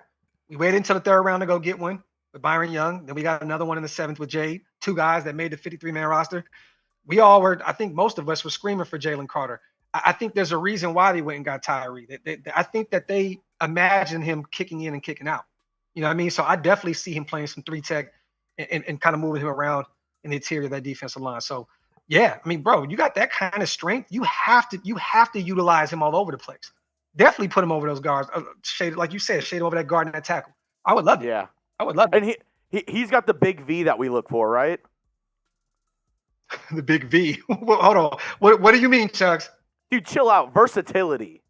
Okay. We're talking about, get get your mind mind out of the man. gutters. Get your mind out of the gutters. Graf is thinking about something dirty. Come on, man. We're talking about the Raiders defense. Hey, just one of the greatest things in the world starts with a V. I just didn't know where you were going. Get your mind out of the black hole. Bar 24. How do you feel about our draft class? This is a hot topic, Graf, because obviously looking back the past 5, 6, 7 years, Meek's like the only draft pick past 2 or 3 years that's still on the roster. 2020. He's the only 2020 guy. Since 2020. He's the only one that's on. Well, no, he's the only guy left part from of the the 2020 class. Yes. Yeah. Mm-hmm. So, do you think they got it right? Do you think they got this draft right, this regime? On paper, yes. In due time, we shall see. But this is my favorite on paper draft since 2014. Like, you know, it's kind of hard to get over getting Khalil Mack, DC, you know, and Gabe Jackson back to back to back. That was a great draft for us. Like, but I think this is a sneaky, sneaky draft. I think we're going to see, you know, Chris Smith a lot. We're going to see him a lot this year. I know people tend to think that he's not going to see the field. Graham's going to play a lot of those 3 safety looks. He'll be out there a lot. I think every guy in this draft is going to play a ton this season. So I think they got it right. I think Tyree Wilson is going to be a star eventually. I don't know what it's going to look like in year 1, but I think he's going to be all over the place on that D-line. I think Michael Mayer is going to be one of the top 5 tight ends. It's only a matter of time. That third round is going to be tricky. We've had some bad third rounds in recent history, especially with Mayock and those guys. That Byron Young and Trey Tucker duo. I want to see. I don't know. Trey Tucker had some drops in preseason that made up for it with some big plays. I thought Byron Young was going to look more dominant in preseason the way he did, but he'll look different next to those starters. But I love this draft. I think AO was a steal in the 4th. I like it. You know, I'm hoping that Bernie translates. That's the guy that, you know, that linebacker room is very, very iffy. I'm hoping and praying that they got it right in the 6th round with him. Wasted was telling us yesterday that one of his family members plays for the University of Florida and was talking up Bernie to him heavy. Yeah. Yeah. He's been saying that for a while. This is like when the draft process first started. Wasted was saying on the show, like, there's this guy named Bernie out in Florida. My boys, you know, saying he's going to be really good. And then we ended up with him. We were all in Vegas watching the draft, covering the draft when we took him. And I'm hoping that Wasted's guy's right. You know what I'm saying? Because we need as much help as we can at the second level of our defense, man. I don't know yet. Bernie he had some okay reps in preseason, and he had some where you're like, okay, he looks like a 6th round rookie. But I don't know. You know, I hope they got it right with him. But I like Jade. I like that DT we got in the 7th round. He's feisty. He has that Raider mentality. You know what I'm saying? And people tend to forget when he was a Miami Hurricane, he was a dog over there before, you know, that ended up going, you know, down the drain, and he ended up transferring over to ASU. But like, that's a guy I'm keeping a very close eye on this year. If he can develop, hey man, that defensive line, we may have a nice defensive line. Might be somewhat of a random question, but I'm staring at our Giants host right now. He seems to believe Darren Waller is going to have a resurgence, a bounce back year, going to be one of the best receiving options on the Giants this year. One, do you think that he's going to make the Raiders regret trading him away? And number 2, will he play more than 8 games this year? I think he does play over 8 games this year. I do. And I hope that he balls out there. I know I have my laughs and stuff about Darren Waller. You know, we know when he's healthy, he's different, right? He's different. And when he's locked in, he's different. I think right now he has something to prove. Do I think we made a mistake? No. Hell no. We have a potential a top 5 tight end that we moved up in the second round and got on a rookie deal, while the Giants are paying him what, $17 million, somewhere around there. Look, I don't want to pay a guy that kind of money, not knowing how much football we're going to get out of him. I'm sorry. Yeah. So, do I think he's going to ball out with the Giants? Yeah. I mean, they still got Daniel Jones there, and they paid him a massive amount of money, which I don't understand. I get you got to, take care of your quarterbacks in today's NFL climate, but God. But yeah, he's probably going to have a resurgent year, but that's not really saying a lot because these past 2 seasons he's been dealing with injuries. So, Yeah. I'll say, you know what? I'm not going to say how many games I think he's going to play. I hope he plays all year long for him. Once a Raider, always a Raider. I hope he goes out there and balls out. Interesting move. He's a captain for the team this year. First year with the Giants, he's a captain already. Yeah, and they have a head coach out there, man, that listens to the players. All these players have said this countless times. With a guy like with the ball, that he listens to his players. He probably went around that locker room and said, "What do you guys think about him? Him. Okay, captain." And Darren Waller is one of the most talented guys on that roster. And look, a lot of people killed that move because we only got a 3rd round pick for him. But if you can get rid of that contract, look, I get it, man. It didn't work out for us. He didn't look like he wanted to be out there most of the time with us. This happens. People get traded. They go to new places and they end up balling out. More power to Darren Waller. I don't really care. I hope he shits the bed against us. Other than that, have a great year. Have a great Yeah, I year. was going to say, we were all in on him. Mitch was all aboard the Waller train until that game against the Rams when the Raiders blew the lead, and then that night he dropped his mixtape, Turf Toe. Yes. After that, I think Mitch was totally out on him. Well, Waller was just always one of those guys that, like Graf said, there's no denying he is athletic ability. There's no denying that he's an incredible football player. Nobody's going to sit up here and tell you that. But what was frustrating is you make him the highest paid tight end in the National Football League, and now it just looks like he cares more about his rap career than his NFL career. I love when players can pursue their hobbies, but it wasn't a hobby to him. It seemed like that's where his heart laid. And, if that's the case, I wanted to see more on the field, and it was frustrating. But it's frustrating because, when you're on a show, you talk so much good about them, and you have you feel like they're back, and then they do that to the Raiders. I feel like they're slapping my family across the face. So yeah, I did take the whole Waller thing personally, and that's just because I care about this team, and I felt like he screwed us over. Hey, you went to New York where you gotta be able to rap. So I think he may close that down here soon because you're in the mecca of hip hop, brother. You can rap in Las Vegas. That's cool. Yeah. New York City. That's a different. As a guy that used to do music for a living, that has performed in the Bronx, performed in Brooklyn, it's a different level of rap in New York. So you're light years Waller, better than Waller. Hey, well, Waller, you better focus on football out there, bro. Because Hey, I mean, they're not going to. he might be the second best athlete in his relationship now. Kelsey Plum balling out. And the second best. Relationship's the same as marriage, Marsh. Shout out to her. Let's go to Alan. Happy Friday, Raider Nation. I will be at the Raiders vs. Broncos game week 1. Love you, Graf, Jeremy, and Mitch. The Tats looking fire, man. He actually said, love you, Grap. Oh, my bad. Love you, Grap. Yeah. Hey, I'll take it, man. I'll take whatever I can get. Shout out to you, Alan. Love you too, bro. Love you too, Al. Since we cutting everybody's names in half. Let's go to Chef. Chugs, read that. I know the line is once a Raider, always a Raider. But if you don't play for my team, I don't care about you at all. That's just me. Yeah, and I agree. I'm not going to be watching Derek Carr this year. I'm not going to be watching Darren Waller. I watch Darren Waller when we play against him.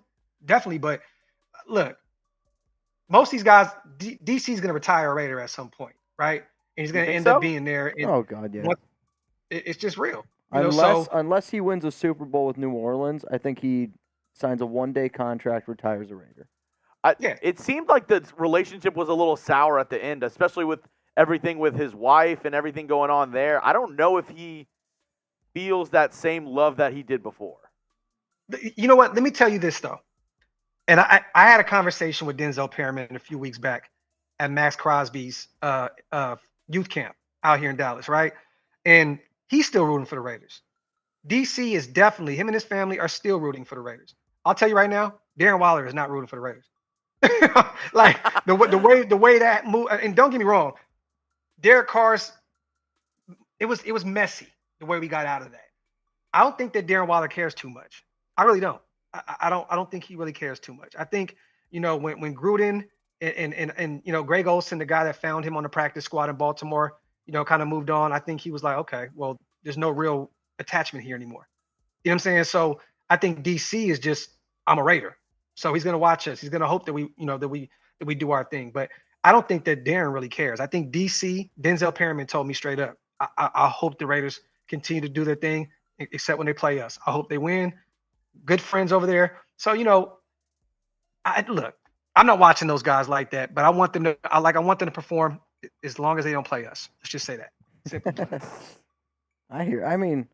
I totally hear you, my guy. How much longer time you got? Because I don't want to keep you. If you got time, I'll keep you here. I mean, you're definitely helping me out get through this tattoo right now. But I got a few more minutes. It's good. Let's talk. All right.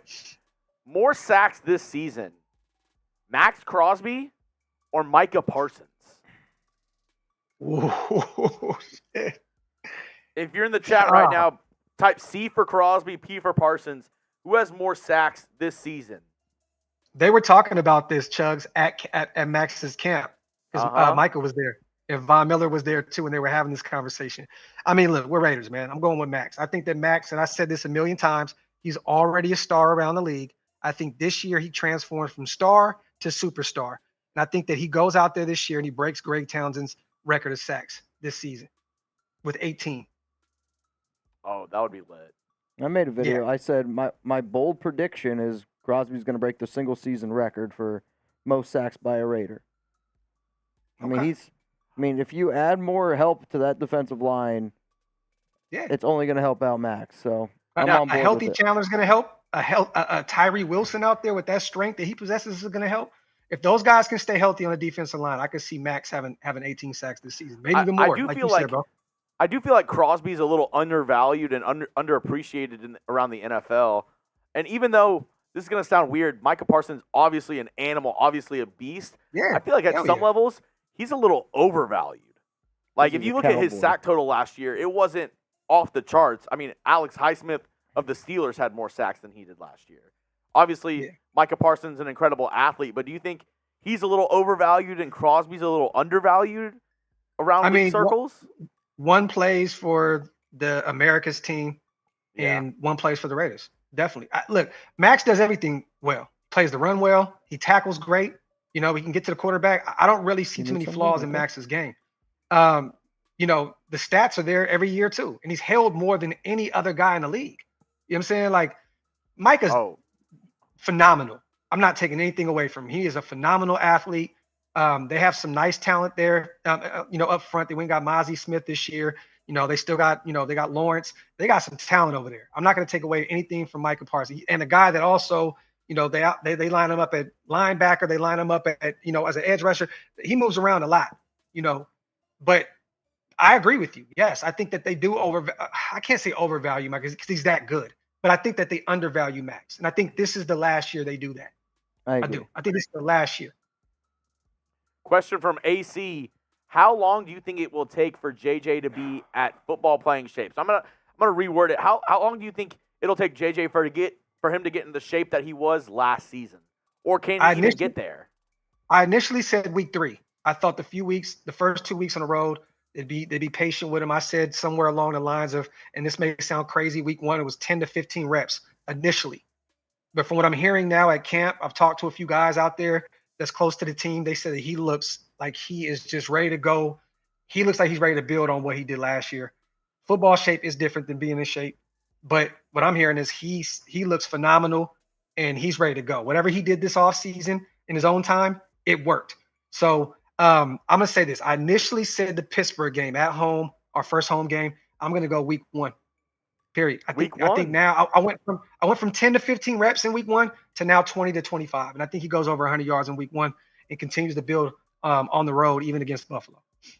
Ooh, I like that. I mean, he definitely owns Denver. Like, throughout his career. The defensive line is not that good. If you go look across that roster, Mitch, Denver's defensive line is not that great. And then you look at Buffalo. Von Miller's out for the first 4 weeks. Yep. They got some young guys over there that they're going to be looking to take the next step. I think Josh can cook in the first 2 weeks. Man, I hope so. All right, let's go with Joseph Hammer Graph. Let's go with favorite current Raiders player. I mean, it has to be Max. It's Max. I mean, I love Devontae, you know what I'm saying? But, and he grew up a Raider fan, so it'd be easy to say Devontae, but he's homegrown talent as well. So I can't say Max is homegrown talent, but he's played his whole career with us. And, got the tattoo, wants to be here. He's the leader in that locker room. I'm going to go with Max. I'm definitely going with Max. Josh is one of them, but the way this offseason played out, which I felt both sides, it kind of was like, man, now the way they value the running back position in the NFL, it's like, damn, I don't even know if Josh is going to be here next year. I know Max is going to be around. You know what I'm saying? Yeah. So I'm going to go Max Crosby. Yeah, I've said it Devontae, before. Devontae 1B. 1A, 1B. I think Max this is Jacobs' final year with the Raiders, and it's not because he doesn't want to be a Raider. It's just I think they're going to go Patriot way. I don't think they're going to franchise tag him again, especially after everything that happened this offseason. He's going to want to go somewhere, get a multi-year deal, and the Raiders are going to be back there trying to find another running back. What up, Chris? Yeah. Mitch and Graf, 27-13. Also, is his John prediction. Borelli. Have a good my weekend. Bad. Borelli, sorry. I like that. My bad. Well, Graf, here's the thing, man. I'm gonna get wasted on here. He's been waiting for a little while. Cody's got some stuff to do today. Unfortunately, he's not gonna be able to get out of work. So, no, it's all good, bro. It's all good. Shout out to my brother Wasted, man. Shout out to my brother Mitch. Tattoo looks phenomenal. Hey, real quick, man. Shout out to the artist. He's been chilling, thugging it out for 2 days. Killing it. Yeah. Go if you guys haven't, go give Sayer a follow on IG. Graf, your next Raiders tattoo, maybe. Hey, yeah, I was gonna say, give me his information. I would love to, have one of our own hit me up. I was trying to find that one number. I got a guy out here in Texas as well, but I couldn't find it. So I would love to work with bro, man. I would love to work with him. Let me know. Shoot me his information and give me his Instagram and stuff too. I'll tell everybody on IG and Twitter and my community tab to follow, bro, as well. He said, Sayer, he said you're doing a great job, and he's trying to get another Raiders piece. Is it cool if I give him your number? Sayer, if you have a second, you want to hold up that little sticker you have into the camera. Yeah, definitely. Oh, I might be sweating all over it, though. Oh, there we go. Okay. There we go. You guys can see it there. Sayer. Got you. Tattoo. Take that down. Instagram. I'm doing some weird shit with my legs right now. Yo, push. Hey, yo, bro. Push. Gotta relax, bro. You having a baby over there, bro. I feel like I'm having a baby. Also, Graf, I don't know if you saw it yesterday. Who won the roast battle between me and your boy Wasted? Now I gotta say this, okay? Hey, it was pretty hurt my feelings. You can go with Wasted. No. It was pretty good. Okay, I liked some of yours. I liked some of his. The deflated, what was it? The deflated Teletubby was very hilarious. That was great. That was a great line. Yeah, I love the high socks one from you. It's the compression socks. It's for his blood flow. Yeah, it was a battle. I'm just gonna say, y'all don't want no smoke with me. That's all I'm gonna say. Congratulations, you guys had an okay battle. Oh my God, that's funny. Salute to my brothers, man. Shout out to Chugs, man. Shout out to Mitch. Shout out to my brother Wasted Talent. You guys have a blessed day, and we got to link up soon, man. We do. I know we always talk about it. We always miss each other. I missed Chugs in Vegas this last time I was out there. I had a lot of business going on. I know you did too. We'll see you week 3. We all got to get together soon, man. Week 3. Oh yeah. But there you have it. Well, I'll see you guys out there. There you have Everybody spam Graf in the comment section. Thanks for coming on with us today. Hang on. Giggity. Before you go, Graf, tell people one more time where they can follow you. Chugs, spam his links down in the comments. If you guys don't already follow Graf, please make sure you do so. It's one of my brothers right there. OG Raider fan. So, Graf, tell them where they can find you if they don't already know where you're at. Oak, Las Vegas, Raiders Network on YouTube, Graphic916 on Instagram, and Graphic Raider at Twitter. And if you guys get a chance to as well after the show, of course, go over to planetraiders.com. Check out our articles over there, and oaklasvegas.com for the merch, man. Salute to everybody. Thank you guys for having me. It's a blessing. Hey, bro, your art is phenomenal. I can't wait to see the final piece, man. Salute to you guys, man. Have a blessed day. Let's go. I appreciate that, my guy. I appreciate that. Graphic Raider, he's a real one. You want to shout out here on the show? Spam Graf right now. I'm going to text Wasted. I know. Well, that one hit me a little bit. You ready? Let me message Wasted. All right, so I just messaged Wasted. He is on IG, so he's going to be seeing this soon. Same thing we just did with Graf. We're about to bring on Wasted Talent. He was on yesterday. Him and Chugs got into a pretty legendary roast battle, and I'm sure we're about to get some roast battles again today. So if you guys want, get those questions in for Wasted right now. We're actually making our way towards almost the end of this piece, which is kind of a crazy thing. How much more you think we got? Like 30 to an hour? He said about an hour to go here left on the Raiders tattoo. I'm trying to keep my legs still. It's spasming a little bit on its own. Yeah. I mean, it kind of does right now. What movie is that? Strong Hand. Oh, man. My germs. Dude, which scary movie is that? That's 2. Scary Movie 2? All right. Wasted. Bringing you in. We got Wasted.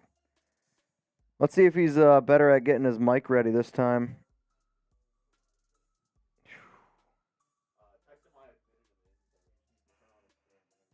Okay. Just turn on your camera. Okay. Okay, that's fine. All right, y'all, we got 400 people in the house. Wasted Talent about to join the Raiders report. We're going to talk a little football here with our guy, and then Chugs is going to run to the restroom. I mean, if you got to get another producer just in case. Well, yeah, I'm saying get it set up once he's on, and then we can have another producer just in case anything happens. I just don't want it to not look good. What up, Chuck?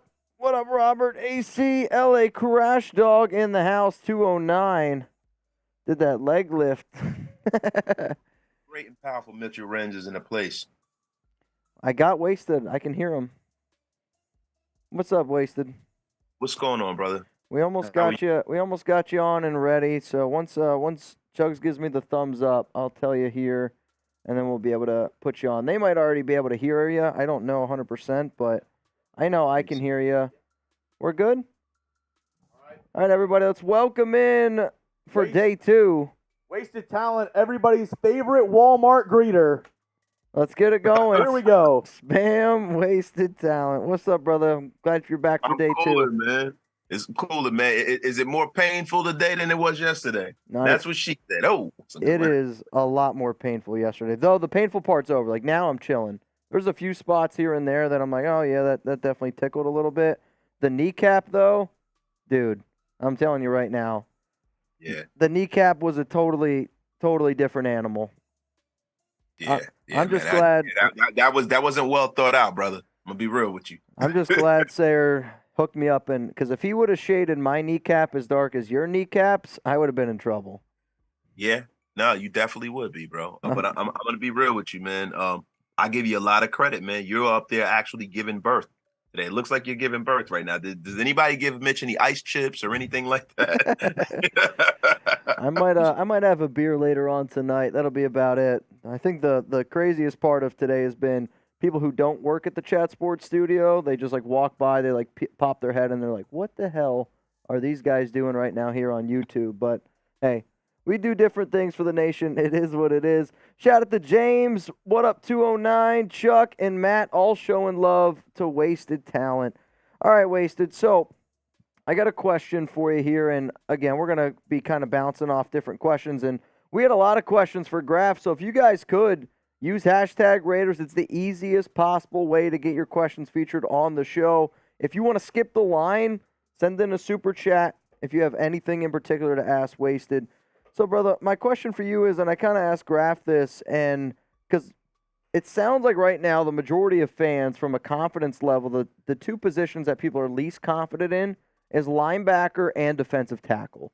So how would you, when you think about the defensive tackle room as it stands right now, Bilal Nichols, Jerry Tillery, Byron Young, ooh, that's a good spot, Nesta Jade Silvera, Adam Butler, sorry, you're going to hear that once in a while today, John Jenkins, rank them from a confidence level standpoint. So the one that you're the most confident in, and then the guy you're the least confident in.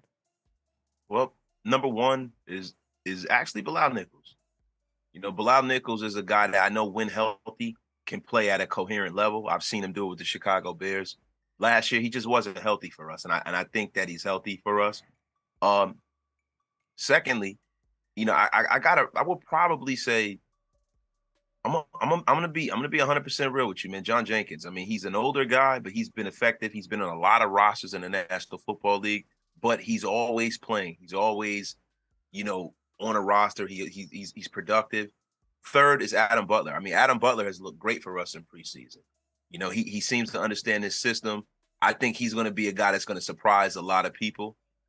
When it comes to, you know, Jerry Tillery, he's definitely last for me when it comes to the veterans because, you know, yeah, he has a lot of skills. He can get up the field. He can play, you know, he can actually play on the edge as well. Sure. The problem with Jerry Tillery is that I just don't really know, you know, in between his ears, whether he understands the gravity of the game.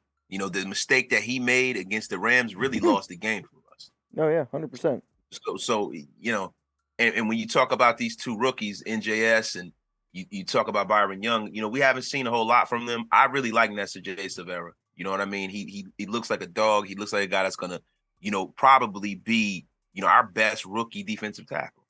But I haven't seen him play. And for me to say that I have a super amount of confidence in him would just be pontificating on some bull crap because we haven't really seen him play with live bullets yet. So I'm going to put those two guys at the back of the line with NJS first and last, Byron Young, because Byron Young is not healthy right now. Before the draft, I would have said Byron Young because I've watched a lot of him in the SEC, but he's not really that healthy right now. I got you. Which, speaking of the SEC, is there a certain college football game you're looking forward to this weekend? I mean, for me personally, I'm going to be locked into North Carolina, South Carolina. I like watching quarterback play. That's really what I look for when I watch college football. And I want to see Drake May. And, you know, I know Spencer Rattler was really hyped up. I think he's kind of a shitty person, but you can't really deny the talent. Is there a certain college football game you're going to be watching this weekend? You know what, man? I would have picked that game because these are two guys that we're going to have to look at. You know, like with Drake May's probably going to go a lot higher than the Raiders are going to be picking. But Spencer Rattler's a guy that could probably fall to the back end of the first round. Man, you know, I really any game that Spencer Rattler's playing in, he's a guy I have you know, my eyes on, man, because I can see him playing for the Raiders. I definitely can, man. You know, he's a guy who was so hyped up coming out of high school. Yeah.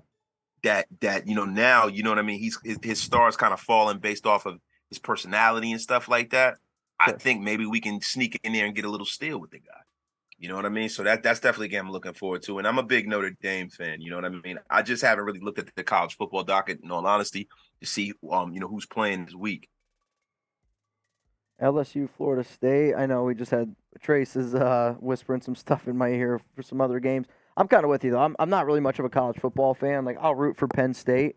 One of my best friends is Notre Dame. Wait, Tennessee State, Notre Dame. I don't want to see that because, no, that's a squash game. Okay. I'm a college football fan. To be real with you, man, I'm not in the college football mode yet. I don't start getting into college football mode until NFL mode. Because, because I'm looking at it from a perspective of how is this going to benefit the Raiders. That's how I totally get that. I mean, I watched a lot of Georgia football last year because I wanted defense, right? Like, I wanted to see some of these unbelievable defensive players, and I watch a lot of SEC for the exact same reason. I want to see defensive players. I want to see guys fly around the football field, but I'd be lying to say that I'm watching quarterbacks this year. That's where I'm watching. That's what I'm going to be watching. I tell you all right now, I like Drake May more than I like Caleb Williams, and I've no KJ Jefferson. Sorry, homie. Hey, look, you know who a guy I'm really high on too? Michael Penix. Really? From Washington, yes. The lefty. He's a really good athlete. Really, really good athlete. I'm kind of curious to see because I know a lot of people were excited about Dorian Thompson-Robinson, and I think that's more just because UCLA Raider fans. To me, Penix is like he's light years ahead of Dorian Thompson-Robinson in terms of like a quarterback play. Really fun athlete. But, hey, let's go back to some of this Raiders talk. And we talked defensive tackle there, which I thought was crazy because you had John Jenkins at 2. Graf said John Jenkins, for him personally, was number 6, the dead last. So now I really want to see what you have to say about the linebacker room. Same question. Scale of confidence, in the linebacker room right now. Rank them from best all the way down to worst. Got Divine Diablo, Robert Spillane, Amari Burney, Luke Masterson, and then Curtis Bolton. Rank those guys. Well, you got to go first with Divine Diablo. He was our green dot before he got hurt last year. He has the highest talent level. He's a guy that the organization has a lot of confidence in. You know, I feel like if they didn't, they would have probably addressed that position a lot earlier in the draft, and they would have went out free agency and addressed it more aggressively. Number two, I got to say definitely Robert Spillane. I mean, Robert Spillane is a guy who beat out Miles Jack. You know, normally the Pittsburgh Steelers are known for their linebackers. And if he was able to start over there and kind of be a leader on that Steelers defense with some of the guys they got on that defense, I have a lot of confidence in him just for that reason. He's a thumper.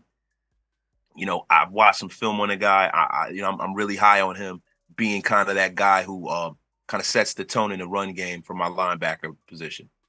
Number three, you know what? I got to be real. I got to go with Luke Masterson. Luke Masterson, man, balled out last year. UDFA, man, Wake Forest guy. And I've watched the maturation of his game, and I'm really, really high on Luke, man. You know, the only thing is that I don't think that he's ever going to be an all-pro. I just think that he's played himself into having a starting role in the National Football League. So he's my third guy. You know, and at four, man, I got to say Amari Burney just for the talent level. And what I saw out of him in the University of Florida and what I saw out of him in preseason, man, he is a supreme athlete, man, and he's a guy who is a converted safety. I think that if they work with him enough, maybe he can form into being, a much better player than we expect. You know, a lot of times I get high on these guys who used to play defensive back that play linebacker, because that means that at least they can cover on some level. Sometimes you don't see it, but listen, with Divine Diablo and when you get a guy like Amari Burney, when they have those kind of physical tools, you're kind of just looking for somebody to come and get those physical tools to make a marriage was upstairs. So, you know, Amari Burney's my next guy. And then after that's Bolton. You know, Bolton is a effort guy. But, you know, look, man, what I see is a glorified special team. Yep. And I think the back end of our roster, you know, is a lot better than it has been. But when it comes to this linebacking core, man, they have not addressed it in a way where I feel like they're going to be able to get throughout the season with what we have now. I think what's going to wind up happening is they're going to probably mine the scrap heap and bring in another guy. So I know Chugs' like favorite rookie is Chris Smith. And Chris Smith, I think, is a really smart player between the ears. Like you said, Jerry Tiller, you don't know if he's got it upstairs. I know Chris Smith's got it upstairs, right? For you to be a captain on Georgia, arguably one of the best defensive teams in college football history, with the safety position, like we know that, you know, Epps and Merrick are going to get their work, but the Raiders decided to keep three safeties, Roderick Teamer, Isaiah Paulomeo, and then Chris Smith.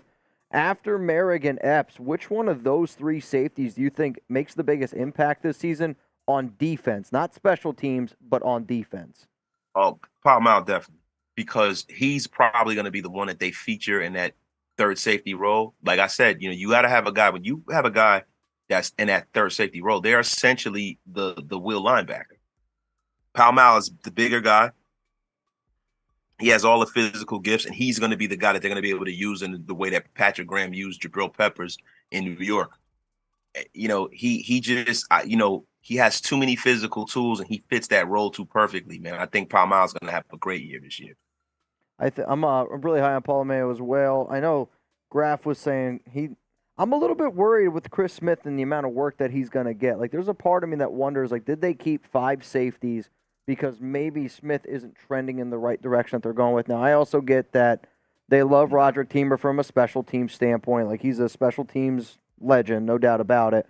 Are you worried about Chris Smith at all this year, or you're like, he's going to be fine? Not at all. Not at all. He's a rookie. You know, he's a capable backup for Marcus Epps. You got to have a backup for the strong and the free safety, and Roderick has in his name. That's Roderick Special Teamer.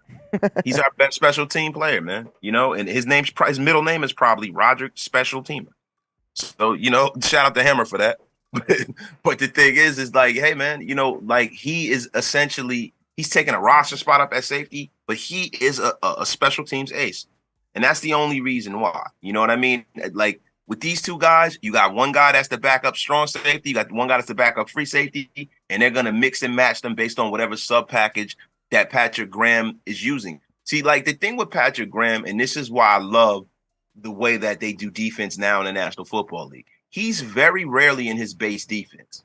He's very rarely in his base defense, and they kind of take the Bill Belichick approach to planning for games week in and week out. They go in there and they look at what's going on across the field, and they build their game plan that's specific to that week. So you know what I mean? That's the reason why I don't really have any worries about Chris Smith. It's just that, such a small sample size. There's only 3 preseason games. He's a rookie. He's a guy that's in their plans. There was never any doubt whether he was going to make the roster. And this is a guy I know that can play at a high level coming from Georgia and being one of the leaders of that team with all those talented players he played with. I think he's going to be fine. I like Chris Smith for the long haul. I am curious to see what he looks like this upcoming season. When it comes to the wide receiver room, a lot of the attention always goes to Devontae, Jacoby, Hunter Renfrow for good reason, right? Like, we know that. Yeah. So kind of the same thing here with, we're talking about safeties and maybe the guys that aren't the highlighted ones. Trey Tucker, DeAndre Carter. Who's going to make a bigger impact on offense? Like, I think Carter's going to be the bigger impact. You think Tucker bigger impact on offense? Trey Tucker all the way around. Huh? All the way around. Yeah, Trey Tucker is definitely going to make a bigger impact. Man, I think Carter is really by trade a returner right now for us. And I think him being a rookie, they're gonna target him just based off of the fact that they need to see what they drafted. You know what I mean? Like, and I've never seen an organization that drafts guys that don't at least try to get the rose off the bloom when they bring them in initially. I think in the beginning of the season, they're going to have that kid in gadget plays. They're going to put him in space, and they're going to try to utilize his skill set, try to justify that draft pick. Okay. It's 1,000%, man. Okay, I like it. All right, y'all, if you want to get a question up here on screen right next to Graphic and I, use hashtag Raiders down below or skip the line, send in a super chat. It's the easiest way to be featured on this show. Hashtag Raiders, or you can super chat. All right, y'all, how many sacks will Tyree Wilson have this season? Let me know down in the comments for all the viewers. What about you, Wasted? What do you think? How many sacks this upcoming year for Tyree? It depends on how many games he plays. You know what I mean? We don't know if week 1 he's going to be starting. We this is a guy who, took his first football action since last November, and they were very, very cautious with the way they rolled him out. If he plays 17 games, I see him getting about 6 to 7 sacks. I think a guy that's that big and that strong with that wingspan playing next to Max Crosby, he's going to roll out of bed and get 6 or 7 sacks every year because he's rarely going to see a double team. But it all depends on how many games he plays. Like Khalil Mack, people always famously say Khalil Mack only got 5 sacks his rookie season. The difference between Khalil Mack and this guy is that Khalil Mack didn't have Max Crosby on the other side. Yeah. Khalil Mack was the guy. He got double, triple team held. It was ridiculous. He was just there. We just missed. They would hold him. Nobody gave him any respect as far as the referees went. And then, the next year things got a little better. I think with this kid, he's going to roll out of bed and get sacks just from the pressure that Max Crosby lead the league in hurries for the last few years. He just by him being who he is and the wingspan and the athletic ability, people are going to people are going to try to get away from Max and they're going to run right into him. So I think about 6 or 7. Let's go to the next one coming in here from John Dox. Tell Mitch stay away from international. I don't know what this man is talking about. Dox is no longer here right now. The What great up? and powerful waste of talent is here right now. What up, Gilbert? And- Mitch, how many hours has it been on that tattoo? I mean, like 13? Wait, I don't know. 12? Shit, 13? Listen, man, people have given birth to children in a faster time than it's been for this tattoo, Mitch. This really, man, is a work of art that they're doing right now. It's ridiculous, man. Oh, that's what I said. I mean, he's a tattoo artist, man. There's no doubt. What?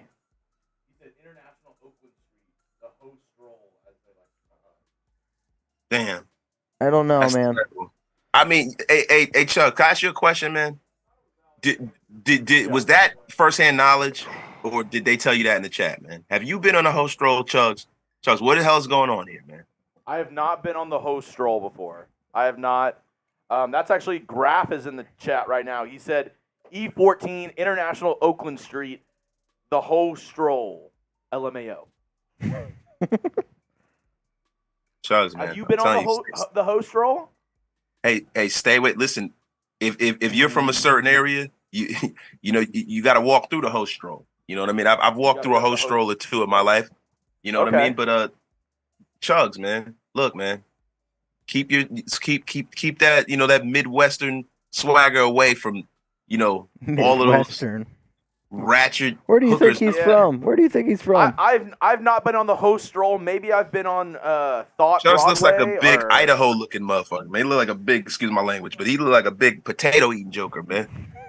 He looks like he's You from look Nebraska. like a potato. No, Chugs is from Mr. Dubuque, Potato Iowa. Head. Chugs has been baling hay his whole life, like Clark Kent. Here we go. Look like you just buried your chin in the snow right there. Yo, listen, Chugs, man, you big cream of wheat eating. Chugs, my man, God. listen, are we gonna start this again? You got high Applesauce sodium Jaws. because we got all the salt on the face, but no pepper. Oh my God, Chugs, please, man, please, Chugs, you wish you look as young as I do when you get my age. I think I'm like almost 20 years older than you. You know what I mean? And I'm Probably. probably about 80 pounds less than you. 20 It's pounds, ridiculous. 20 years older than me. I mean, I would have to be, what, 50? 40? Chugs, What are we how old are you, looking at? Chugs? I'm 26. Yeah, 20 years. Yeah, I'm definitely 20 years older than you. 20 years. Oh, there was no doubt about that. There was no doubt that you were 20 years old. Chugs, you know what, Chugs, you can be my illegitimate bastard, thick stepson. Oh, I'm way too good looking for that. Nah, listen, man, Chugs, I don't know about that, man. I don't know who's been lying to you, man, but Hey. Chugs, man, you. Wasted. I said it off the top. Cool. Take a You're little about 2 years from being a Walmart greeter. 2 years from being a Walmart greeter, Chugs, you probably are about 6 months and Mitch kicking you off of Chat Sports to you saying, "Welcome to McDonald's. Can I take your order?" Actually, And Wasted, then- this is a Wendy's. And then you're probably going to get fired for eating free range fries off the floor when people are trying to get their orders together. This is a Wendy's. The reason we had to have Wasted on at 3 is because the bus to the grocery store leaves at 4:50, where Wasted's at right now. So he's got to make the bus to get to the grocery store. Him and all the other old folks, they're all going over to Kroger's. It leaves at 4:50, so we had to have Wasted on at 3. Listen, man. Listen, I got to get my nap time. I'm a future senior citizen. But Chugs, man. Listen, we let's get back to this, man. Because I feel a lot of heat between us, Chugs. Feel a lot of heat, man. We got to get this all taken care of. Chugs, listen. I know you were shaped like a living ravioli.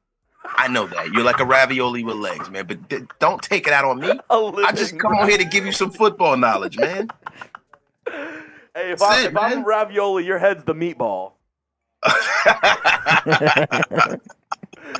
Yo, There's a reason listen, why he's wearing hats. You look Take like the hat off, like a Wasted. live honey bun. Yo, you. Wait, Wasted, take the hat off.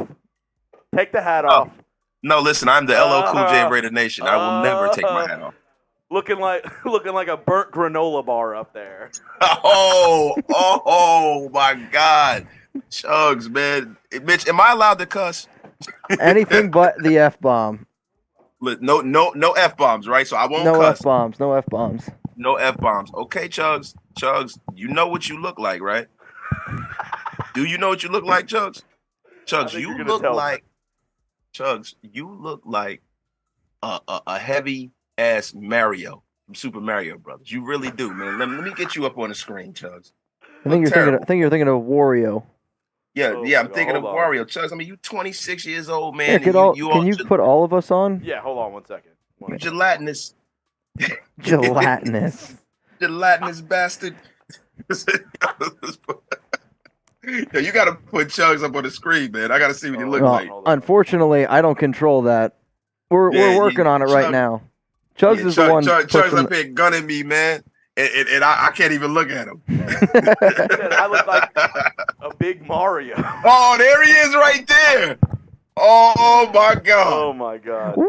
Oh my God, damn, man. Why did y'all do this? Wasted looks like he's 2 seconds away from saying, "Honey, where is my super suit?" He's always frozen Frozone on looking that. at. Chugs, man, you look like a goddamn Muppet. You know, like what the hell? Oh my goodness. Yo, Chug is a Raider Muppet, man. It's ridiculous, man. Huh? Where did y'all find this man at, man? Where'd I find Jeremy? Yeah, where you find him at? The stuffed animals aisle in Toys R Us or something? What the hell's going on here? Where did you get him from? He went to college in North You keep on Texas. calling me a stuffed animal. You look like Teddy Ruxpin over there. Nah, I don't know about that, bro. You definitely look like Ernie from Sesame Street, though, dude. It's ridiculous. That makes you Bert. If I'm Ernie, then you're Bert. This is great. Who's winning the roast battle? Type W for Wasted. Type C for Chugs. You might have to make the new live poll. Yeah, they said Teletubbies are us. Wasted looks like he cooks his pasta 5 minutes past what the box says, so because he wants it to be a little mush. Chugs, man, please, can you stop with this nonsense? We have to cut some bacon off your back. Wasted looks like he gets a waffle in the morning, but he cuts it into inch-sized pieces so it doesn't hurt his mouth when he chews. Oh, God. Chugs, man. Chugs.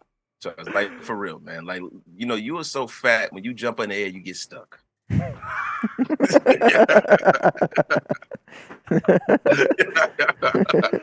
Oh my God! Wasted is so old. His first textbook was a stone tablet. Oh my God, man! Yo, what is wrong with you, bro? Like, dog, like that's weak, bro. You gotta come with some better jokes than that, Chugs, man. Listen, man, I can't keep doing this with you, man. I don't want the viewership to Chat Sports to go down, man. It's actually it's gone up, so keep it going. Chugs, I know you're not from the Northeast. You know what you look like, Chugs? You look like a beef patty with cheese with legs. You don't even understand that. See, I know a lot of people from the Northeast that eat West Indian food know what that looks like, man. West Indian. A beef patty with legs. You look like a beef patty with legs, bro. Like you like a shaved sheep. You look like I look like a shaved sheep. Wasted looks like Gumby's grandpa. Yo, you look like a live living South Park character, man. you like really Cartman? do. Say, where's my cheesy poops? This definitely needs to stop, though, Chugs. No, for real. This needs to stop, man. This is elderly abuse. I feel bad every time. No, I it's talk not, to you. yo. You know what, Mitch? You know what you guys should do? Y'all should do like a buddy cop movie. You should call it The Fat and the Furious. I don't know. Mitch, Man. wait, Maybe I don't know, man. I don't know, Mitch. Do I get What's going on, bro? For doing this interview? Do I get my elderly badge for Boy Scouts or what is that? Do I have to help them across the street? What do I have to do? I'm staying out of this. Chugs, you never gonna get your look. This the problem with you, man. When you tried to sign up for Boy Scouts, you thought it was Girl Scouts. You thought you were gonna get unlimited supply of cookies, and it didn't work out for you. And you know, listen, man. You don't know how to do nothing. The only thing you know how to do is drink. That's it, man. The only thing you getting from Boy Scouts is a drinking badge. Drinking and an eating badge. With a fork. Yo, you Chef Boyardee looking mug. Mitch, can we get back to football here, man? Yeah, for real. I got it, man. I'm ready. It's ridiculous, like I said, man. it's too much elderly abuse. I can't keep on doing this to him. Look, man, yo, Chugs, you sweat lard, bro. My man, Oh boy, it's ridiculous, man. I would say something about you, but I've never seen you sweat. You're never gonna have to see me sweat, man. You know what I'm saying? I'm cool on the other side of the pillow, Chugs. Let me see what you, man. You're in the rocking chair, so you're not usually sweating for me. Oh my God, Chugs, man, Chugs. Will you stop, Chugs? You know you got fat feet. You know what I mean? You gotta stop, man. That's why you can't run around the block no more. Mitch, what's this guy? He come to work with Crocs on every day? 100% Wasted wears slip-on Skechers. 100%. Yo, you the one that you know about them Skechers. You would never catch me with a pair of Skechers, man. I know you wear those wide foot Skechers that Howie Long sells. You know you got fat feet, Chugs. Look, man, you look like Ram Man. You big. I'm telling you, it's ridiculous, man. Jeez, man. Could we move on to some football talk, Chugs? Let's I feel go. like I'm getting dumber and dumber talking to you, man. It's ridiculous. Yeah, Right, we did get a few super chats. Back to Mitch and Mr. Potato Head. We did get a few super chats that we can go to. We'll roll through and then we'll ask a few more football questions here for Wasted, because we did get a few while that whole roast went down. I'll tell you this right now, though. Next off season, I think we should do something where for like an hour we do a roast of Chugs and like a roast of Wasted live on this show, live on your show. Totally down. It would be amazing. I'm with it, man. Sounds good. I'm with it, man. I'm with it, man. Hey, listen, you guys should change his name to Jeremy Jugs. You would like that, wouldn't you? Man, pause. Jeremy Jugs. Hey, Chugs, man. Used to be on Girls Gone Wild. That's Wasted's dream. Wasted can't get my body out of his mind. He's been thinking about my body since yesterday. Hey, listen, you can't get your body out of anywhere. That's the problem, man. Girls Gone Wild. I mean, that's an old reference. That's as soon as midnight rolls around, you're like, oh shit, where are my parents? Because I don't want them to walk in. Wasted MTV. looks like the guy that's watching Girls Gone Wild on TV and thinking to himself, if I was 30 years younger. Nah, man, look, when Girls Gone Wild came out, I probably was down at Daytona Beach saying Bursky between two boobs. You know what I mean? That's back in my heyday, bro. So I don't know, man. But no, Mitch, I don't want to come and derail the show. I appreciate the invite, you know, and I always love talking ball with another smart content creator and his gelatinous friend. So, I mean, Mitch, man, what else you got for me, brother? Oh, man. We're going through some super chats here, seeing some vibes. We got a question from Christopher says, what are the chances of Chris Jones? I'll answer that quick. 0% chance that the Raiders get Chris Jones. So how about this? If it sounds like defensive tackle, is there a DT out there right now that you think that the Raiders could potentially sign in free agency? Chugs looks like a Build-A-Bear. Yeah, Bill. What do you think? Defensive tackle, free agent, or you think we're good? You're like, I like what we got. There's nobody out there, bro. If there was and anybody that moved the needle, you know, they'd be on a roster already. I mean, look, there's no help coming, man. We drafted too many young guys. You know what I mean? You kept NJS. You got guys that you let walk out of the door. Neil Farrell. You know, you got Matthew Butler's another guy. You got 3 guys you drafted on this roster. You have to let this happen. You have to let the process play out. Everyone's not going to come in the league and wreck the league. The problem I have with the Raiders is that we allowed a Hall of Fame level talent, and I'm going on record saying this already. The kid hasn't played one game. Jalen Carter is something that's rare. You don't see that coming to this league a lot. You know, he's the best defensive tackle prospect I've seen since Aaron Donald. Like, for real. Like, I think he's that good. Now, I don't know how that would have worked out had we had drafted him and brought him to Las Vegas. They said he had some character issues, but rarely is a guy that is, you know, that skilled from the defensive side of the football, that clean. Like Lawrence Taylor was an animal. He was a maniac. You know, a lot of people are like that. Warren Sapp isn't the nicest guy in the world. I really can give a damn. I want them to come in here and wreck the league up. I would have taken Jalen Carter, man, to be real with you. You know, and look, we have Tyree Wilson. If it was a 5th, we'd all be drunk. But, yeah, I don't think there's anyone on the scrap heap that we can bring in to change anything. They have to let these guys develop. Yeah, I think it's one of those things where the Raiders were so afraid to have another swing and miss in the first round. They went with Tyree Wilson, which he also has his own risk, right? Like, you have that type of foot injury, you don't know what's going to happen. I mean, Liz Franks are they're nothing to play around with. That I definitely know. If you go back to Darren McFadden, that's really what ruined Darren McFadden's career. Liz Frank injuries, because it's such a small bone fracture. Yep.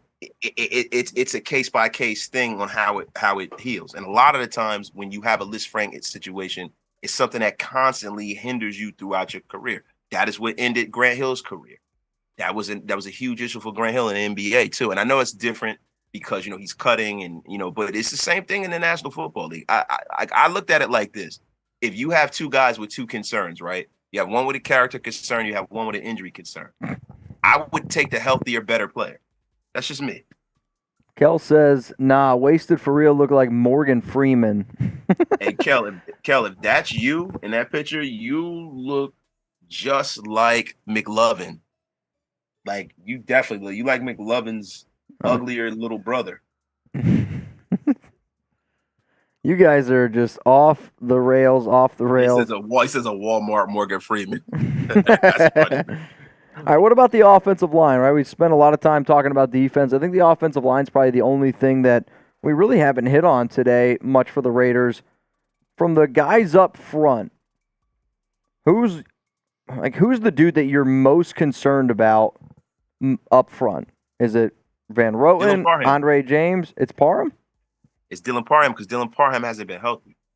Going into the season, he's out there now, but I haven't seen him take too many snaps. You know what I mean? I'm concerned about Dylan Parham because I think it's important for him to get those preseason snaps going into his second year. We're dependent on Dylan Parham. You know, he's a guy that we drafted. You know, he's this regime's first draft pick. Yep. And I want to make sure that he's healthy because he is an undersized guard. You know, I thought that the plan for Dylan Parham, and I wrote an article about this on Planet Raiders, was the plan was for him to move over to center after this year. From last year. I thought last year they were going to let him play guard and they were going to jettison, Andre James, and they were going to move him to center because I feel like his frame is pretty much of a center. But him being at guard and being that he didn't really put on much weight, I'm concerned about his durability. Not his playing style, but his durability. You know, the rest of the guys, Van Roten and stuff like that, we have a lot of options because I think that we were splitting hairs when it came to the right tackle job. Jermaine Illuminor and Thayer Mumford are two guys that can hold that spot down, no problem. But the good thing about that is that we have a Jermaine Illuminor that you can slide right in the guard. He's played a lot of guard in the National Football League. And most of the guys we have on his offensive line are guys who are versatile guys. Now, when it comes to Greg Van Roten, he's a pro. He's been in the league for over 10, 11 years. Guy's been in the league since 2012. I didn't realize he had been in the league. Actually, I was on Graphs Live earlier, and I didn't realize Greg Van Roten played for the Packers. I thought that he came from because I didn't really start hearing about Greg Van Roten until like 2018. He started 16 games for the Carolina Panthers and has played well with the Jets and Bills and everything like that. So I had no idea he had been in the league over 10 years. So I'm not really worried about Greg Van Roten. Yeah, I'm a big fan of his, honestly. Like, I personally think that as soon as the Raiders signed him, I was like, that's going to be your starting right guard, right? Like, I know what this organization thinks of connections and whatnot. They probably watched him a lot in the AFC East, and they're like, all right, this is going to be a player that is going to be a good fit for our offensive line, kind of one of those nasty players, not afraid to get his hands dirty, especially with running the football, good pass blocker. I'm probably going to say the guy I'm most worried about is Andre James. I think Jermaine Illuminor has done a really good job this offseason. He's clearly gotten better to me. I think if Colton Miller ends up going down, they're going to kick Jermaine over to the left side. That's why they did what they did in that second preseason game. Then they're going to roll Thayer Munford there at right tackle. Remember, guys, if you got a question, comment here for Wasted Talent. Use hashtag Raiders, or you can super chat to get those questions, comments on the show. We got about, what do you think, 20 minutes left of the Raiders tattoo here. And then we'll probably answer a few more questions, maybe just wrap up this show and kind of be on our way. So, Wasted, you got any questions or any topics that you want to discuss? I know I kind of did this yesterday with you. Yeah, no, I definitely do, man.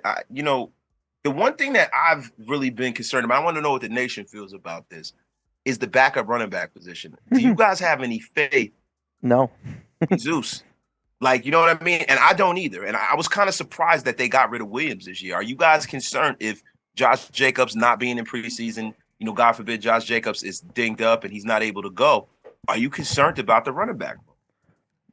I am really concerned about the running back position from a depth standpoint because Zamir, to me, we talk about Aiden O'Connell passing the eye test. Zamir failed the eye test to me, and it was kind of glaring. Like, you can find a lot of running backs in the NFL that can lower their head and they can get a few yards. Zamir is a physical runner, but he just does not have vision, and you're not going to get very far in the NFL if you don't have vision. He doesn't have the quick feet. Like, watching Zamir run compared to watching Jacobs run, it kind of reminds me a lot of like when you watch somebody run in sand. I mean, it's a totally different thing.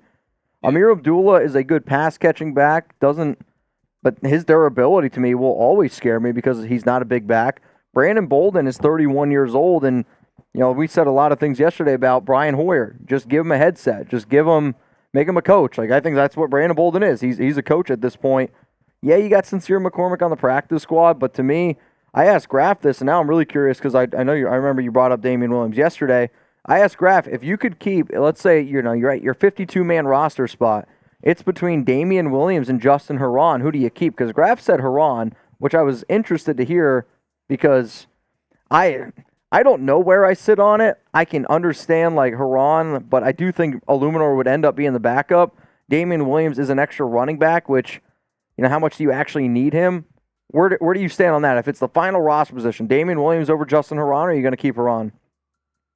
I have to say I would keep Williams because there is, and I don't want to put the negative out there, but when you miss training camp, there's a lot of soft tissue injury risk, right? It's just nagging injuries, not really being up to snuff. And also, I just feel like, this regime going the route that they went and not trying to hammer out a long-term deal for Josh, they've pretty much essentially priced themselves out of giving a franchise to him next year. The franchise tag next year is going to be around He's gone. 14. This is Jacobs' final season with the Raiders. I've been saying it for months. It's not a fun thing to say because we all love Jacobs, but we got to be real. There's no way they're going to pay him anything long-term.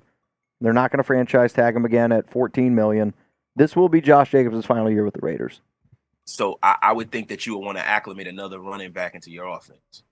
And what you will want to do is you will want to drive his market value down. Like, these people are dirty. They're going to do that. I'm not saying that just our organization. That's how the National Football League is. They're trying to take the value out of that position. They've taken the value out of that position, and they try to do it with the linebacker position. But I just think that you have to you don't have something behind Josh Jacobs the way that you do in the tackle room. The tackle room, you have a couple of different ways you can move this tackle room if you lose a Colton Miller this year.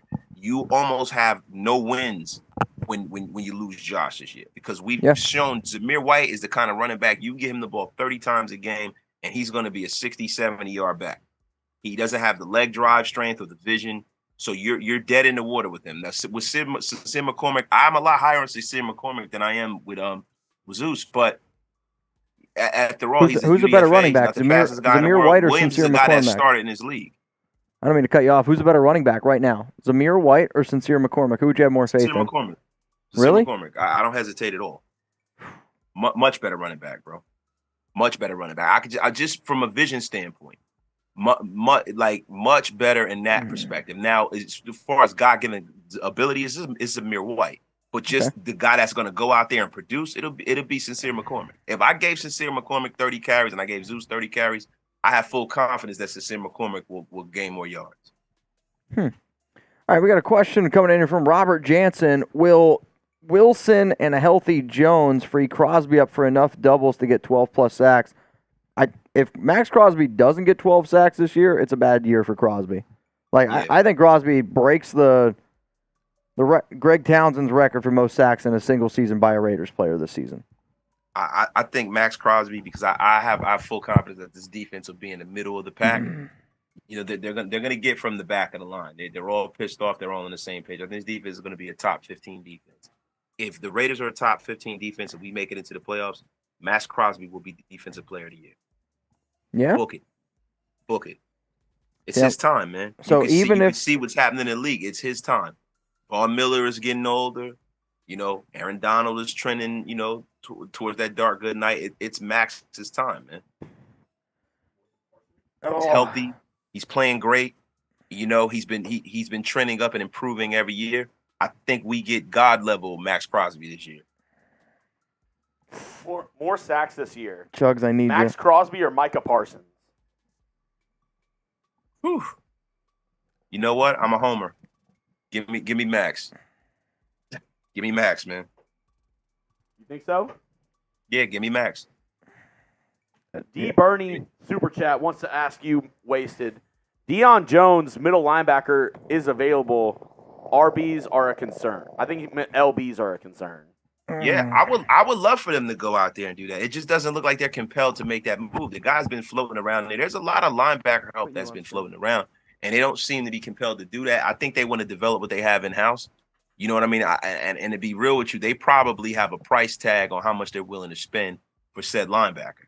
And that a lot of that has a lot to do with it. You know, the Raiders next year are going to be in a way better financial standing. And I think they might, if this linebacker core doesn't do what they want them to do this year, I think next year will be the time where they go swing big, because they'll have a lot of, like, you know, you got to realize something. Like, somebody was talking about them going and bringing in Corey Littleton. I'm like, we're still paying Corey Littleton. Like, we're still paying Corey Littleton right now.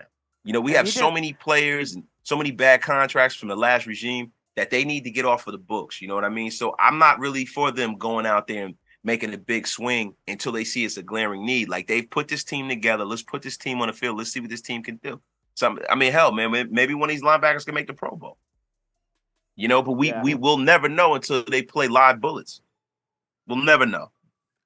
And, I mean, I think it's a copycat league. Do you think because the Eagles' success, not having linebackers, kind of switching out linebackers every single year, and what they've been able to do with their defense, have good defenses without legitimate linebackers, do you think Dave Ziegler, Josh McDaniels see that and they're like, you know what, we're gonna copy that? Linebacker is not the most important position on this team. Well, I don't really think it has anything to do with them. I think it has to do with the way the guy that we have calling our defense calls his defense. This guy is a sub package machine. I mean, he like over like 60. I think it's like 63% of the time he's in a sub package. He's not in his base defense. So he probably prioritizes the defensive backs more than the linebackers, because most of the time he's only going to run with two linebackers. And I think that has more to do with it than anything. It's just you got to realize something. When they brought the spread offense into the National Football League in a real way, that opened everyone up to have more DBs on the field. You just have to. I think the value of the linebacker position has been taken out of it.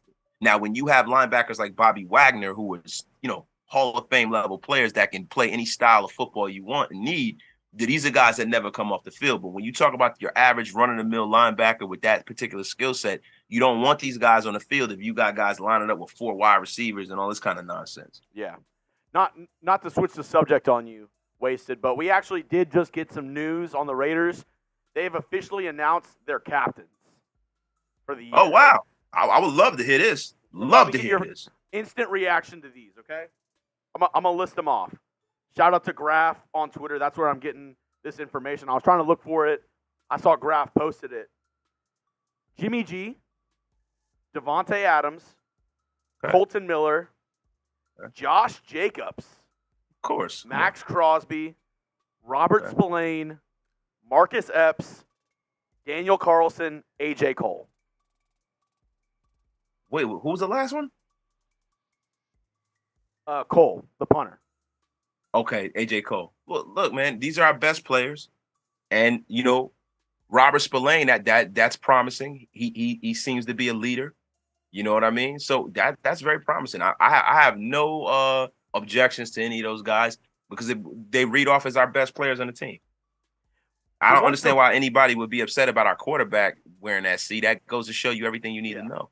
Look, when you hear about what's been going on this offseason, the one thing I've heard is that people on this team like the quarterback and they feel he's approachable. They feel like he's one of the guys. And I think, you know, when you talk about dealing with people always, when they talk about sports, take the personal aspect of that out of things.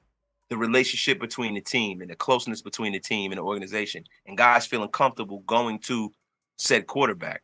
Listen, I'm ecstatic that Jimmy Garoppolo has that C on his chest because it shows me that he stepped into this locker room and his locker room believes. And Robert Spillane is dope too because that shows us that we made the right move. We brought a guy in this building as a free agent. He's already looked at as a leader on his team. So that's a win for me. What do you think about Josh Jacobs? Because I know Mitch has said before he doesn't think Jacobs is back on the team after this season. He thinks that this is going to be the last season of Josh Jacobs. A captain for this team, though, does that surprise you at all, especially after everything with the contract, everything leading up to the season? Does that surprise you any bit? No, because, you know, especially with the guys, they all work for the Raiders. They work in the NFL. They understand the economics of the game and contracts. Players don't worry about other guys' contracts. Now, as far as him being leader, he was voted by the team last year as a leader of this team. He's one of the best players on this team. he's a guy that you want to follow behind because of his work ethic and what kind of man he is. I have no reason for them not to make him a captain. And just because he's captain this year, and if he's not here next year, that doesn't take away from who he is this year. It's about this year. Nobody is thinking about beyond this year except the people in the front office. Those players that are on that field, they know they're always one play away from disaster. So yeah, of course it would surprise me if he wasn't a captain. Yeah. No, yeah.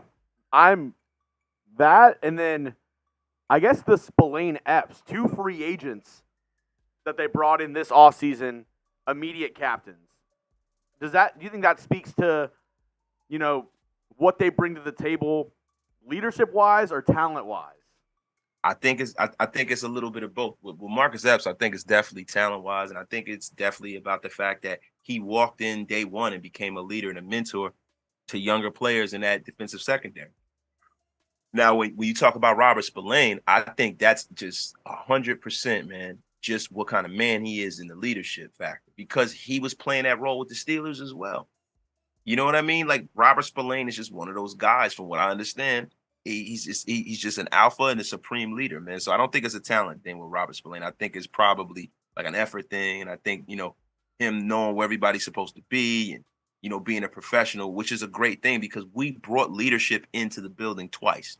Yeah. That means that, when we go out and we miss on certain free agents and Raiders, the fan base gets upset for us not bringing guys in. It's not about who you bring in. It's about bringing in the right guy.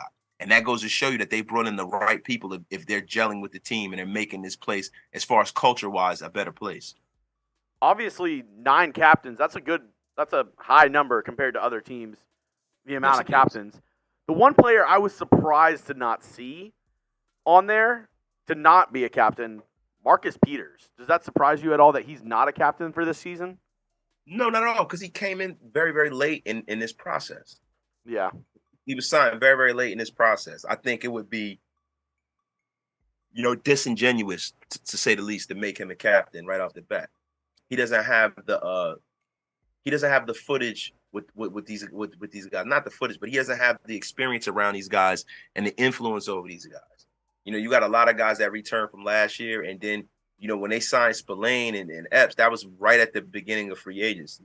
Marcus Epps, this took, so they got a couple of months on him. So, to me, it doesn't surprise me at all. Yeah. So, looking forward to the season now, we have, breaking news with the captains. Me and Mitch, we were talking about, what games we're most excited to, looking forward to next season. Wasted, what games are you circling on your calendar for this Raiders season? What games are you like, this is a game that is going to be pivotal for this team this season, or just a matchup that you were just pumped to see for this year? You know what, man? I just think we're due. It's time for us to beat the Queefs. It's time. It's always about the Queefs. We have to beat them.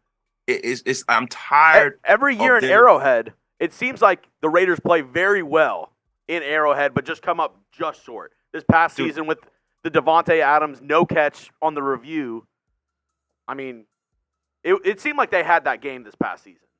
Yes, it does. And it's time for us to go and beat their ass. I'm tired of it. That's always the number one game for me because, the easiest way between the quickest distance between 2 points is a straight line. You win your division, that is a straight line into the playoffs, right? Yeah. And another game that I want to kind of see where we stand is the Buffalo game. I want to see where the Raiders stand. I want to see how the Raiders travel. And I want to see how we measure up against the best of the best in the AFC. Now, you got some people that'll say, some of these divisional matchups, some people will say the Giants or the Jets or whatever, but it's all about the division for me, and it's all about the conference for me. So those are the 2 games, man, and the 2 best teams I can see on our schedule are the Chiefs and the Bills.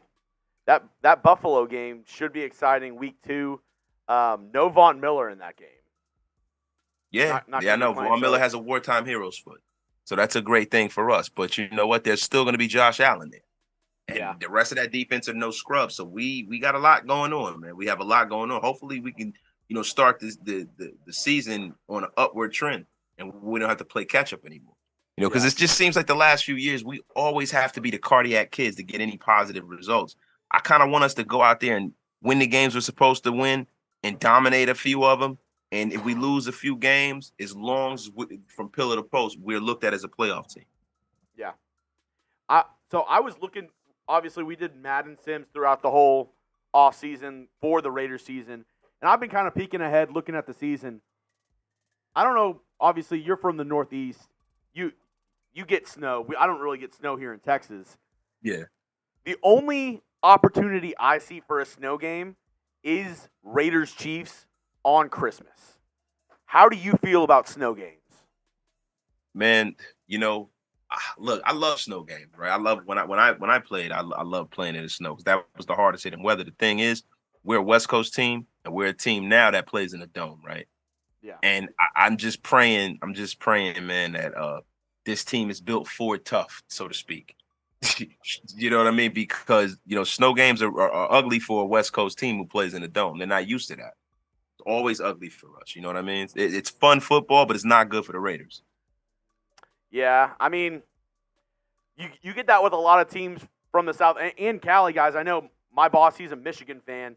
He loves talking about how C.J. Stroud from Cali, from SoCal, cannot play in cold weather. He loves throwing that out there. I mean, they say that, but you don't know until you can. I mean, people, just because he's from Southern California, I mean, hell, Aaron Rodgers is from California. Tom Brady's from California. They're two of the best cold weather quarterbacks ever. I mean, weather quarterbacks ever. Brett Favre is from hot ass Louisiana. He's the best cold weather quarterback I've ever seen. So, not cold weather, cold weather. My bad. Eli Manning was a very good cold weather quarterback when the money was on the table. He's from New Orleans, so it has nothing to do with it, man. It's all about intestinal fortitude, Yeah. JR's kind of agreeing with you. He said this team will only be legit once we beat KC in Las Vegas. Well, you know what? Just beating KC, period, man. Beating KC, period. It's always good for it to be a foregone conclusion when your records are both up on the screen. Like, say, for instance, we're both 11-7 and we split with each other. I don't want it to be where, we're fighting for a playoff spot, a playoff position, and they beat us 2 times. That's the great equalizer. Coming from, longtime Raiders fan, I want to hear your opinion on this because we asked some of our fans, I guess a month and a half ago. I want to get your thoughts on this. A would you rather? Would you rather the Raiders beat the Chiefs twice in a season or have a guaranteed 1 playoff victory? After that, you don't know what's going to happen. But would you rather have 2 Chiefs guarantee wins? 1 playoff victory? Because then I know they're advancing and they're another game closer to the Holy Grail, the Super Bowl. Yeah. So it's the playoff win. I mean, look, man, is it sweet to beat the Chiefs? Yeah. But if we get into the playoffs and haven't beat the Chiefs in 2 years and we run all the way to the Super Bowl and win it, who cares? I feel that. Now, if you beat the Chiefs twice, you still have a chance to win in the playoffs. But I'm just saying, guaranteed. But you're saying a guaranteed win. Yeah, guaranteed. Guaranteed win means that I'm moving on. Yeah. Come on, man. I'm taking that all day, bro. It was a little split. 70. I think it was 75 or 85, 75 or 80% said they're taking the guaranteed playoff win. Yeah. Come on, man. It only makes sense. You're getting the desired result guaranteed. How long has it been since we won a playoff game? You know what I mean? We've been waiting for that. We've made it, but we haven't won one. You got some people who are your age who probably have never seen a Raider playoff win. It's crazy, man. It's crazy. You look like an adult baby. I just noticed that. An adult baby? Oh, my goodness. Yes, man. Like an adult baby. It was funny. While you were talking to Mitch, I actually pulled up a photo from your Facebook. Is this you? I don't even have a Facebook. Is this you? Greeting people at Walmart. Chugs. No, it is definitely not me. That's not you. Chugs, I don't know, Chugs, man. What are you trying to say here? That guy looks nothing like me, Chugs. I'm just saying. It looks a little like you. No, Chugs, no. All right. Listen. Okay, what about this? A little bit. I'm looking. Aqua Teen, that was me, man. That was me. Chugs, man. This is getting a little.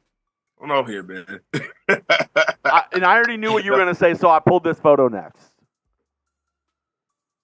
I already knew what you were gonna say. Let me see. Chuck, that look a little bit like you, man. That's back when you were in your hip hop phase. I don't know, Chuck. That looks a little bit more like you, man. That looks a little bit more like you, And man. then I didn't know. I don't know if you noticed this whenever I pulled it up earlier. This one, I think looks the most like you, and like not even joking. Yeah, I'm listening. I'm looking. Go ahead. Be real. Look at it. Smile into Chugs, the camera. Man, Put your hand like this. Put your hand like this and smile. Chugs, come on, give man. Chugs, man. I don't know, man. You don't. Not at all, bro. A little bit. Chugs, you look like a fat Mr. Fred Potato Savage. If Mr. Potato had the little insert for the chin strap, that'd be wasted. Chug, man. This is terrible, man. You're making yourself look bad, man. Yo, listen, man. Chugs, you know, yo, it's funny, man. Somebody just said it in the chat, man. I just saw it, man. Somebody said you look like Andy Milonakis, man. It's my show, I'm Andy Milonakis. It's my show, I'm Andy Milonakis. So you keep picking a fight, yo, and it's not fair because I can't put any pictures up. I'm not controlling the chat, man. You definitely look like a fat Fred Savage, bro. It's crazy, man. Hug D says I look like Zach Galifianakis. Whoa, easy. Yo, you know you look like, bro. You like a heavy ass Ross Geller. I look like what? You do, bro. It's ridiculous, man. But look, listen, Chuck, let's get back to the football, man. I'm not really in the mood to keep destroying you on air, man. Back to the money. Let's look at week 1. Raiders, Broncos. Do you think Sean Payton's going to make a legitimate impact in Denver? Or is it going to be the same team from last year? Yeah, no, I definitely do. Look, man, he is one of the better coaches in the National Football League, right? And Nathaniel Hackett he did a terrible job. He did a terrible job last year. According to Sean Payton, do I think he's going to make enough of a difference to where they're going to beat us week 1? No. You know what I mean? Because at the end of the day, the roster that they built is not the roster that's going to take the field week 1. You know, they have a lot of injuries, man. They have a lot of injuries, and they have a terrible, terrible offensive line. And we have a hungry defense that's frothing at the mouth to go out there and get some sacks. I think Max Crosby's going to have a 3-sack football game. He's going to wreck the game. Raiders. 3 sacks in the opening week. Raiders 27-17. Okay. How many touchdowns for Jimmy? You know what, man? Probably 2. But I think what's going to wind up happening in this game, I think we're going to get a defensive touchdown. I think Josh is probably going to score a touchdown or 2. You know, I think we're going to move the ball very, very well. I think what you're going to see is a balanced attack, man. A surgical performance by the Raiders. Yeah, I'm really excited to see this defense come out week 1. I mean, obviously, the Broncos have a lot of guys missing. But the big emphasis, I feel like, you know, first pick in the draft, defense. Biggest free agency signings, in my opinion, defense. Spillane and Peters. So, can the Raiders finally have a top 15 defense? I do. I believe that. And I think that's tied into how well Tyree Wilson plays. If Tyree Wilson can mature on the fly and have a stellar rookie season and, you know, give you 6 to 7 sacks and, you know, 40 tackles and 48 tackles, he can set the edge. You can put him in the middle. And if he can be the kind of guy to bat down a few passes and really be a factor on the other side of Max Crosby, that effectively puts you in that conversation. Epps too, yeah. Marcus Epps as well. I forget about him because he was one of the earlier signings. Yeah. But Marcus Epps too. I mean, and that's been, you know, a lot of people who are on the DC train who are, you know, defenders of Derek Carr will always point back to, you know, this defense has not been good. This defense has not been good while Derek Carr has been here. But bro, you know what? Look, man. The thing about that is the defense isn't the one turning the football over in the red zone or throwing worm burners and overthrowing people. And, you know, I don't want to get into the DC talks. I don't want to, you know, he's gone. He's a Saint now. But I think that's a straw man argument. You know what I mean? Like some of the defensive rankings over the last 20 years for Super Bowl teams, you know what I mean? Aren't always, you have some Super Bowl teams that are defensive teams, but over the last few years, man, I mean, the metric has been to be in the top 15. It doesn't mean that you got to be the Baltimore Ravens to win the Super Bowl. You know what I mean? No, I completely agree. And I mean, me and Mitch are on the same train because, we were live for every single game last year, watching every single Raiders game. After watching the Saints game last year, and even though they won the Seahawks game, those two games and the Rams game step out as where it's like something's got to change. Because those games last year, not passing the 50-yard line is almost, it's criminal. Look, I'm going to be real with you. The first game of the season, when Carr turned the ball over all those times and we made a game out of it, I was like, okay, all right. Chargers, divisional game, first game of the season, we starting off in the negative. And I was pissed, right? The Saints game, I was completely. I've always been a guy ever since I got into this podcast and space, and ever since Derek has been our quarterback. After Derek got hurt, I've been very critical of him, and I was very critical of fans for not demanding more. And I understand why a lot of fans wanted to stay on that train because you got a lot of young guys that are Raider fans like you. You 26 years old, so that's really the only quarterback you've known for most of your life, right? For me, it's different. I remember when Jay Schrader was our quarterback. I remember when Steve Berline was our quarterback. I remember when Mark Wilson was our quarterback. I go back to Plunkett, to be honest with you. So for me, I've seen Todd Marinovich be here. I've seen Andrew Walter be the quarterback. I've seen Kerry Collins be the quarterback. I've seen Jeff George and Jeff Hostetler, one of my personal favorites, be the quarterback. I've seen Vince Evans start for a game or two. Like, I'm a Raider fan, bro. I didn't just become a Raider fan when Carr and Matt got here. I've been a Raider fan a long ass time. And the thing for me is that if you're not building, then you're destroying. Or what are we building towards? Because if we always get up the hill and everything is everyone else's fault, after 2 or 3 years, I got to look at you and be like, hey, man, you got to change, because we've rebuilt this organization a couple of times. We got all these different coaches and GMs. You got Reggie McKenzie. You got this guy. You got Jack Del Rio. You got freaking Dennis Allen. You got all of these guys have been moved on. Yeah. It gets to when does it get to the point when it's you? And that's the point I was at last year. The Saints game, I was done. I didn't want to hear anything else, and I didn't give a damn about my platform or anything. I will never go on here and say something that I don't believe. And I just believe that we needed to change, good, bad, or indifferent.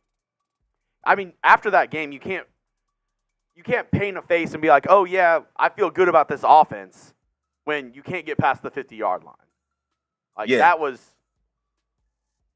It's ridiculous, bro. And look, bro, I don't like going back in time. We've moved on. Jimmy Garoppolo is our quarterback. We have hope and promise, with Aiden O'Connell. And the thing with Aiden O'Connell that I'm very excited for is this the first time that I can remember that we've had a quarterback that we are actively letting develop. Like, even when we drafted Derek, he kind of got thrown into the fire immediately because Matt Schaub was bad and he won the job and he was that good. But, a lot of times we don't let quarterbacks develop. Like, when Al was alive, Al would go out there and he'd try to reform a quarterback and bring them in. He'd go get the Hostetlers of the world or the Jeff Georges of the world. He'd go get the Kerry Collins of the world. Go get the Rich Gannons of the world. We haven't really developed a quarterback in a long time. And I love the fact that he doesn't have the pressure on him to start now. He can sit there. He can learn and watch. He can, increase his knowledge base with his offense. He can get familiar with these coaches and see what they want. He can have a guy like a Jimmy Garoppolo who has been a mentor to other young quarterbacks and is a guy that you can watch to see and learn how to command a locker room. He can pick the brain of a Tom Brady. This is a great situation for Aiden O'Connell. I don't want to put too much on Aiden O'Connell, and I don't want to make him as a second coming, because we have to keep in mind that he is a 4th-round pick. And he had a pretty good preseason, and he passed the eye test on a preseason level, but we haven't seen him against live bullets. And I don't think that Aiden O'Connell is going to be a player that, if the Raiders are in position to take a blue chip talent coming out of college, that they won't because of Aiden O'Connell. Yeah, and I mean, before the preseason, one of the biggest storylines, I guess, heading into the draft, into this season, was some of the teams that were murky at the quarterback spot. Like the Cardinals, Raiders, a couple other teams. they're looking forward to next year's draft with Caleb Williams and Drake May. At any point where you kind of looking forward before the Jimmy G signing, before like during this offseason being like, damn, I would throw away this season for Caleb Williams or Drake May. Because I know plenty of Raider fans threw around the T word. We don't like to use it here. Mitch doesn't like that for the Raiders. He doesn't believe in that. But Look, were you ever thinking like, oh man, these guys are so good if No. we could get our hands on one of them? Because No. it is a quarterback league. It is a quarterback league. But see, the thing about this is, man, is look, man, life is not promised to any of us, right? These seasons aren't promised to any of us. And you never know how this stuff is going to wind up, right? You got to let things happen organically. And this organization, man, being in Las Vegas, Mark Davis moving this team out of the lifeblood of the nation, the Bay, and moving them to Las Vegas. We need this team to win. We need the next generation of Raider fans to identify with a winner. Look, they got the girls basketball team, the Aces. They've won a championship. The Stanley Cup, has been won there by the Golden Knights, right?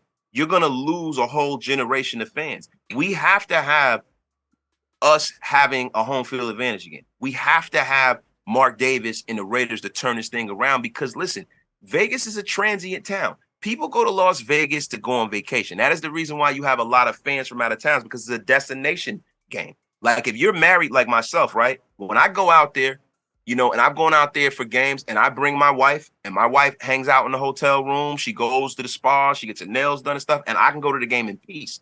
So if if I'm going out of town to watch a game, that's the game I'm going to red circle and go to. It is very important that the Raiders turn this thing around and get into a winning trajectory. And you don't always have to have the number one pick to have a great quarterback. The greatest quarterback probably of all time, Tom Brady, was drafted in the 6th round. You know what I'm saying? A lot of these guys, Drew Brees was drafted in the 2nd round. And Drew Brees was a dog in college. But you have to kind of let things happen sometimes. A lot of the better quarterbacks in this league are not the guys who were drafted at the top of the draft. Like, and even Patrick Mahomes. Patrick Mahomes is a 1st round pick, but Patrick Mahomes was not taken number 1. We forget Mitchell Trubisky was taking over Patrick Mahomes. It's not about where you're drafted. It's about picking the right quarterback. That's what it's all about. It's about finding your guy. I think Aiden O'Connell might be our guy. But that's more so what it's about, man. I was about to say, I think the Arizona Cardinals, they're already booking this year. They're already saying, we're going to lose this year and going to get Caleb Williams. Yeah, you can see that. You can see that, bro. I don't mean to cut you off, bro, but look, man, the Arizona Cardinals are the armpit of the NFL, as the great Simeon Rice called them. Listen, man, they have messed up Kyler Murray's career. They had a novice that head coach being his head coach, and in Cliff Kingsbury.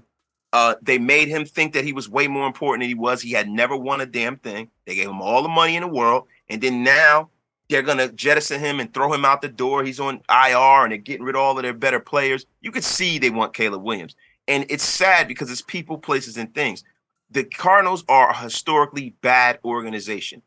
The only time that they've been able to kind of turn it around and right the ship is the Larry Fitzgerald years with Kurt Warner. Yeah. That was the only time. They are a bad organization, man. They will mess your career up.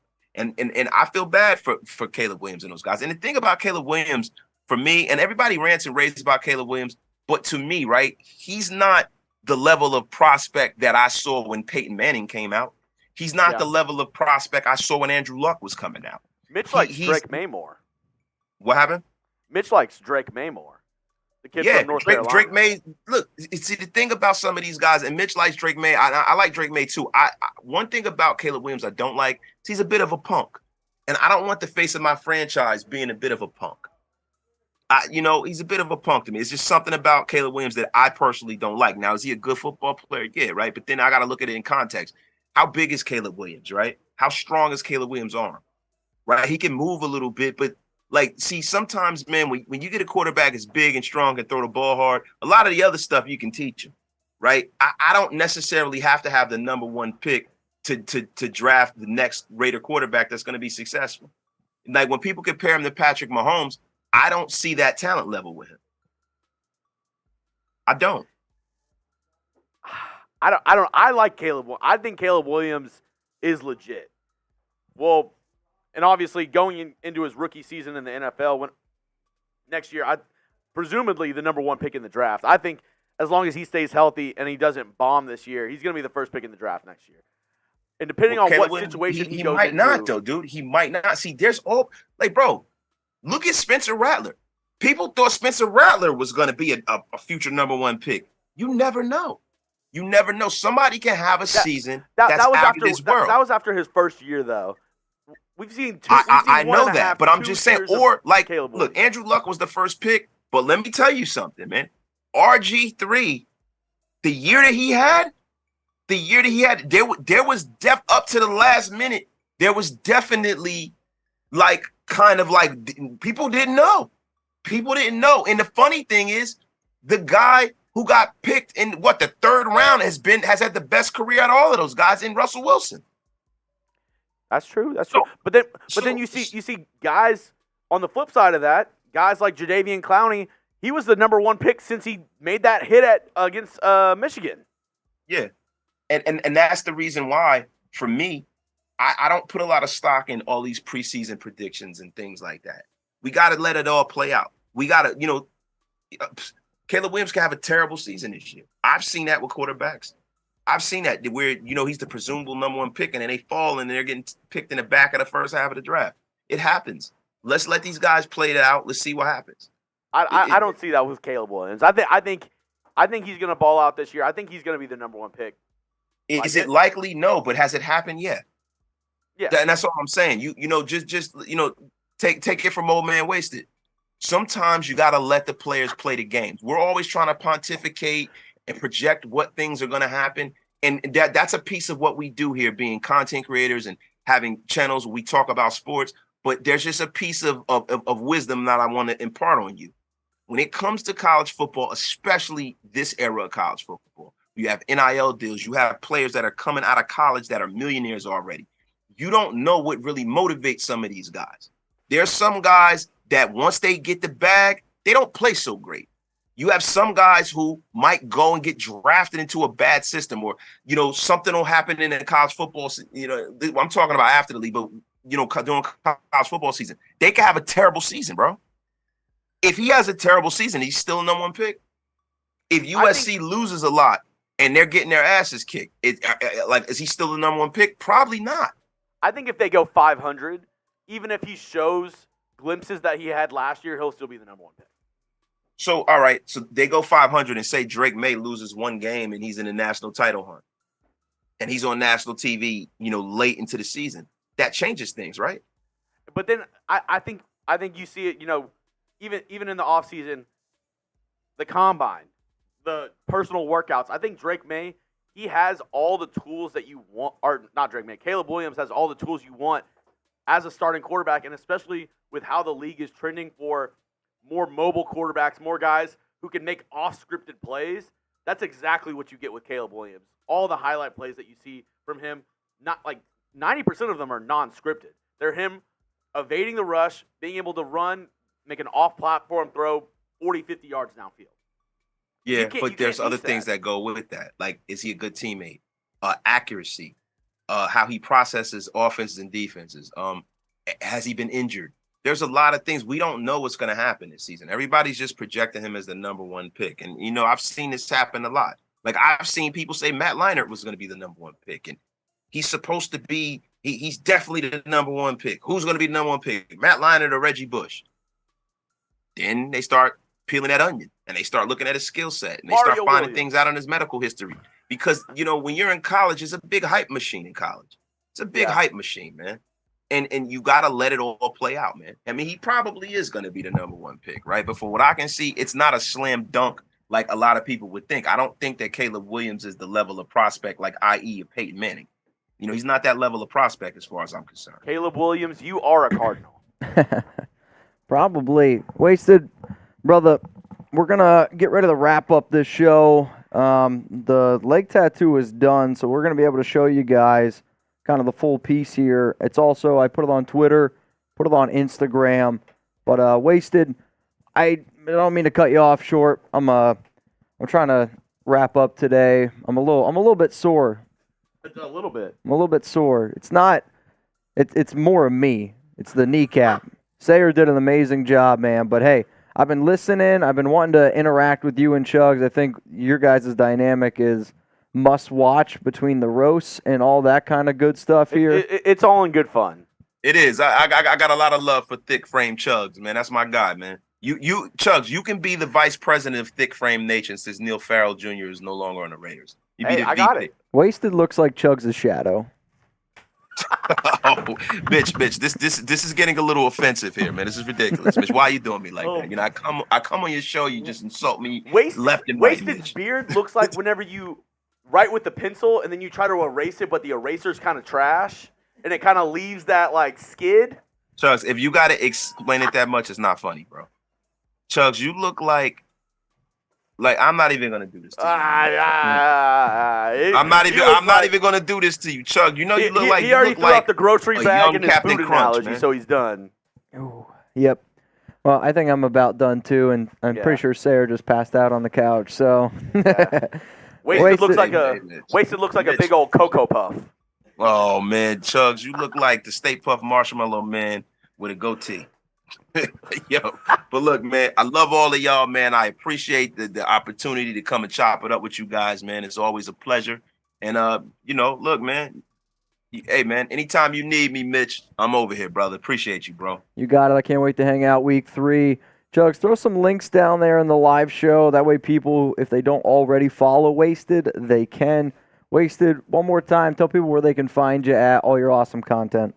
At Wasted Talent Raiders on YouTube, at Pod Wasted on Twitter. Please, I gotta get that social media up. I'm an old guy, so I don't really do a lot of social media, but I have to get that social media presence up. So at Pod Wasted on Twitter and Raider Nation Unlimited on Instagram. That's where you can find me, man. Well, brother, I appreciate you, seriously, for popping on here, chopping it up a little bit, because believe it or not, you were on this show probably during the time that I needed it the most, because I don't think I would have been able to talk about literally anything. So, Wasted, much love to you, man. I want to get on your and Graf show here pretty soon. I would like to be able to do that. So you already know. You already know, man. It's already done. Got your brother. picture on screen for you, Wasted. everybody say goodbye to Wasted. Tell him peace out. Say goodbye to young Elmer Fudd too, Jeremy Chugs. All right, y'all. We're getting on out of here. Wasted. Peace out to you, brother.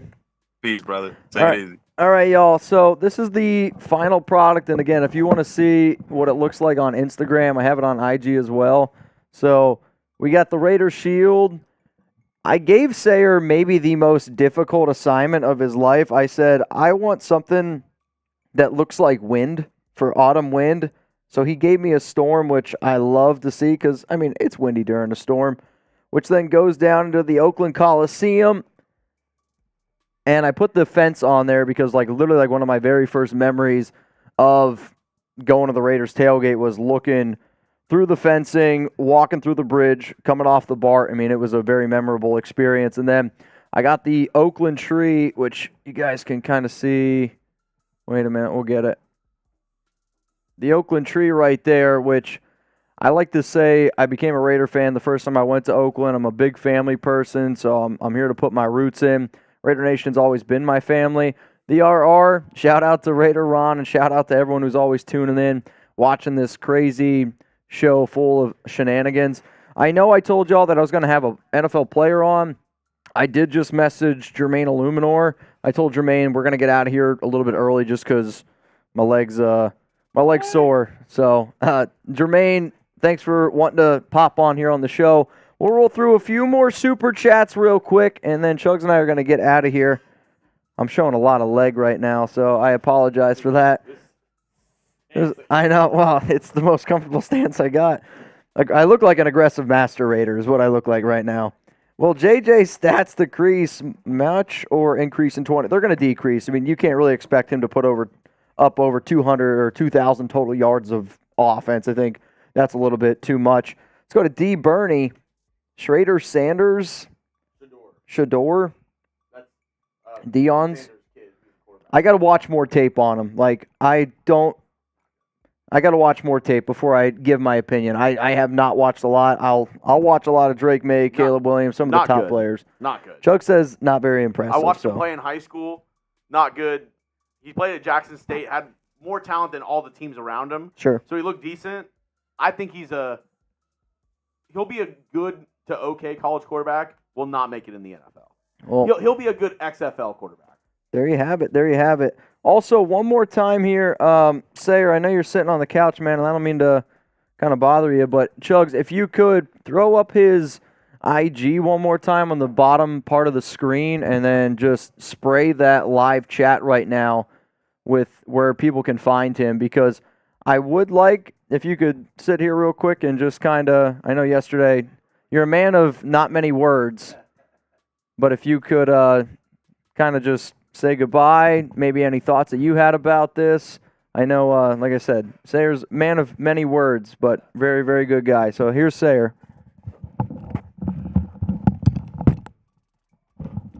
Talk about the opportunity, why you're here. Yeah, how's it going, everyone?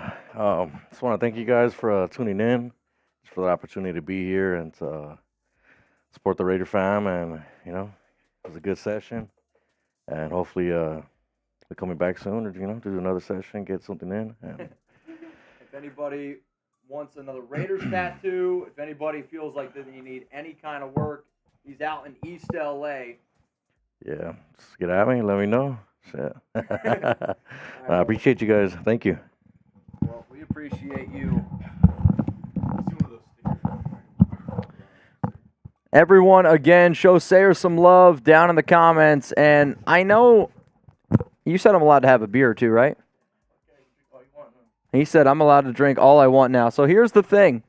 We're going to put 2 minutes up on the clock. Tattoo Sayer, there you go. Phone number's there if you want to get at him. That's his business. And then you can see Sayer_tattoo. Be able to hit him up here if you like the artwork that he did. If you didn't, you're probably blind. So, but hit him up. He's more than willing to hook up some Raider fans here. I know he was excited about this opportunity. Literally, I mean, there's not too many tattoo artists you hit up, and then like a month later they're here. He was down to help out Raider Nation. So if you guys could, give him a follow on IG at Sayer_tattoo. I know I would appreciate it, because anytime somebody's on this show, I want people to know that Raider Nation is family. And if you have his back, then you got my back too, which goes a long way. So show him some love. Believe me when I tell you that. He's going to do an amazing job. I mean, this is, again, you create something in your mind and you think about it, but to actually be able to bring it to life, it's just, it's craziness, man. It's absolutely craziness. So here's what we're going to do. We're going to put 2 minutes on the clock. If we get a $100 super chat, you want to slam a beer with me? He says, F, yeah. He's going to slam a beer with me. Maybe even Chugs will hop on in this train as well. Whether we get one or not, I'd like to be able to grab a Happy Dad if somebody could go out there and, yeah, let's freaking slam one. After all that, I'll tell you this right now, there's not a number that you could give me for him to put that ink on my kneecap again. I think if I got a leg tattoo, I would just have somebody go around the knee. That thing was absolutely wild, man. It was unlike anything I've ever experienced. Patrick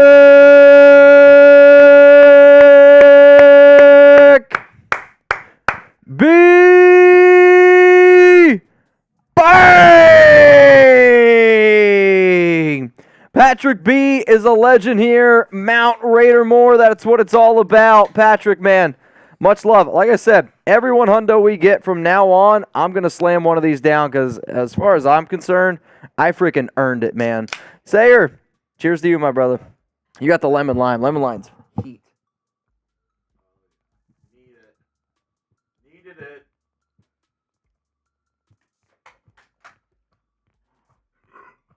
Oh. Dude, that was quick. Let's go. He said, it's not my first rodeo, which I'm glad. I'm also glad this wasn't your first rodeo, because you ever, like, have those crazy thoughts in your mind? I'm not going to lie. I was maybe not in the best state of mind when I had this, but I was like, what if this guy just has a fake Instagram and he has never done a tattoo before and he just hates the Raiders report? He is about to F up my leg. I actually haven't seen it close up. Yeah, you got to see it close up. Get a close up here. But we're about to end the show right now. Again, y'all, thank you so much for everyone that was tuning in. Patrick B, that was some legendary shit right there. Ooh, we definitely appreciate it. What do you think, Chugs? You're next? Right there. Oh, I dare you to touch it. I do not. It's probably not sanitary either, so let's stay away from it. Yeah, there's no way. There's no way. Put a glove on and now you're good. Oh man, that was round of applause for Sayer. Oh. Oh. Oh. Oh. Ow. Oh. Ow. Shout out to Sayer. Shout out to all of y'all. And remember, if you want to hit him up on IG at Sayer_tattoo. I can promise you this. He is going to hook you up with a badass tattoo. That's all we got time for today. This is a 13, 14 hours session. 13, 14 hour session. Piece of cake, right? Piece of cake. All right, on behalf of me, on behalf of Jeremy Chugs, Chat Sports, Sayer, appreciate everybody that was involved in this. Even you, come up. Let's go. Come on, Fever. Get up here, Fever. Everybody. This is he was doing a lot of work behind the scenes. Think of him as Chugs. Think of him as Chugs behind the scenes, helping out Sayer, get everything done. Really appreciate all your work. He's got the IG Fever Paints _76. He does some sick ass details on cars. I was checking it out. I was like, if I ever get a hot rod, I'm coming to you. I'm coming to a city near you. All right, y'all, I'm heading on out of here. I'm going to enjoy the rest of my weekend. College football is coming up, and then next weekend, it's Raiders football time. So I love all of y'all. Shout out to the nation. Peace out, and have a good weekend.